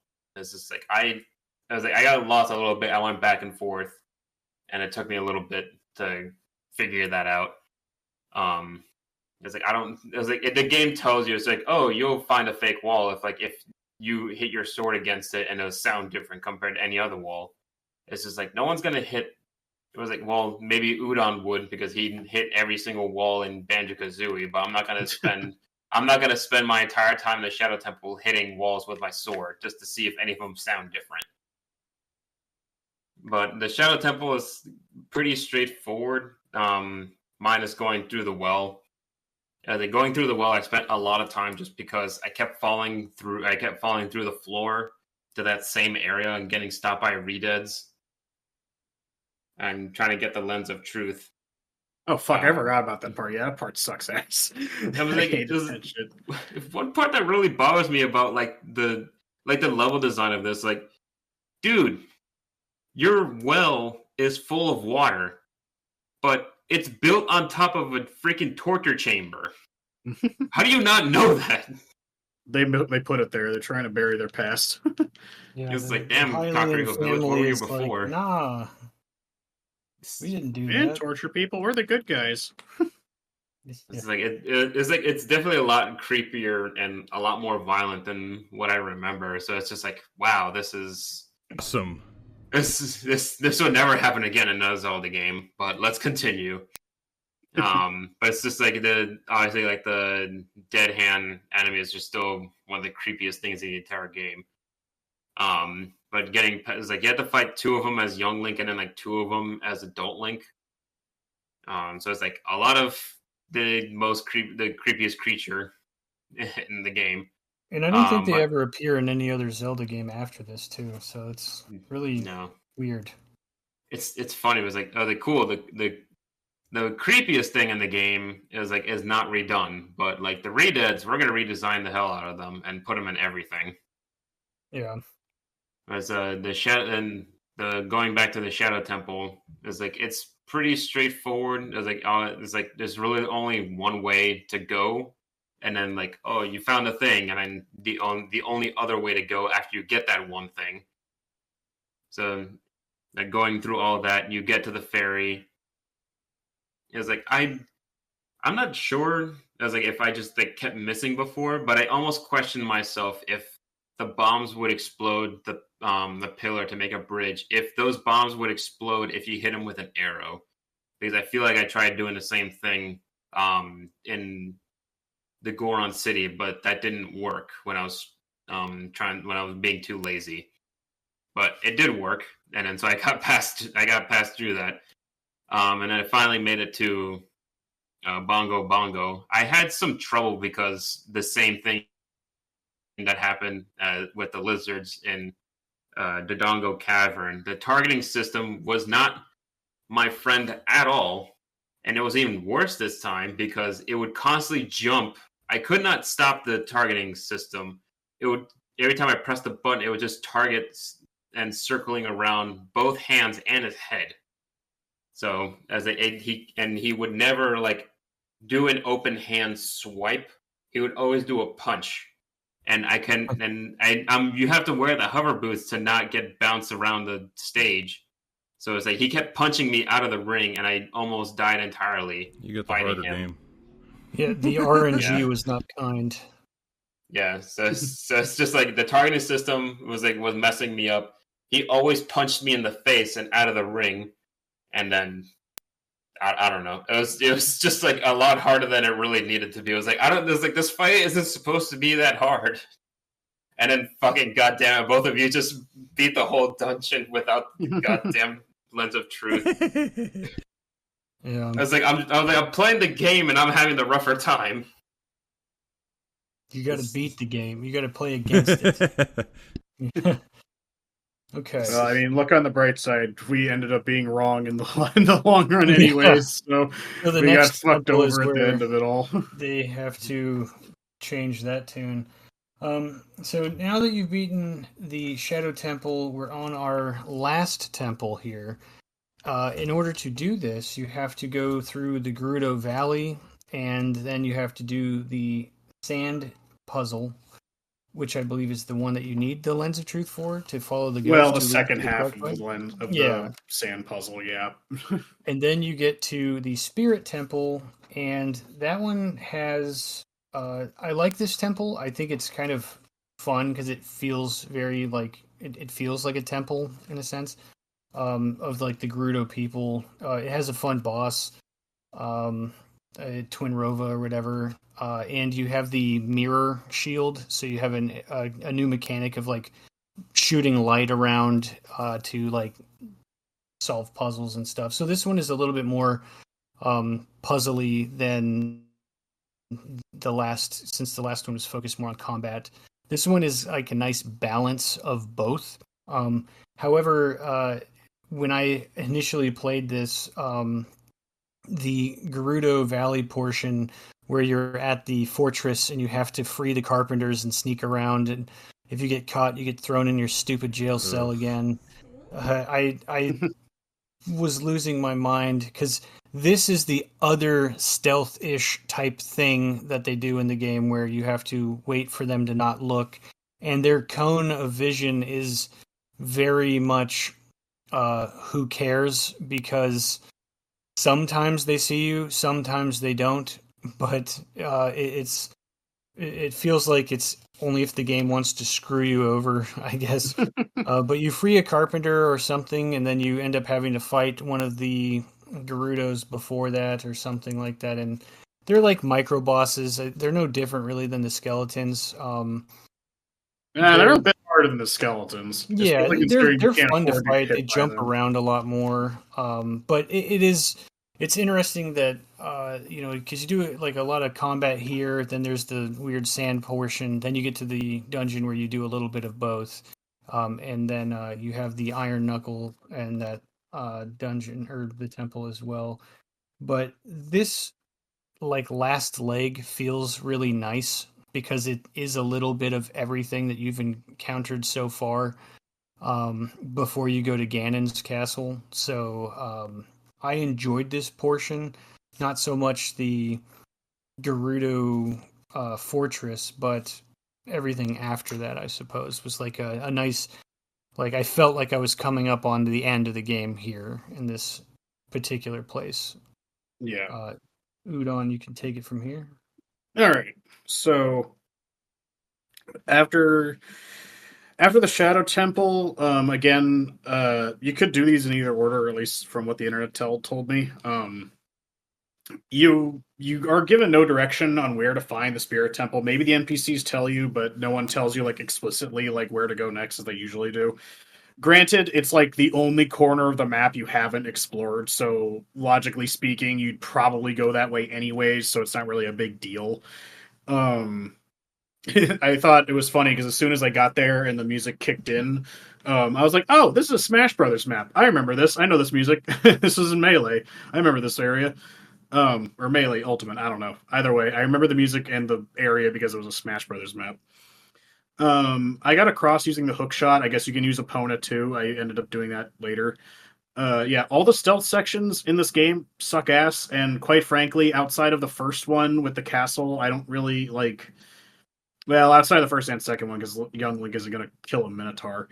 But here, I don't really understand what the point of it is, because going into it, you don't understand that the Gerudos are, like, cool people, but it's just like, it's like, halt there, intruder. I'm like, Link, stab her. You have a sword. Just fight. Like, why are you just letting them throw you in jail? What the fuck?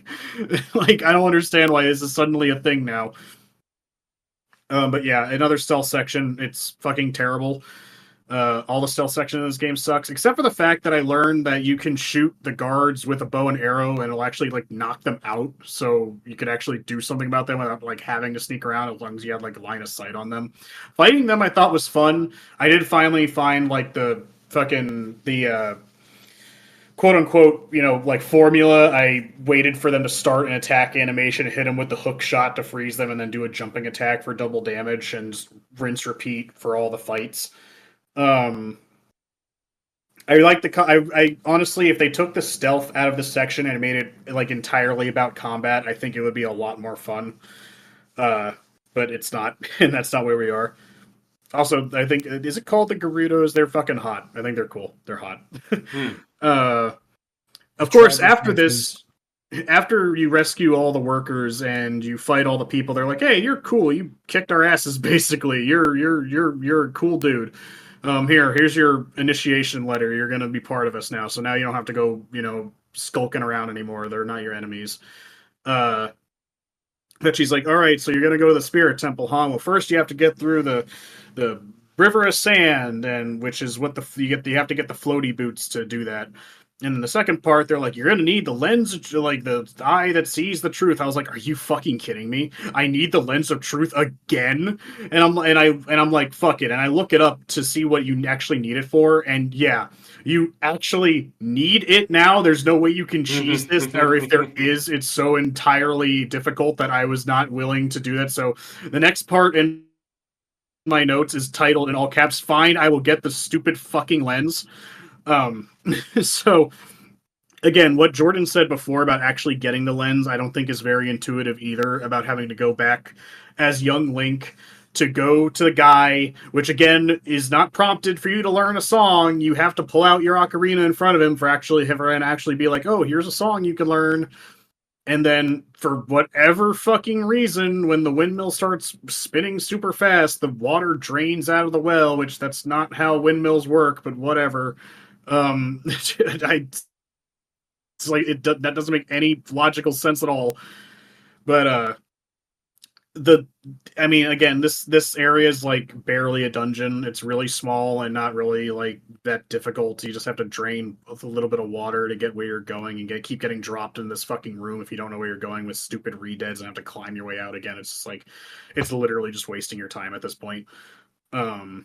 I got the lens after fighting another one of those cool creatures that I really like, and then I'm like, cool, I got the fucking lens. Which I also felt the same way about the Gerudo Temple at first with the stealth segment, because I agree with Corey, the fact that it feels like, all right, this is my last temple, so I'm getting to the penultimate point of this game, and it's like, all right, stealth segment. And I'm like, God fucking damn it. It's like, I just feel like you're just putting this shit in my way to slow me down at this point.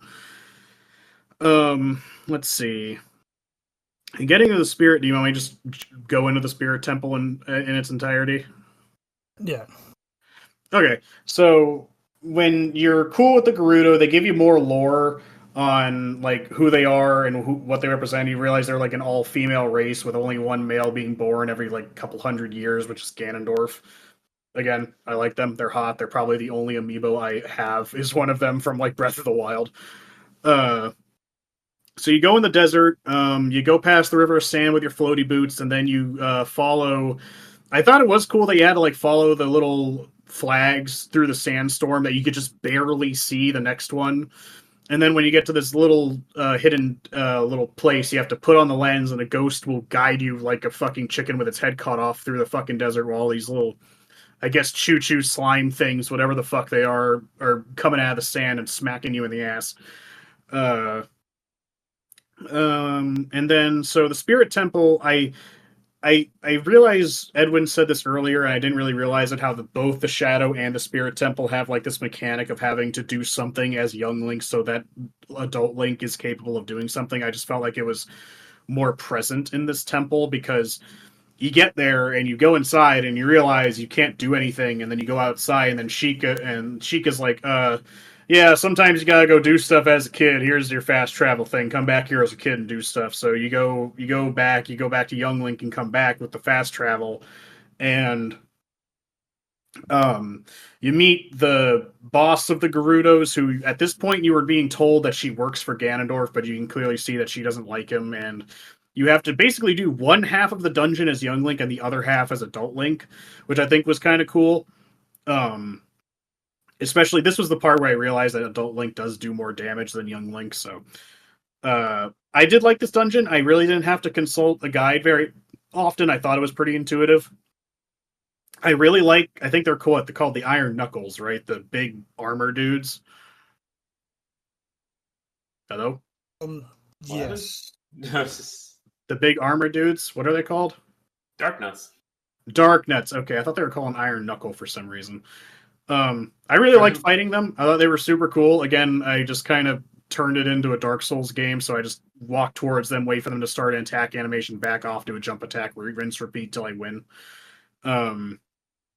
So then you get these gauntlets, which you were like, I'm going to give it back to her because she asked me to. I'm like, dude, fucking fate of the world. Fuck what she wants. Just take the gauntlets. You know it's what you need. But then she gets abducted by these witch characters that I guess were Ganondorf's adoptive mothers that you learn later.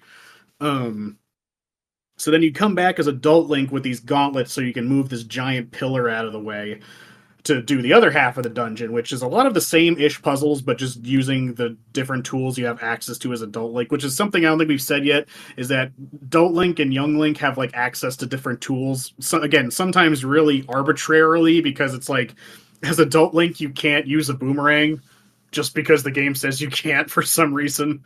Like, I understand not maybe using a slingshot because it's too tiny or something, but it's just like, I can't even hold a stick as Adult Link. It doesn't make any sense. But I said it doesn't like make any other weapons that Link gets counterintuitive. What now? There's probably so that way, like any other equipment that Adult Link gets isn't like, I guess not counterintuitive, just like not redundant.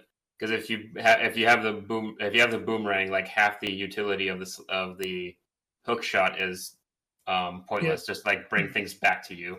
Yeah, I know, but fucking make different equipment that does other shit then. Like I said, they are called Iron Knuckles. Aha! I was right. The which ones are Dark Nuts? I think that's from Wind Waker. I'm not really sure what the point is. They're both just giant hulking knights in thick armor. Either way, I thought they were cool because I'm a slut for just dudes in giant armor.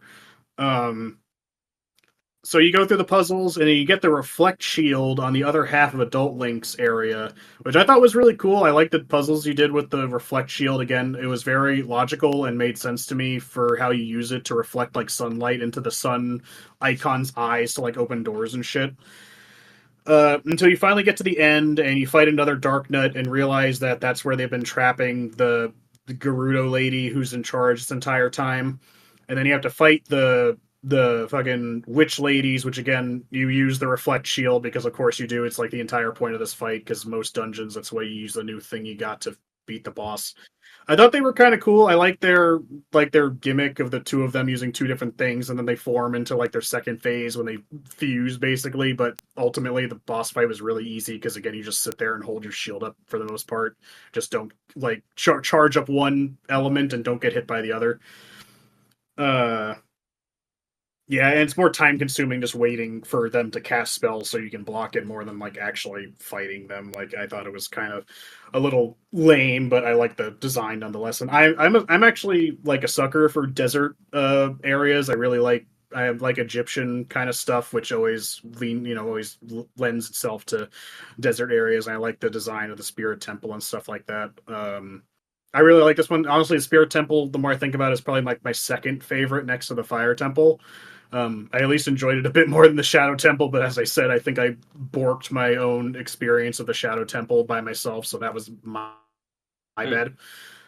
So yeah, I really like the Spirit Temple. I thought it was a good last one to end on before you start heading towards the final battle, essentially.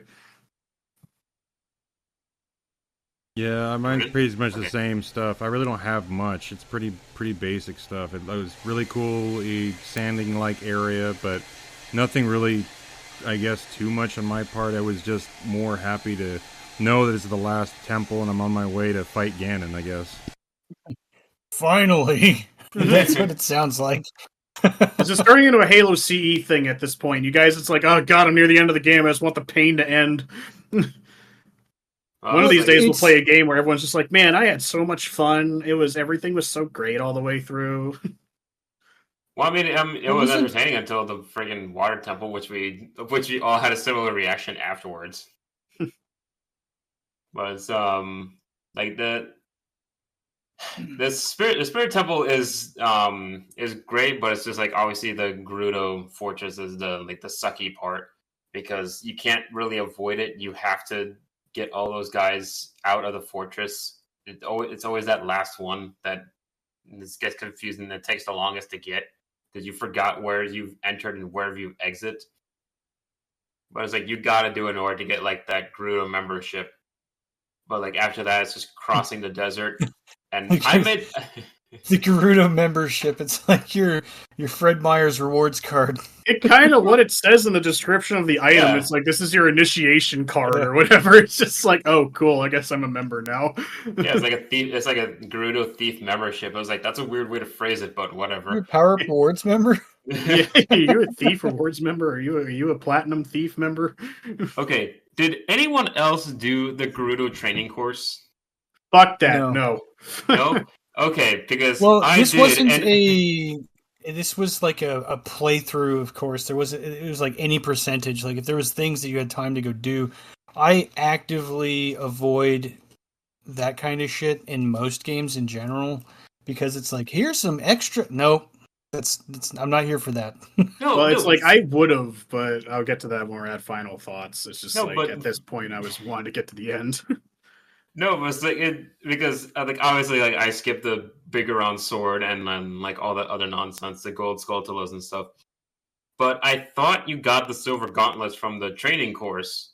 But it's like and you don't get the silver gauntlets from the training course. And you need the gauntlets to fully go through the training course. But it's just like if you pick the wrong doors, it's to unlock all the doors. But if you pick the right doors, you don't need all of them. Isn't the setup to be like you can only do so much and then you kind of hit a wall because you cannot proceed because you don't have the right item or something? Yeah, it's like so you need to go through the entire course. You need every single item in the game up to I don't really think yeah, you do need the lens of truth. You need the lens of truth and also up to all the items up to the silver gauntlet. But I went in without the silver gauntlets, and I still got the top prize because I picked the right doors. But what you get in the training course is the ice arrows, and I didn't realize until up to this moment that I never used the ice arrows. I never had a need to use them, so it's just like, what the hell was the point of doing any of that? So it's just like a funny realization. It was like, cool. Like a day after beating the game, I realized I never had any need to use the ice arrows that I got. But then after doing the training course, which I spent a lot of time on, I made the mistake of trying to go through the desert at nighttime, so I literally could not see shit or any of the flags. So I had to I had to back out and then use the sun song to make it bright again. I think it kicks you out if you try and use it in the desert. But after that, I immediately bolted for one of the best power-ups in the game, which is Nairu's Love, which came in very useful against the Dark Knuckles. But going through the temple as young Link was like more straightforward than going through it as adult Link. But like that was the only time that I actually planted a seed down into down to the ground for like adult Link, because I knew like on top of the temple gates was a heart piece. Heart piece. So yeah, that was literally like the only reason I used, the only time I ever bought and used the magic beans, because I didn't want to buy any more. But then after that, I like the Spirit Temple because the same reason as the Shadow Temple, as I said before, it's like you get to go through some of it with young Link and an adult Link. It is a little annoying. It's like it was mainly like the reflection issue. It just wasn't working correctly, as a lot of stuff in my own game didn't. my totally legit copy. But it's like for one, it's like the Dark Knuckles, they were strong and do like 3 hearts of damage. It was like, oh, that's where Nairu's Love was super useful. It was like no damage, and it was like out of 3 hearts. It probably would have killed me if I didn't have it. But it's like the reflection issue that I had, I don't know if it's supposed to be like that. But when you're fighting the 2 witches, it was like one was constantly over my head while the other one was attacking me. It's just like I can't hit the other witch because she's always following me and always overhead. So it's just like I had to like go to the very edge of the arena just so I can reflect it at like a specific distance. But it's like I still like that fight. It's still my favorite fight, even though it's like pretty easy. But it's just like the fire and ice, like shooting him back, is just really cool. And then like the combination of them both is just a really cool character design. I do like the mechanic of the shield reflecting. I think that's really cool. And it's really strange, and we'll get to that because we're almost there, that the mirror shield does not reflect the ping pong match with Ganon. Yeah, it's just like there's like this shield item is literally only useful for this one fight. Yeah, and I feel like most Zelda games in general have that in them, as like there's going to be one item that's uber specific to one type of thing that you'll never do again. Yeah, because like the hook shot helps with dungeons, but you end up using it for like so much more than what its like first purpose was, you know? Yeah, literally the scorpion, get over here, you know? Yeah, it's used the exact same way for in Majora's Mask for the Stone Temple, I think. The Stone Tower. But I think the most that it's used for is in Wind Waker for the mirror shield. Because it's just utilized more than in just one spot. It's not even used for like the element combination thing. It's used just specifically just to reflect light. But you can use it on enemies because it's like they're weak to. It's kind of like playing the Sun Song and against a Redead. It stuns enemies that are weak to light in general. Yeah. But I like the Spirit Temple so much more than the fucking Rock Temple in Majora's Mask. That place just literally sucks, and I hate it so much. But the Spirit Temple is just really cool. All right. Well, we have done it. We have hit every temple and every dungeon, and everything has led us to this part of the game. That I almost did not finish. Huh? I chose not. Because that the Ganon's castle was like I almost chose not to do it, but since we were all staying up way late, I was like I might as well get through this if we're all just gonna keep talking. Yeah. Okay. So you clear the temple. You get the last medallion. Now you have to go back to the Temple of Time. And this was, at the time, a huge reveal that Sheik is Zelda. That was such a cool moment. Obviously, if you go and play like Melee and everything else, you would know this already. But like when you're 10 or 11, it's just kind of like, oh man, that's crazy. But you're sitting here like, why am I saving you? You're a fucking ninja. Until the point where you reveal yourself. Yeah. But the thing about this last stretch here, like the castle kind of approaches everything that you've done over the course of the game in general. I believe it like divides like a lot of the puzzles up to that where you are initially climbing up to do the first fight with Ganon. I I like the like layout of the castle. It's weird because like the way they do this in like other Zelda games is different like every time, but like this one it's like he took the castle and like remodeled it completely because it's just a tower, like his magic made an evil tower rise out of the ground, and it's not just like the castle floating above. It's like, oh, okay, you just had that there. Yeah. But you know, it's less of a dungeon or in less of a temple in general and more of just a trial of feats, because it's just do all of this stuff that you've done over the course of the game just to get to the boss fight, which is so kind of boss refreshing rush because is it's the like, temple look, rush. I just did all this shit, so let's wrap it up, kind of thing. And you know, the puzzles aren't hard; they're just kind of tedious. Because it's just I'm trying to make this rainbow bridge so that I can go and climb this place. Um, I like this finale. In hindsight, of course, I think the battle with Ganon, where you are at the top of the tower, is kind of lackluster because you're just playing a game of Pong in a sense. It's epic and cool because it's like finally I'm fighting that guy, but I wasn't necessarily a massive fan of that moment, but I did really like the last part where he turns into a beast. Specifically, the fight wasn't hard, but I like the way that Link finishes him off, and they kind of do that in a lot of the other Zelda games. Is like the killing blow is like such a cinematic moment, and I think that was a really cool moment in this game. If you have the original copy, he actually stabs him and there's blood spray, but if you get the edited one, because they were like, oh, everybody's a wiener now, he has green blood.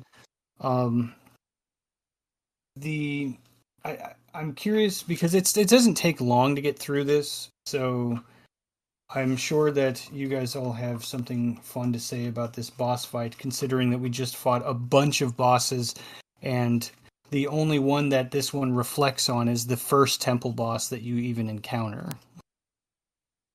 So, Udon, you can go first. Well, it's like I thought it was cool at first because instead of like a lot of games, especially older games, will have like some kind of like boss rush at the end, right? Instead of having a boss rush, it's like having a temple rush essentially. And you go in there, and all the sages are like, yeah, it's like now you have all the medallions. Sheik's revealed. She gives you more exposition of how the Triforce is split between you, Ganon, and her, and she lays out the plan that her and the sages have come up with to like trap Ganon essentially. But Ganondorf's like, bitch, I was watching the whole time. Like, I literally did the same thing I did last time, and you fell for it again. I was just waiting here for you to do something. So he kidnaps her, and he taunts Link to come save her at his castle. You go to the castle, the sages all come together and use their power to make you a rainbow bridge to get in. And when I got in, I automatically understood like what it was going to be. Like, okay, it's going to be like little mini dungeons that I have to go get to the end of. And I thought I could tackle them in any order. You really can't, because you really should go do the shadow one first, because for whatever reason the shadow one has a essential item in the golden gauntlets in that room specifically, which you also need to even access another one of the rooms and to do other puzzles in the other rooms. So it's really not up to you. It's really annoying if you go into the other room and realize you need that to go out, go back, get that, come back, go do that. It's really silly. And again, I was also stopped dead again because you are required to have fire arrows in this portion to melt some spider webs away. Hylia. Yeah, and the thing is, I thought I could use Din's fire, but I guess it doesn't go vertically enough to burn the spider web, so I had to go all the way back out to go get the fire arrows, come back, and then I can melt the stupid thing. So once again, rearing its ugly head of like suddenly I need something that I haven't needed this entire game to go progress, which is kind of annoying. So I was enjoying it until, especially this one part. So in the Shadow Temple, there's this, the Shadow Mini Temple. Uh, I don't know what they're called. The slug monster things, the giant fucking butthole looking. Did eat your shield? They eat a lot more than your shield because this was really they're aggravating. called likes. I don't understand why that's the name, but so in the shadow area, there's one of them, and I jumped towards the platform and I was climbing up, and it eats me, and so it takes my Goron tunic that I was wearing and spits me out, but it spits me out into the abyss. And I was like, so son of a bitch. So it started me off at the beginning of the area. And I get over there and I kill it. And unlike all the other times the likes died, they dropped my shit. This one didn't drop my Goron tunic. So it was just gone forever. And I'm assuming it's because when it spit me out, it threw me into the blackness and reset the entire thing, including what was in its stomach. So it just deleted my Goron tunic. I was like, wow, great. That's super awesome. Thank you. Especially considering I hadn't done the fire mini temple at this point, which you need the Goron tunic unless you want to be put on a timer. And I just did the same thing I did in the water temple. I'm like, well, guess what? I guess I'll just fucking die and get resurrected by the fairy and finish the stupid area because the game decided to fuck me out of my Goron tunic. It was fucking ridiculous. Let's see. Yeah, so you have to do the Shadow one because you need the gold gauntlets to activate the Spirit mini temple and to finish the Fire mini temple because one of the fucking silver rupees is underneath the stupid thing you lift up. Ultimately, it's like I like the concept, but they just didn't stick the landing because suddenly you need this other shit that's outside of your control. Should have just all been there. I should have had but the fact that I'm here should have meant I had everything I needed to proceed with the game. But I kept having to stop and do other shit, and even though it had like this illusion of free choice of how I did the mini temples, you really had to do the Shadow Temple first because it just arbitrarily had a plot essential item to do shit in the other mini temples. Yeah, it's essentially like you're sequence breaking in a way, but you're not really because the game's going to call you on that shit. Yeah, it was really aggravating, but I appreciate the attempt. I did like the little kind of mini enemy rush. At least once you did that, you go into like the middle area and you do some more fights with the skeleton guys and a couple other little creature encounters before you actually reach Ganondorf. Do we want to go up? Do we want to talk about Ganondorf now, or just touch on the stuff leading up to him and save him for last? How you want to do it? No, you already talked about Ganondorf. You can continue. Yeah, we can talk about Ganon. Okay, so when you get to Ganondorf, basically Navi says that she can't get near him because he's just so evil. So it makes me uncomfortable. Yeah, he's creepy. Let's see. What the fuck? Okay, I lost myself in my notes. So basically that means you can't Z-target him, which is really dumb because the entire game has been using Z-targeting just for arbitrarily to be removed in this first phase of the Ganon fight is really strange. Because especially you have to just go back to playing volleyball with him, and that's the entire thing. But as Jordan will affirm, I soft locked myself here because the game wasn't prepared for you to not have access to more magic. Because I had no magic potions, and I ran out of magic to use the light arrow. Oh, that's another thing. Zelda gives you light arrows, and you have to use them here. So you have to play volleyball with Ganon until he gets hit by his own lightning bolt, and you have to then hit him with a light arrow to make him vulnerable to stab him.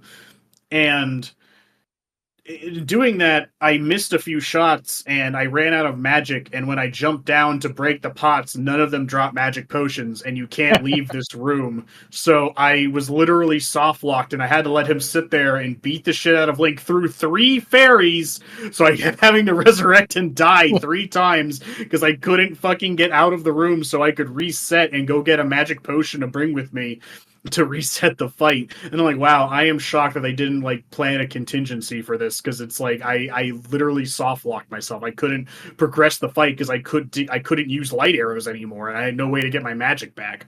So that really killed the mood for the final boss fight because the game itself just kind of shit its pants. So I had to die, come back with magic, and redid that entire section. And then you kill him, and I think they did a good job making you think that it kind of was over. But I just found it silly that after beating the final boss, essentially, in quotation marks, you have to do this fucking silly temple rush where you're chasing after Zelda and she keeps stopping to look back. And I'm like, bitch, I'm here, run, go. Oh, yes, the weird timer event. And then just randomly, it's just like, okay, now you beat Ganon. How about you fight some skeletons? I'm like, dude, I'm done. Like, I beat the final boss. There's no more point in throwing random enemies at me. Like, what the fuck? If you guys get the email, I killed your boss. Yeah, it's like, go home. You don't have work anymore. Fucking silly. So you get down to the bottom of the fucking castle. The castle crumbles, and like I said, they're building it up to the point where it's like you really think you're done, and then Ganon's just too fucking evil to die and turns into Big Ganon. Which again, I'm like, hey, I recognize you from Smash Ultimate, so I know your weakness. And I will admit they did a good, yeah, Kirby, down smash, up smash, side B. But unfortunately, so the fights with Ganon starts, and again, like taking away Z targeting, again, Navi's just randomly decides, like, no, I'm gonna be brave now, so he's not too evil for me to Z target anymore. Yeah, not in a super evil beast form. So, but then it's suddenly just like, okay, you can Z target now, but fuck your sword, and it just knocks it to buy Zelda, so you don't even have your sword. Which I guess you're just supposed to do whatever you can to damage him. I use the hook shot as Jordan's suggestion.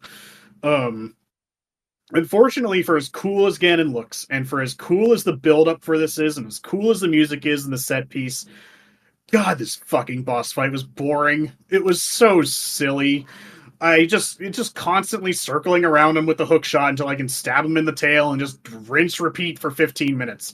And the entire time I'm thinking to myself, like, bitch, Zelda, throw me the fucking sword. It's right, Nick. It's right. Throw me the sword. Just pick it up, kick it to me. Give it to me. Yeah, it's like, just, God damn it, bitch, do something. It's like, just give me my fucking sword. But even when I got my sword, I just kept using the hook shot because it's like, I'm not getting near him. Fuck that. You see that guy? I'm gonna fucking He's a giant monster. Yeah, it's like, I'm not getting near that bitch. So, like I did with the Dark Nuts, it was more just like getting close to him trigger an attack animation so I could sidestep around him to hit him with the hook shot, rinse, repeat for 10 minutes until I did finish him off with the Master Sword. I don't know if the game was like coded, so I had to hit him with the Master Sword for it to trigger the final cutscene, or if it was just coincidence. But I mainly just strafed around him, hitting him with the hook shot until I stabbed him one time with the Master Sword and he died. And I was just like, this was complete, like, unironically, he's harder to fucking fight in Smash Ultimate than he is here.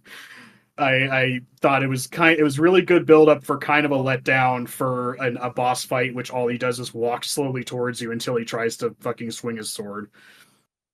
Especially since I've seen that the Dark Nuts could do better with almost the same kind of AI design. But then so Ganon goes down, the sages seal him away, which is a terrible way to deal with your problems. Totally won't come to bite you in the ass. Push that under the rug. Yeah, it's like, man, I've seen this work out, all of no times in any story ever. Ooh, that's a different console's problem. Yeah, exactly. It's a different Link's problem because they even put him a different console. They even reference it themselves as like, he's sealed away for now. It's like they were literally just like, we don't have to deal with them. So camera for now. Yeah, just the sales numbers justify his release. So I was like, okay, cool. You know that this is a terrible idea, but we're going through with it anyways. God forbid I just stab him to death, but whatever. Not to mention, though, that this is the game that kind of fucks up the entire timeline of the entire franchise. Yep, this is splitting point. Really? Yeah, this is the adult Link, but doesn't go back young. Adult Link that does go back young, and then Link that gets defeated. And then it splits into 3 timelines, and eventually they all kind of converge to Breath of the Wild because they say so. I'm gonna say said so, but I thought I really liked the final cutscene where you kind of had like a "where are they now" sort of thing. Everyone's celebrating that Link won, and Zelda had to, Zelda sends him back in time to his time, and everyone's happy that Ganondorf's defeated and whatnot. I liked watching all the characters that you got to know over the game, hanging out. Some more than others because some are clearly side characters I never talked to. Like, I don't care. I did like he's the. happy. Yeah. I got I had the last little shot of Zelda of little Link going back to meet little Zelda, and then it's like the end, you did it, and then it's like, can I go back to the menu? It's like, no, you're stuck here. Turn the Shut off the system console. off. Go outside. He did it. Go touch grass. I was like, okay, cool.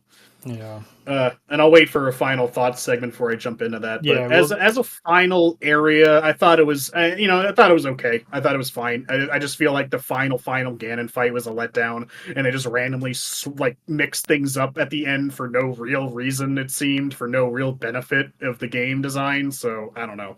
It could have been done a lot better. All right, Jordan. Yeah, so for me, the Ganondorf's castle, I thought it was kind of cute because it was like, you got a little bit of a retaste of all of the temples before you went to go fight the big bad guy. And so yeah, I went through all that and ended up doing the forest temple the last because I didn't notice that there was a fucking like torch thing at the top above the door, so I kept doing that fire spell move and it wouldn't work, so I was like, okay, there must be some reason that this isn't working. Maybe I gotta go complete the other fucking temples first. So I ended up doing the forest temple dead last because of that. And then of course, yeah, they make you use the lens of truth again in the shadow temple again, so you can find your fucking way to the boxes. That was always funny. And then you had the running up the, fucking fight your way up to the top of this very long staircase, which is extremely long staircase. It's pretty damn funny, actually, after you've, went up there for a good 30 seconds, and you're like, I'm still going up the staircase. It's pretty funny to know there's no doors along the way. It's just glass window all the way. I was like, okay, obviously I must have made the way to the top. And so when I get up there, then that's, of course, when we have the fight, and I end up playing ping pong again with the big bad Ganondorf, to the point where he ends up, eventually I end up defeating him, and then that's when he turns into, now he's not Ganondorf, he's just Ganon, and then I end up using I forgot what that spell is called, that make myself invincible, and then and that's basically after I had gotten my sword back, because of course, Zelda doesn't want to kick me my sword to help fight, she just wants to sit there and stare at me while I'm trying to deal with this fucking behemoth. Until I finally got Link, my sword. do everything. Yeah, please. I just found it funny that that Navi was just like, I can't help you. I don't know. I'm getting blown away, and it's like, okay, sweet. And now I'm on my own for sure. And then I finally get my sword back, and then I was like, all right, that's it. It's go time. And then that's when I was just like, fucking call down the spirit of blue, and then I end up turning myself blue, and I just roll between his legs and just smack the tail. And I ended up just wailing the shit on him until I eventually died. It destroyed the whole experience of oh my god, I got the spell, and then I was basically god mode the whole way, and I beat him, and then I was like, okay. And the funniest part of it all was okay, now that you did it, they're telling all the story about how everything's going, everything's good for now, and then you're like, okay, I'm waiting, maybe there's gonna be some post thing happening that it's gonna tell me a little bit more. It's like, nope, Ocarina of Time, the end. You don't get to play after this. You're done. Get the fuck out. Leave. You're good. And I'm like, oh, okay. I guess I'm done. That's the end of the story. The level design was like I said, it was cool. I mean, you got in big castle.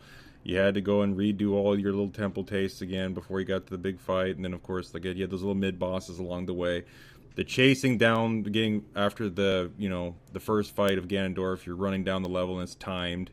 That was kind of stupid because again, it was just you'd be in such a hurry because you see the timer and it's making you run fast, and then you eventually go down the second line of staircases and you find out it's a lot shorter than the previous one, so you walk right off the fucking cliff, and then you got to do it all over again. And then I'm like, okay, let's do this again, and then we end up fighting, rocking those damn skeletons like they were nothing, and then for some weird reason I end up having the hardest time until I had to whip out the fucking ocarina to play the song, what is it, sun song, whatever. Why did you play the sun song? Because that fucking zombie guy wouldn't get off my nuts. He kept fucking jumping on me. I don't know.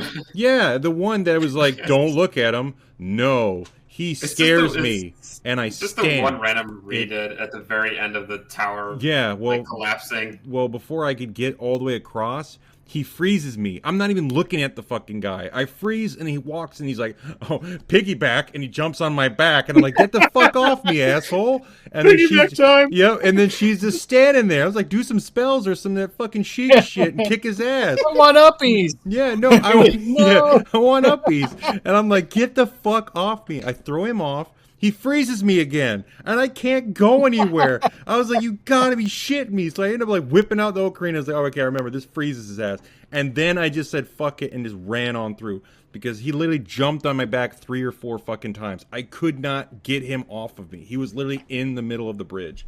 I was so pissed. Dude. Sorry, Link, I only learned the open iron bar spell. That's that one specifically. Yeah, I couldn't handle it. I was like, this is ridiculous. He was harder than anything else I fought. The 2 skeletons like whipped their ass like nothing. But this dude is just fucking riding my back raw, and I can't get the fuck off. We can't get him off of me. So I was like, this is ridiculous. So I'm going in to fight Ganondorf the second time, and I'm like, okay, this is gonna suck.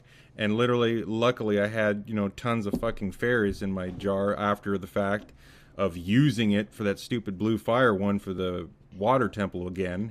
Having to go back and then getting a fairy right back in the jar to use all 3.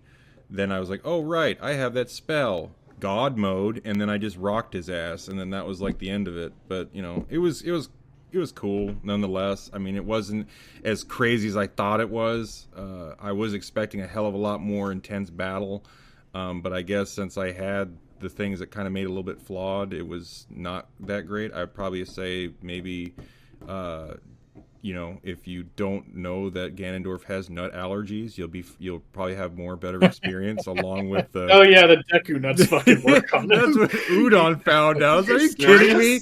Fucking yeah, if you throw Deku nuts at his tail, it does damage. Deku nuts hurt him. Would you like a pecan sandy? He's like, no. Anything but that. Sue him, send his ass away with some peanuts. He's like, no. Yeah. To fucking end his life. But yeah. Stop it. I need an EpiPen. Yeah. But I mean, like, if you don't have any of the spells, you didn't know anything about those little things here and there, it'll probably be a little bit more challenging. But at the same time, I thought that was kind of cool because, again, there was multiple ways you could go about it to defeat him. So that was kind of nice. I thought that was still kind of cool, even though it was, again, very easy. But it was still a cool level. I liked it. I did not like it. Which is why I like after... Huh? Yeah. Explain. I was like, after the Spirit Temple, I actually questioned myself, and like through the Discord while we were all talking, I was like, I don't want to do the Ganon's castle because I knew what I would be getting myself into. But like, I quickly did a Google search for like, where are the golden gauntlets, because I know I need those to get the double defense on my hearts, because I'm gonna need it. And so I immediately went to the Shadow Temple, not knowing that I was like, oh, I needed the gold gauntlets to do everything else anyway. So it's like, oh, that's a good thing to know. So I was like, I got those. I immediately went outside to go to the Great Fairy to get that defense up, and did all those like mini temple things. It's like just so fucking dumb, because just like it was like, oh look, more silver rupee collecting, my favorites. And then I just hate the idea. It's just like, oh, you saved all the sages. Let's make a rainbow road for you to get to the castle. And then immediately all 7 of them get caught by Ganon. And then like, oh, this is now what the rooms are holding. It's just the 7 sages again. It's like, God, you guys are useless. How did you even trap the dude? But it's like, it's just like the concept of like that, like the point of that room is just to go and get the sages again. It's just really lazy and dumb. But it's like, after doing all that, I was like, I go up like the 1 flight of stairs, and then you have to fight the 2 like Dark Knuckles or Iron Knuckles. And it's like, I was like, it was 2 of them. I was like, cool. Each of you do 3 hearts of damage. So I immediately used Nairu's Love, and then I started just swinging my sword at them. And then even and then eventually in mid-fight, they both just pummel me into the corner, and then I'm not dying because Nairu's love isn't letting me take damage, but I can still be like knocked down. So like both of them are just pummeling me down in the corner, just constantly falling over. I was like, I literally can't do anything because I keep falling over from their attacks. But then yeah, I'm sorry. I didn't want to interrupt, but I just wanted to say, too, I just thought it funny, too, that you got those gauntlets so you could fucking chuck that giant pillar of stone like a toy, yet you're still, like, trying to fight with your weapon. I would think at this point you just grab and fucking chuck fucking Ganon right off the damn top of the castle like fucking Mario 64 and just chuck his ass and just like, get the fuck out, and then just, like, end the game like that. It's just like this. Like I was like, oh, Dark Knuckles, like swing your sword and freaking anime grab their weapon and just crush it in your hands between your fingers. But it was like eventually their attacks like align. I was like, oh, I have a chance to escape finally. It was like I would have died there easily if it wasn't for Nairu's love. And then I kill them both, and then I go up to fight Ganon, and then I ended up in a somewhat similar situation as Udon and almost ran out of magic entirely. But luckily I still had just a little bit left to take him out, even though I missed like a lot of my shots. And like I died maybe once or twice. Maybe it was 2 fairies because game is just terrible at the input for ping pong. But eventually, luckily enough, like after that, it refills your hearts and your magic. And there's it going down the castle, and then it's like the similar thing. It's like, oh, like you're almost out of the castle. Time to fight skeletons. And then that one random redhead at the very end for some reason. But I was like at the actual Ganon fight on ground level. If you got the Bigoron sword, it's like it's not taken away from you. It was like I knew that it was like when I asked, it was like, should I do the Bigoron quest just so I can use it for that one moment? And I chose not to after learning how long that quest is and how annoying it is. So I was like, I'll suffer through this. I didn't know about the nut allergy, so I was like, I didn't use that. But it was like after losing the sword, I just started using light arrows because I assumed because there were light arrows, they would do more damage to his tail and I would get my sword faster. That was not the case. It was completely pointless. It's just a waste of magic. It was like just using regular arrows will work fine. I was like, I didn't bother using the hook shot because I assumed it would be too slow. And then like the arrows were more like a hit scan. Oh, trust me, I missed like probably half my shots. So you're not wrong. Okay. I had to get in a really specific position. It's not like every time I shot it worked. It was probably like 1 every 5 tries I'd hit him. Okay, no, I just use bow and arrows because for some reason it's like the slingshot and the bow and arrow, like they're like a hit scan sort of thing. So you just need to shoot and then you'll pretty much always hit it. His tail does swing very fast, so if you're too close to it, then you're gonna miss more. But then he'll just hit you. He'll just be able to turn around and hit you faster. So I was like, I still missed a bunch of my shots. And then after I got my sword back, I was like, I used Nairu's Love again. It was like, that was the last bit of my magic. So if that ran out, I was good as dead from this guy.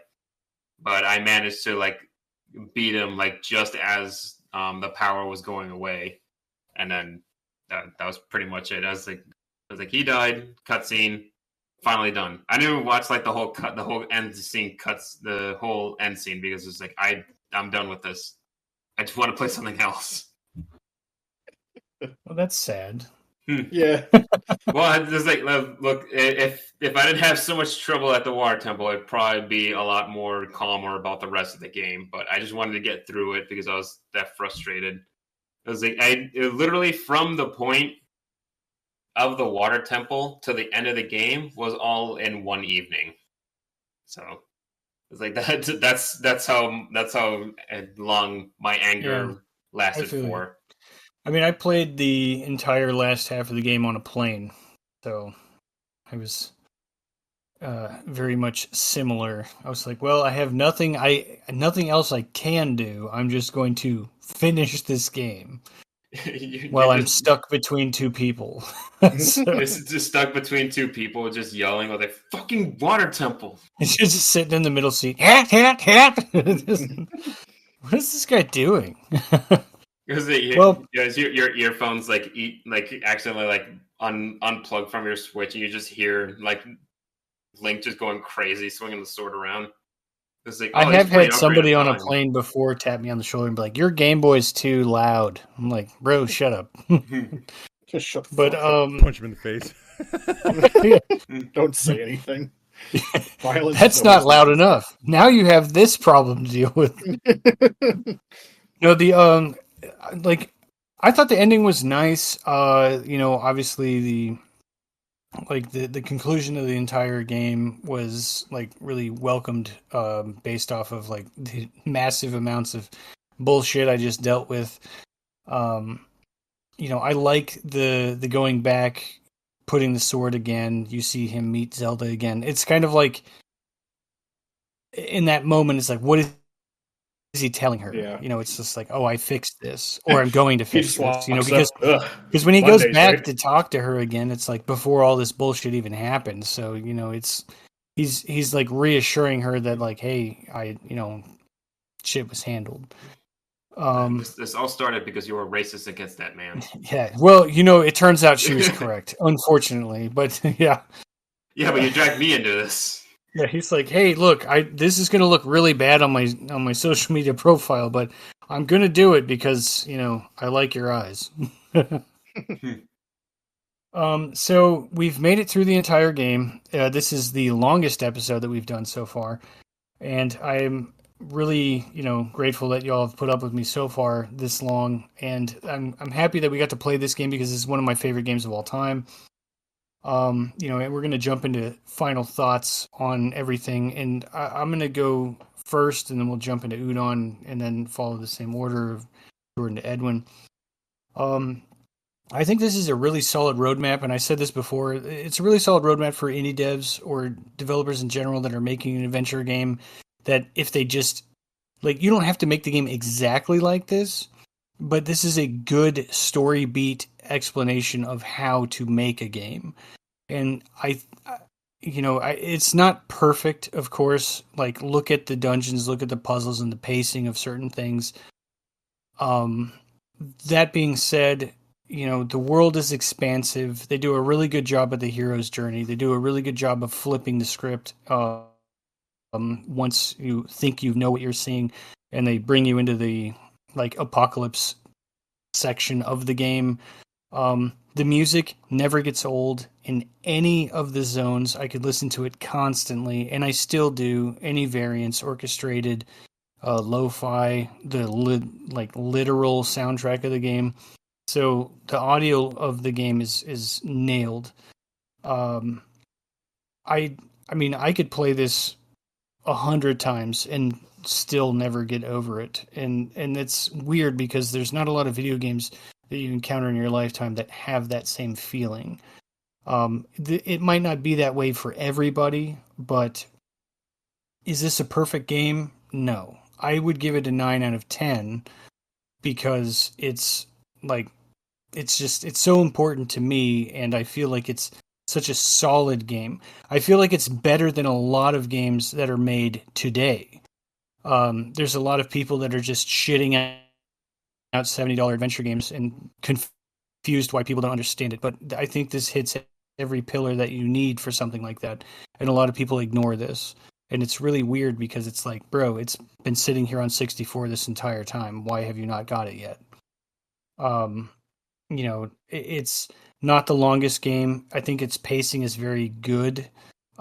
You can get through it in about, well, I think 10, 12 hours if you wanted to hit most of the stuff, if that's the adventure that you were taking.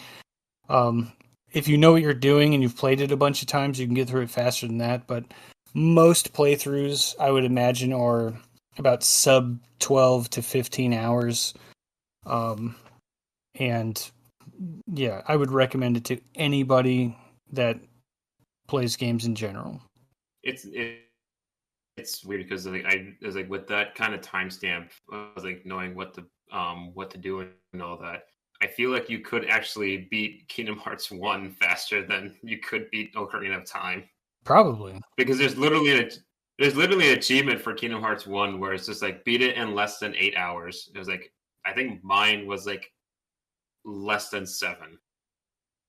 It's still like a funny thing to realize. Like, yeah, this Ocarina of Time is pretty short, but it still there's like I think it's probably more because it's like you can't really skip most of the dialogue. You're forced to watch it or read it, and there's like some gatekeeping and Well, you such. can skip it. It's just you miss everything. Like if you know what you're doing going into the game, the time's going to be drastically shortened. Like the game's time is artificially inflated if you don't know what you're doing, because a lot of that time's going to be spent like backtracking and going up and down, trying to figure out how what interacts with what and shit like that. So Yeah. And to be fair, when I played this, there really wasn't like game facts or anything like that. It was a lot of, oh shit, what? And then you just try everything that you can think of because that's just what it was. Now I could watch an entire YouTube playthrough of the game and not even sweat it.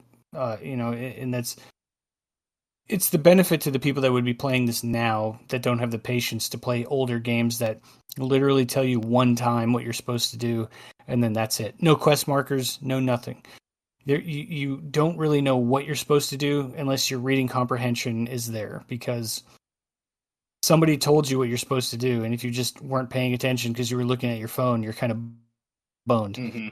And I kind of like that game design. I understand why it wouldn't really hold up in a modern day setting, but it's like reading a book, right? It's like, you're going through chapter 1, chapter 2, and if you just opened it and just went to chapter 3 without reading chapter 1 and 2, you're kind of lost. It's just kind of like, pay attention, listen to this game. It commands your attention instead of other games where it's like I could just not pay attention and skip everything and it'll still just mark on my map to where to walk to and press square. It's weird that modern games have turned into a paint by the numbers type of thing for most of them. But going back and seeing games like this, it's just as annoying as some of those parts might have been, because it's like, oh, they didn't really tell me this. It's like, well, there's a hints to it, but you have to pick, at it.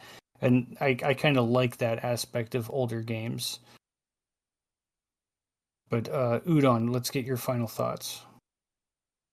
So I kept coming back to like the same phrase I kept thinking of when I was playing this game, is that like I wish I had more time to like take this at my own pace, because I think my attitude, well, not unfounded, I give reasons for why I find stuff annoying or like poorly designed.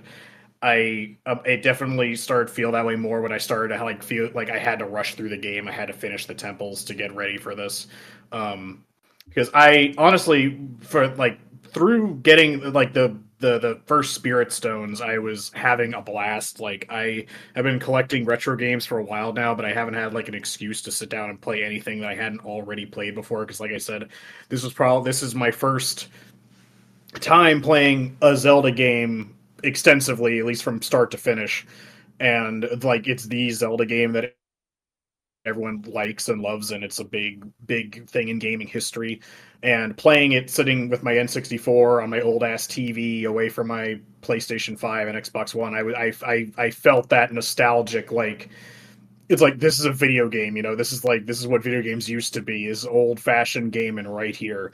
I was having a lot of fun playing it. I wish I could take it at my own pace if I had more time, because I would have tried to get all the Skulltulas. I would have done more of the side quests. I would have done so much more shit had I not imposed this timer on myself because of how we're doing this.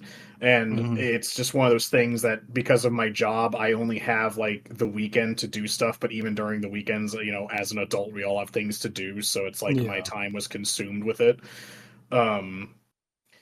I honestly want to go back and play it on my own time from start to finish. I really like it. I bought Wind Waker now for the GameCube because of how much I was enjoying this. Because I'm like, now I want to play more Zelda because I see why this is so fun and why so many people love this series. I really enjoyed it as much as I had bitching to do about the temples. Like I said, my Shadow Temple experience was kind of my fault that I kind of borked that. But like I said, like you were saying earlier, it's just like this game gives so much content that like modern games don't give. I got so much more satisfaction and fun out of playing this than I did a lot of my older games.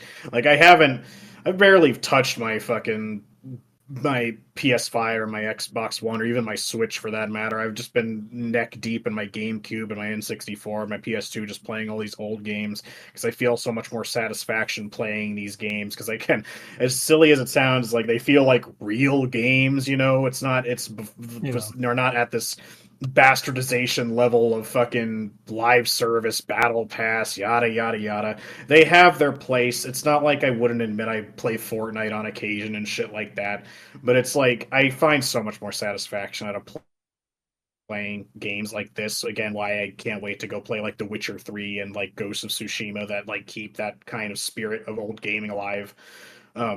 Kind of reconnecting with how much I like single player games. Again, not that there's nothing wrong with multiplayer games. I've poured heart and soul into League of Legends and Halo 3, but there's just something about an old fashioned game where nothing's spoon fed to you and figuring stuff out for yourself. Again, I sounds hypocritical because I had to consult walkthroughs if I got stuck, but again, that was because of the time I placed on myself. I would give myself more time to try and figure stuff out by myself like uh, before I had consulted those things. But again, the timer is kind of what ruined some of my experience for this. But so I want to go back and play it, especially now that I have hindsight of how everything works, and going back, doing the Skulltulas, doing the side quests, doing all that nonsense, and re-experiencing the game. And I got Majora's Mask way over there waiting to go. I got Wind Waker waiting to go.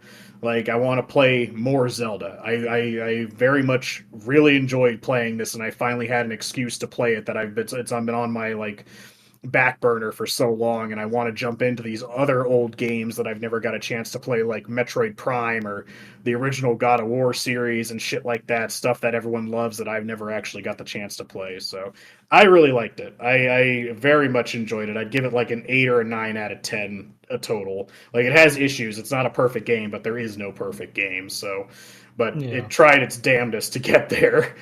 Um, yeah, I adore it. I really like it. I see why people like Zelda now, and I want to replay it and take it at my own pace without this monthly timer we have for these things. So, I do have one question. Yeah. So if it wasn't for like asking us for help or the timer or like any assistance at all, do you think you'd be able to beat this game by yourself? Without ever consulting anything, without ever going on the internet. Yes, because that's pretty much what we had to do when we first played this game, which is why me and Jordan like did not finish the game in the past.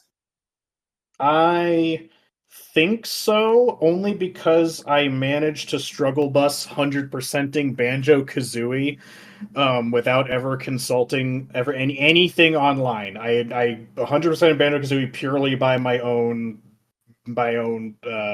And a collectathon is going to demand more. Well, and here's the follow-up to that, right? Of course, I did devolve to the point where in Banjo-Kazooie, I was just running into any random room I could find, firing eggs at any benign object, just being like, just God, anything happen, please, switches, anything. Where I feel like this game has way more hints and way more get hints and like indications of what you're supposed to do, or just doing things that I feel like it's better designed than Banjo-Kazooie in that aspect. That because there's plenty of things during my playthrough when I did consult a walkthrough, I was like, oh well, I could have figured that out if I gave it like 10 more minutes or something. It's like, oh, that's what I was supposed to do. Oh, okay. It's like granted, I still had points where I was like, how the fuck was I supposed to figure that out? But if you gave me enough time, I think I could probably get through it without consulting the internet. I'd be really frustrated, but I could probably do it. Yeah.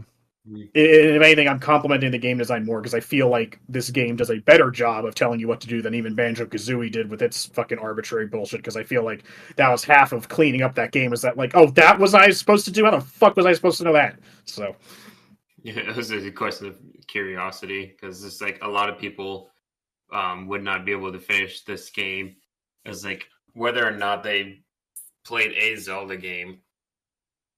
So, or Well, like if they had any help.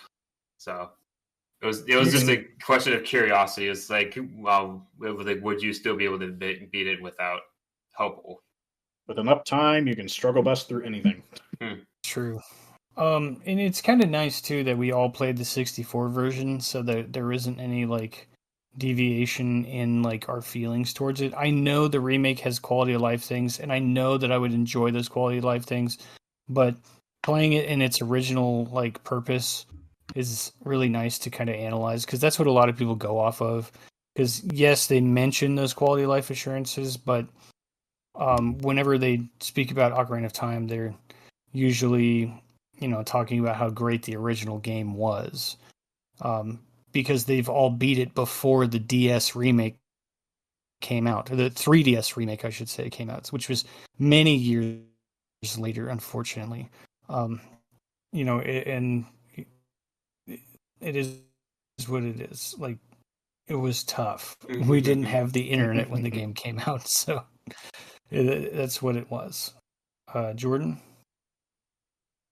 Yeah, so Jordan. for me, I mean, I thought it was actually a very good game. It definitely did bring out my anger in ways, of course, of Go back to rehab. yeah, it kind of felt like I had to do that with the damn water temple of all of them, but there were some things that I was questioning myself too, which was, would I have, if I did not have the internet within my grasp to be able to try to resolve some of these issues? I don't know. I kind of would probably say, yeah, with enough time, I probably would. But again, how long would it take me? That would be the true question, because some placements that I end up overseeing, I just don't know if I would have ever have gone back to look. I don't know. It's just sometimes they're in some weird placements that I would just been like, I would have never fucking tried to go there to figure that out. I would have been like, it's not here. It's just not fucking nothing. There's nothing there. It's done. And then I would move on. And then you end up having me on the other side of the map of Hyrule trying to figure out where the fuck is this shit that I need to find. And then literally won't be able to find it. But that being set aside, very simple story that was still very strong. I mean, good against evil, trying to get all three pieces to the puzzle to become the ultimate god, and you're trying to save the damsel in distress, but alongside of that, they were making the way of using the Ocarina of Time in a unique way that was sort of, in some sense, you'd be like, okay, I've been playing the lullaby more than anything else. But the fact that they were turning this into a sense of gaming, that you would still be like, it doesn't really seem too bothering that I have to play a song, because there are some catchy songs that you're listening to. I like that freaking Kokoriko song that Surya gives you. I like that one the most. That's my favorite song. It's really catchy, and that's why the Goron guy was getting up and down dancing. He was digging it too. But there were some good songs that I liked, and it was the open areas.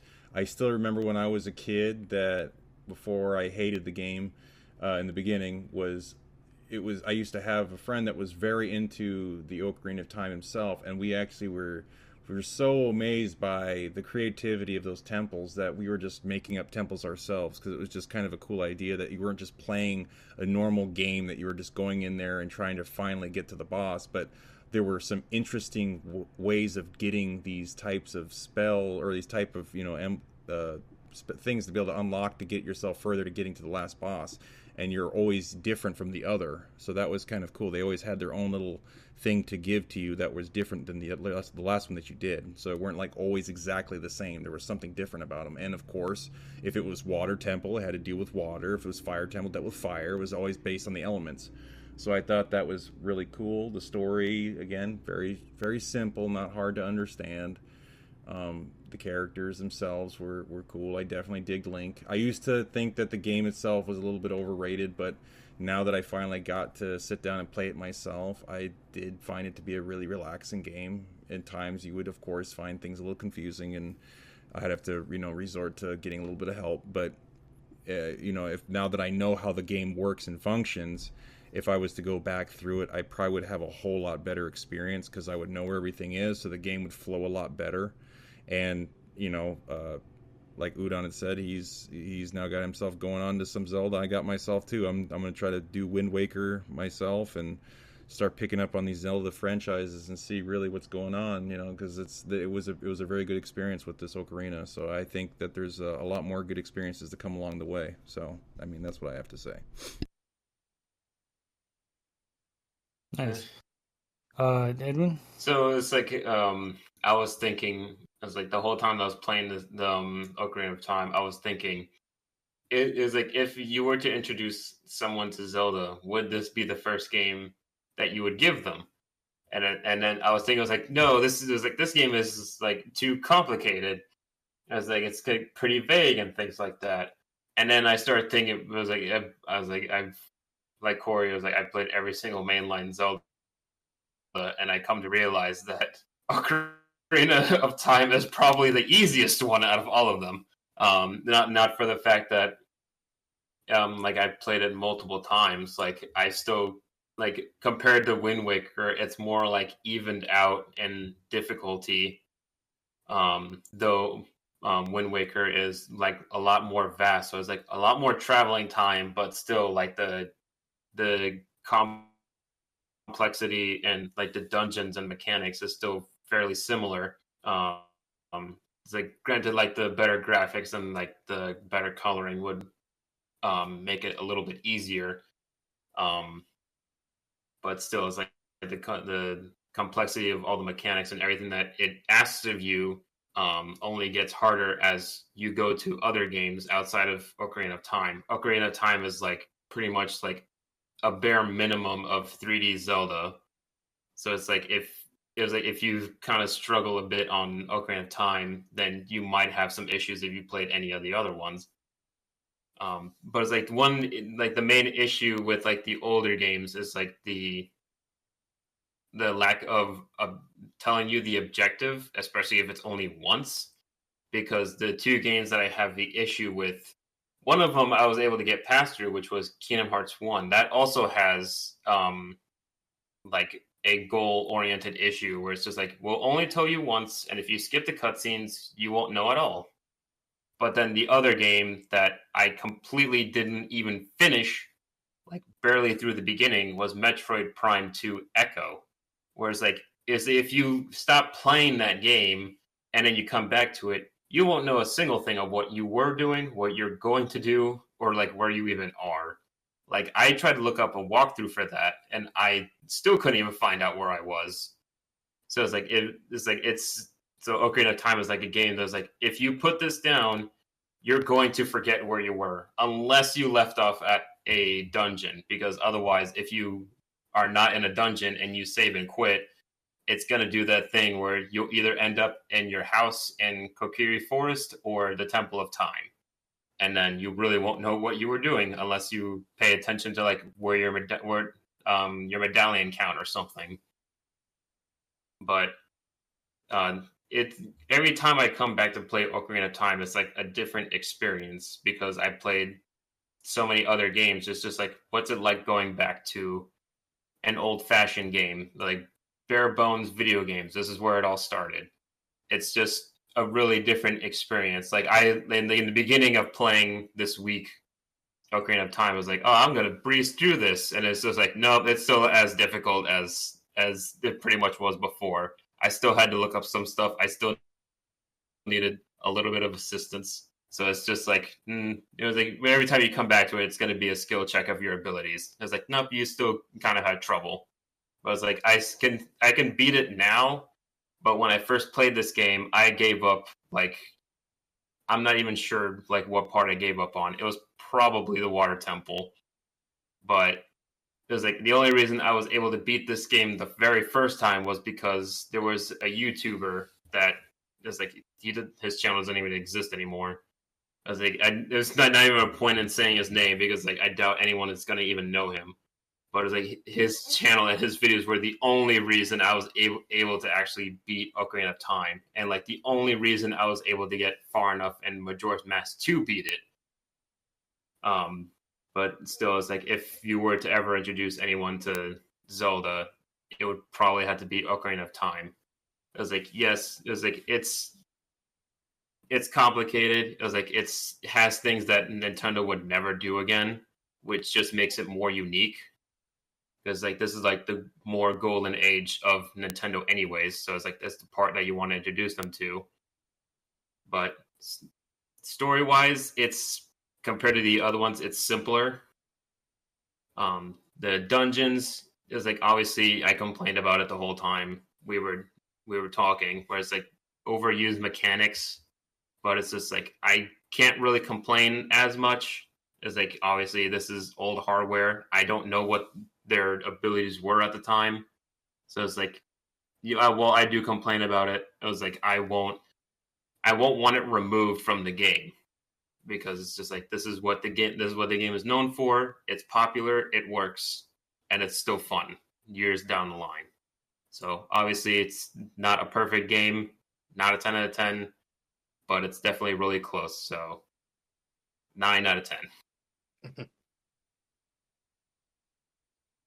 I forgot to give my score. All right. I said 8 out of 10 of me. Had to get that in there. I don't want to be left out. Well, it's nice to know that like we all got a chance to dive into it and play through it. You know, this game's very nostalgic for me. I have a lot of core memories for it, and you know, it's kind of fun to touch on a game that many people have already done, like retrospectives and everything else, and overanalyze the game as a whole. And I'm hoping that like the way that we approach this was less of like a lore-driven retrospective and more of like a modern day playthrough with just feedback as if we were playing a game that came out today. You know, I think the game itself holds up over time, even though you might be playing it on a dated console.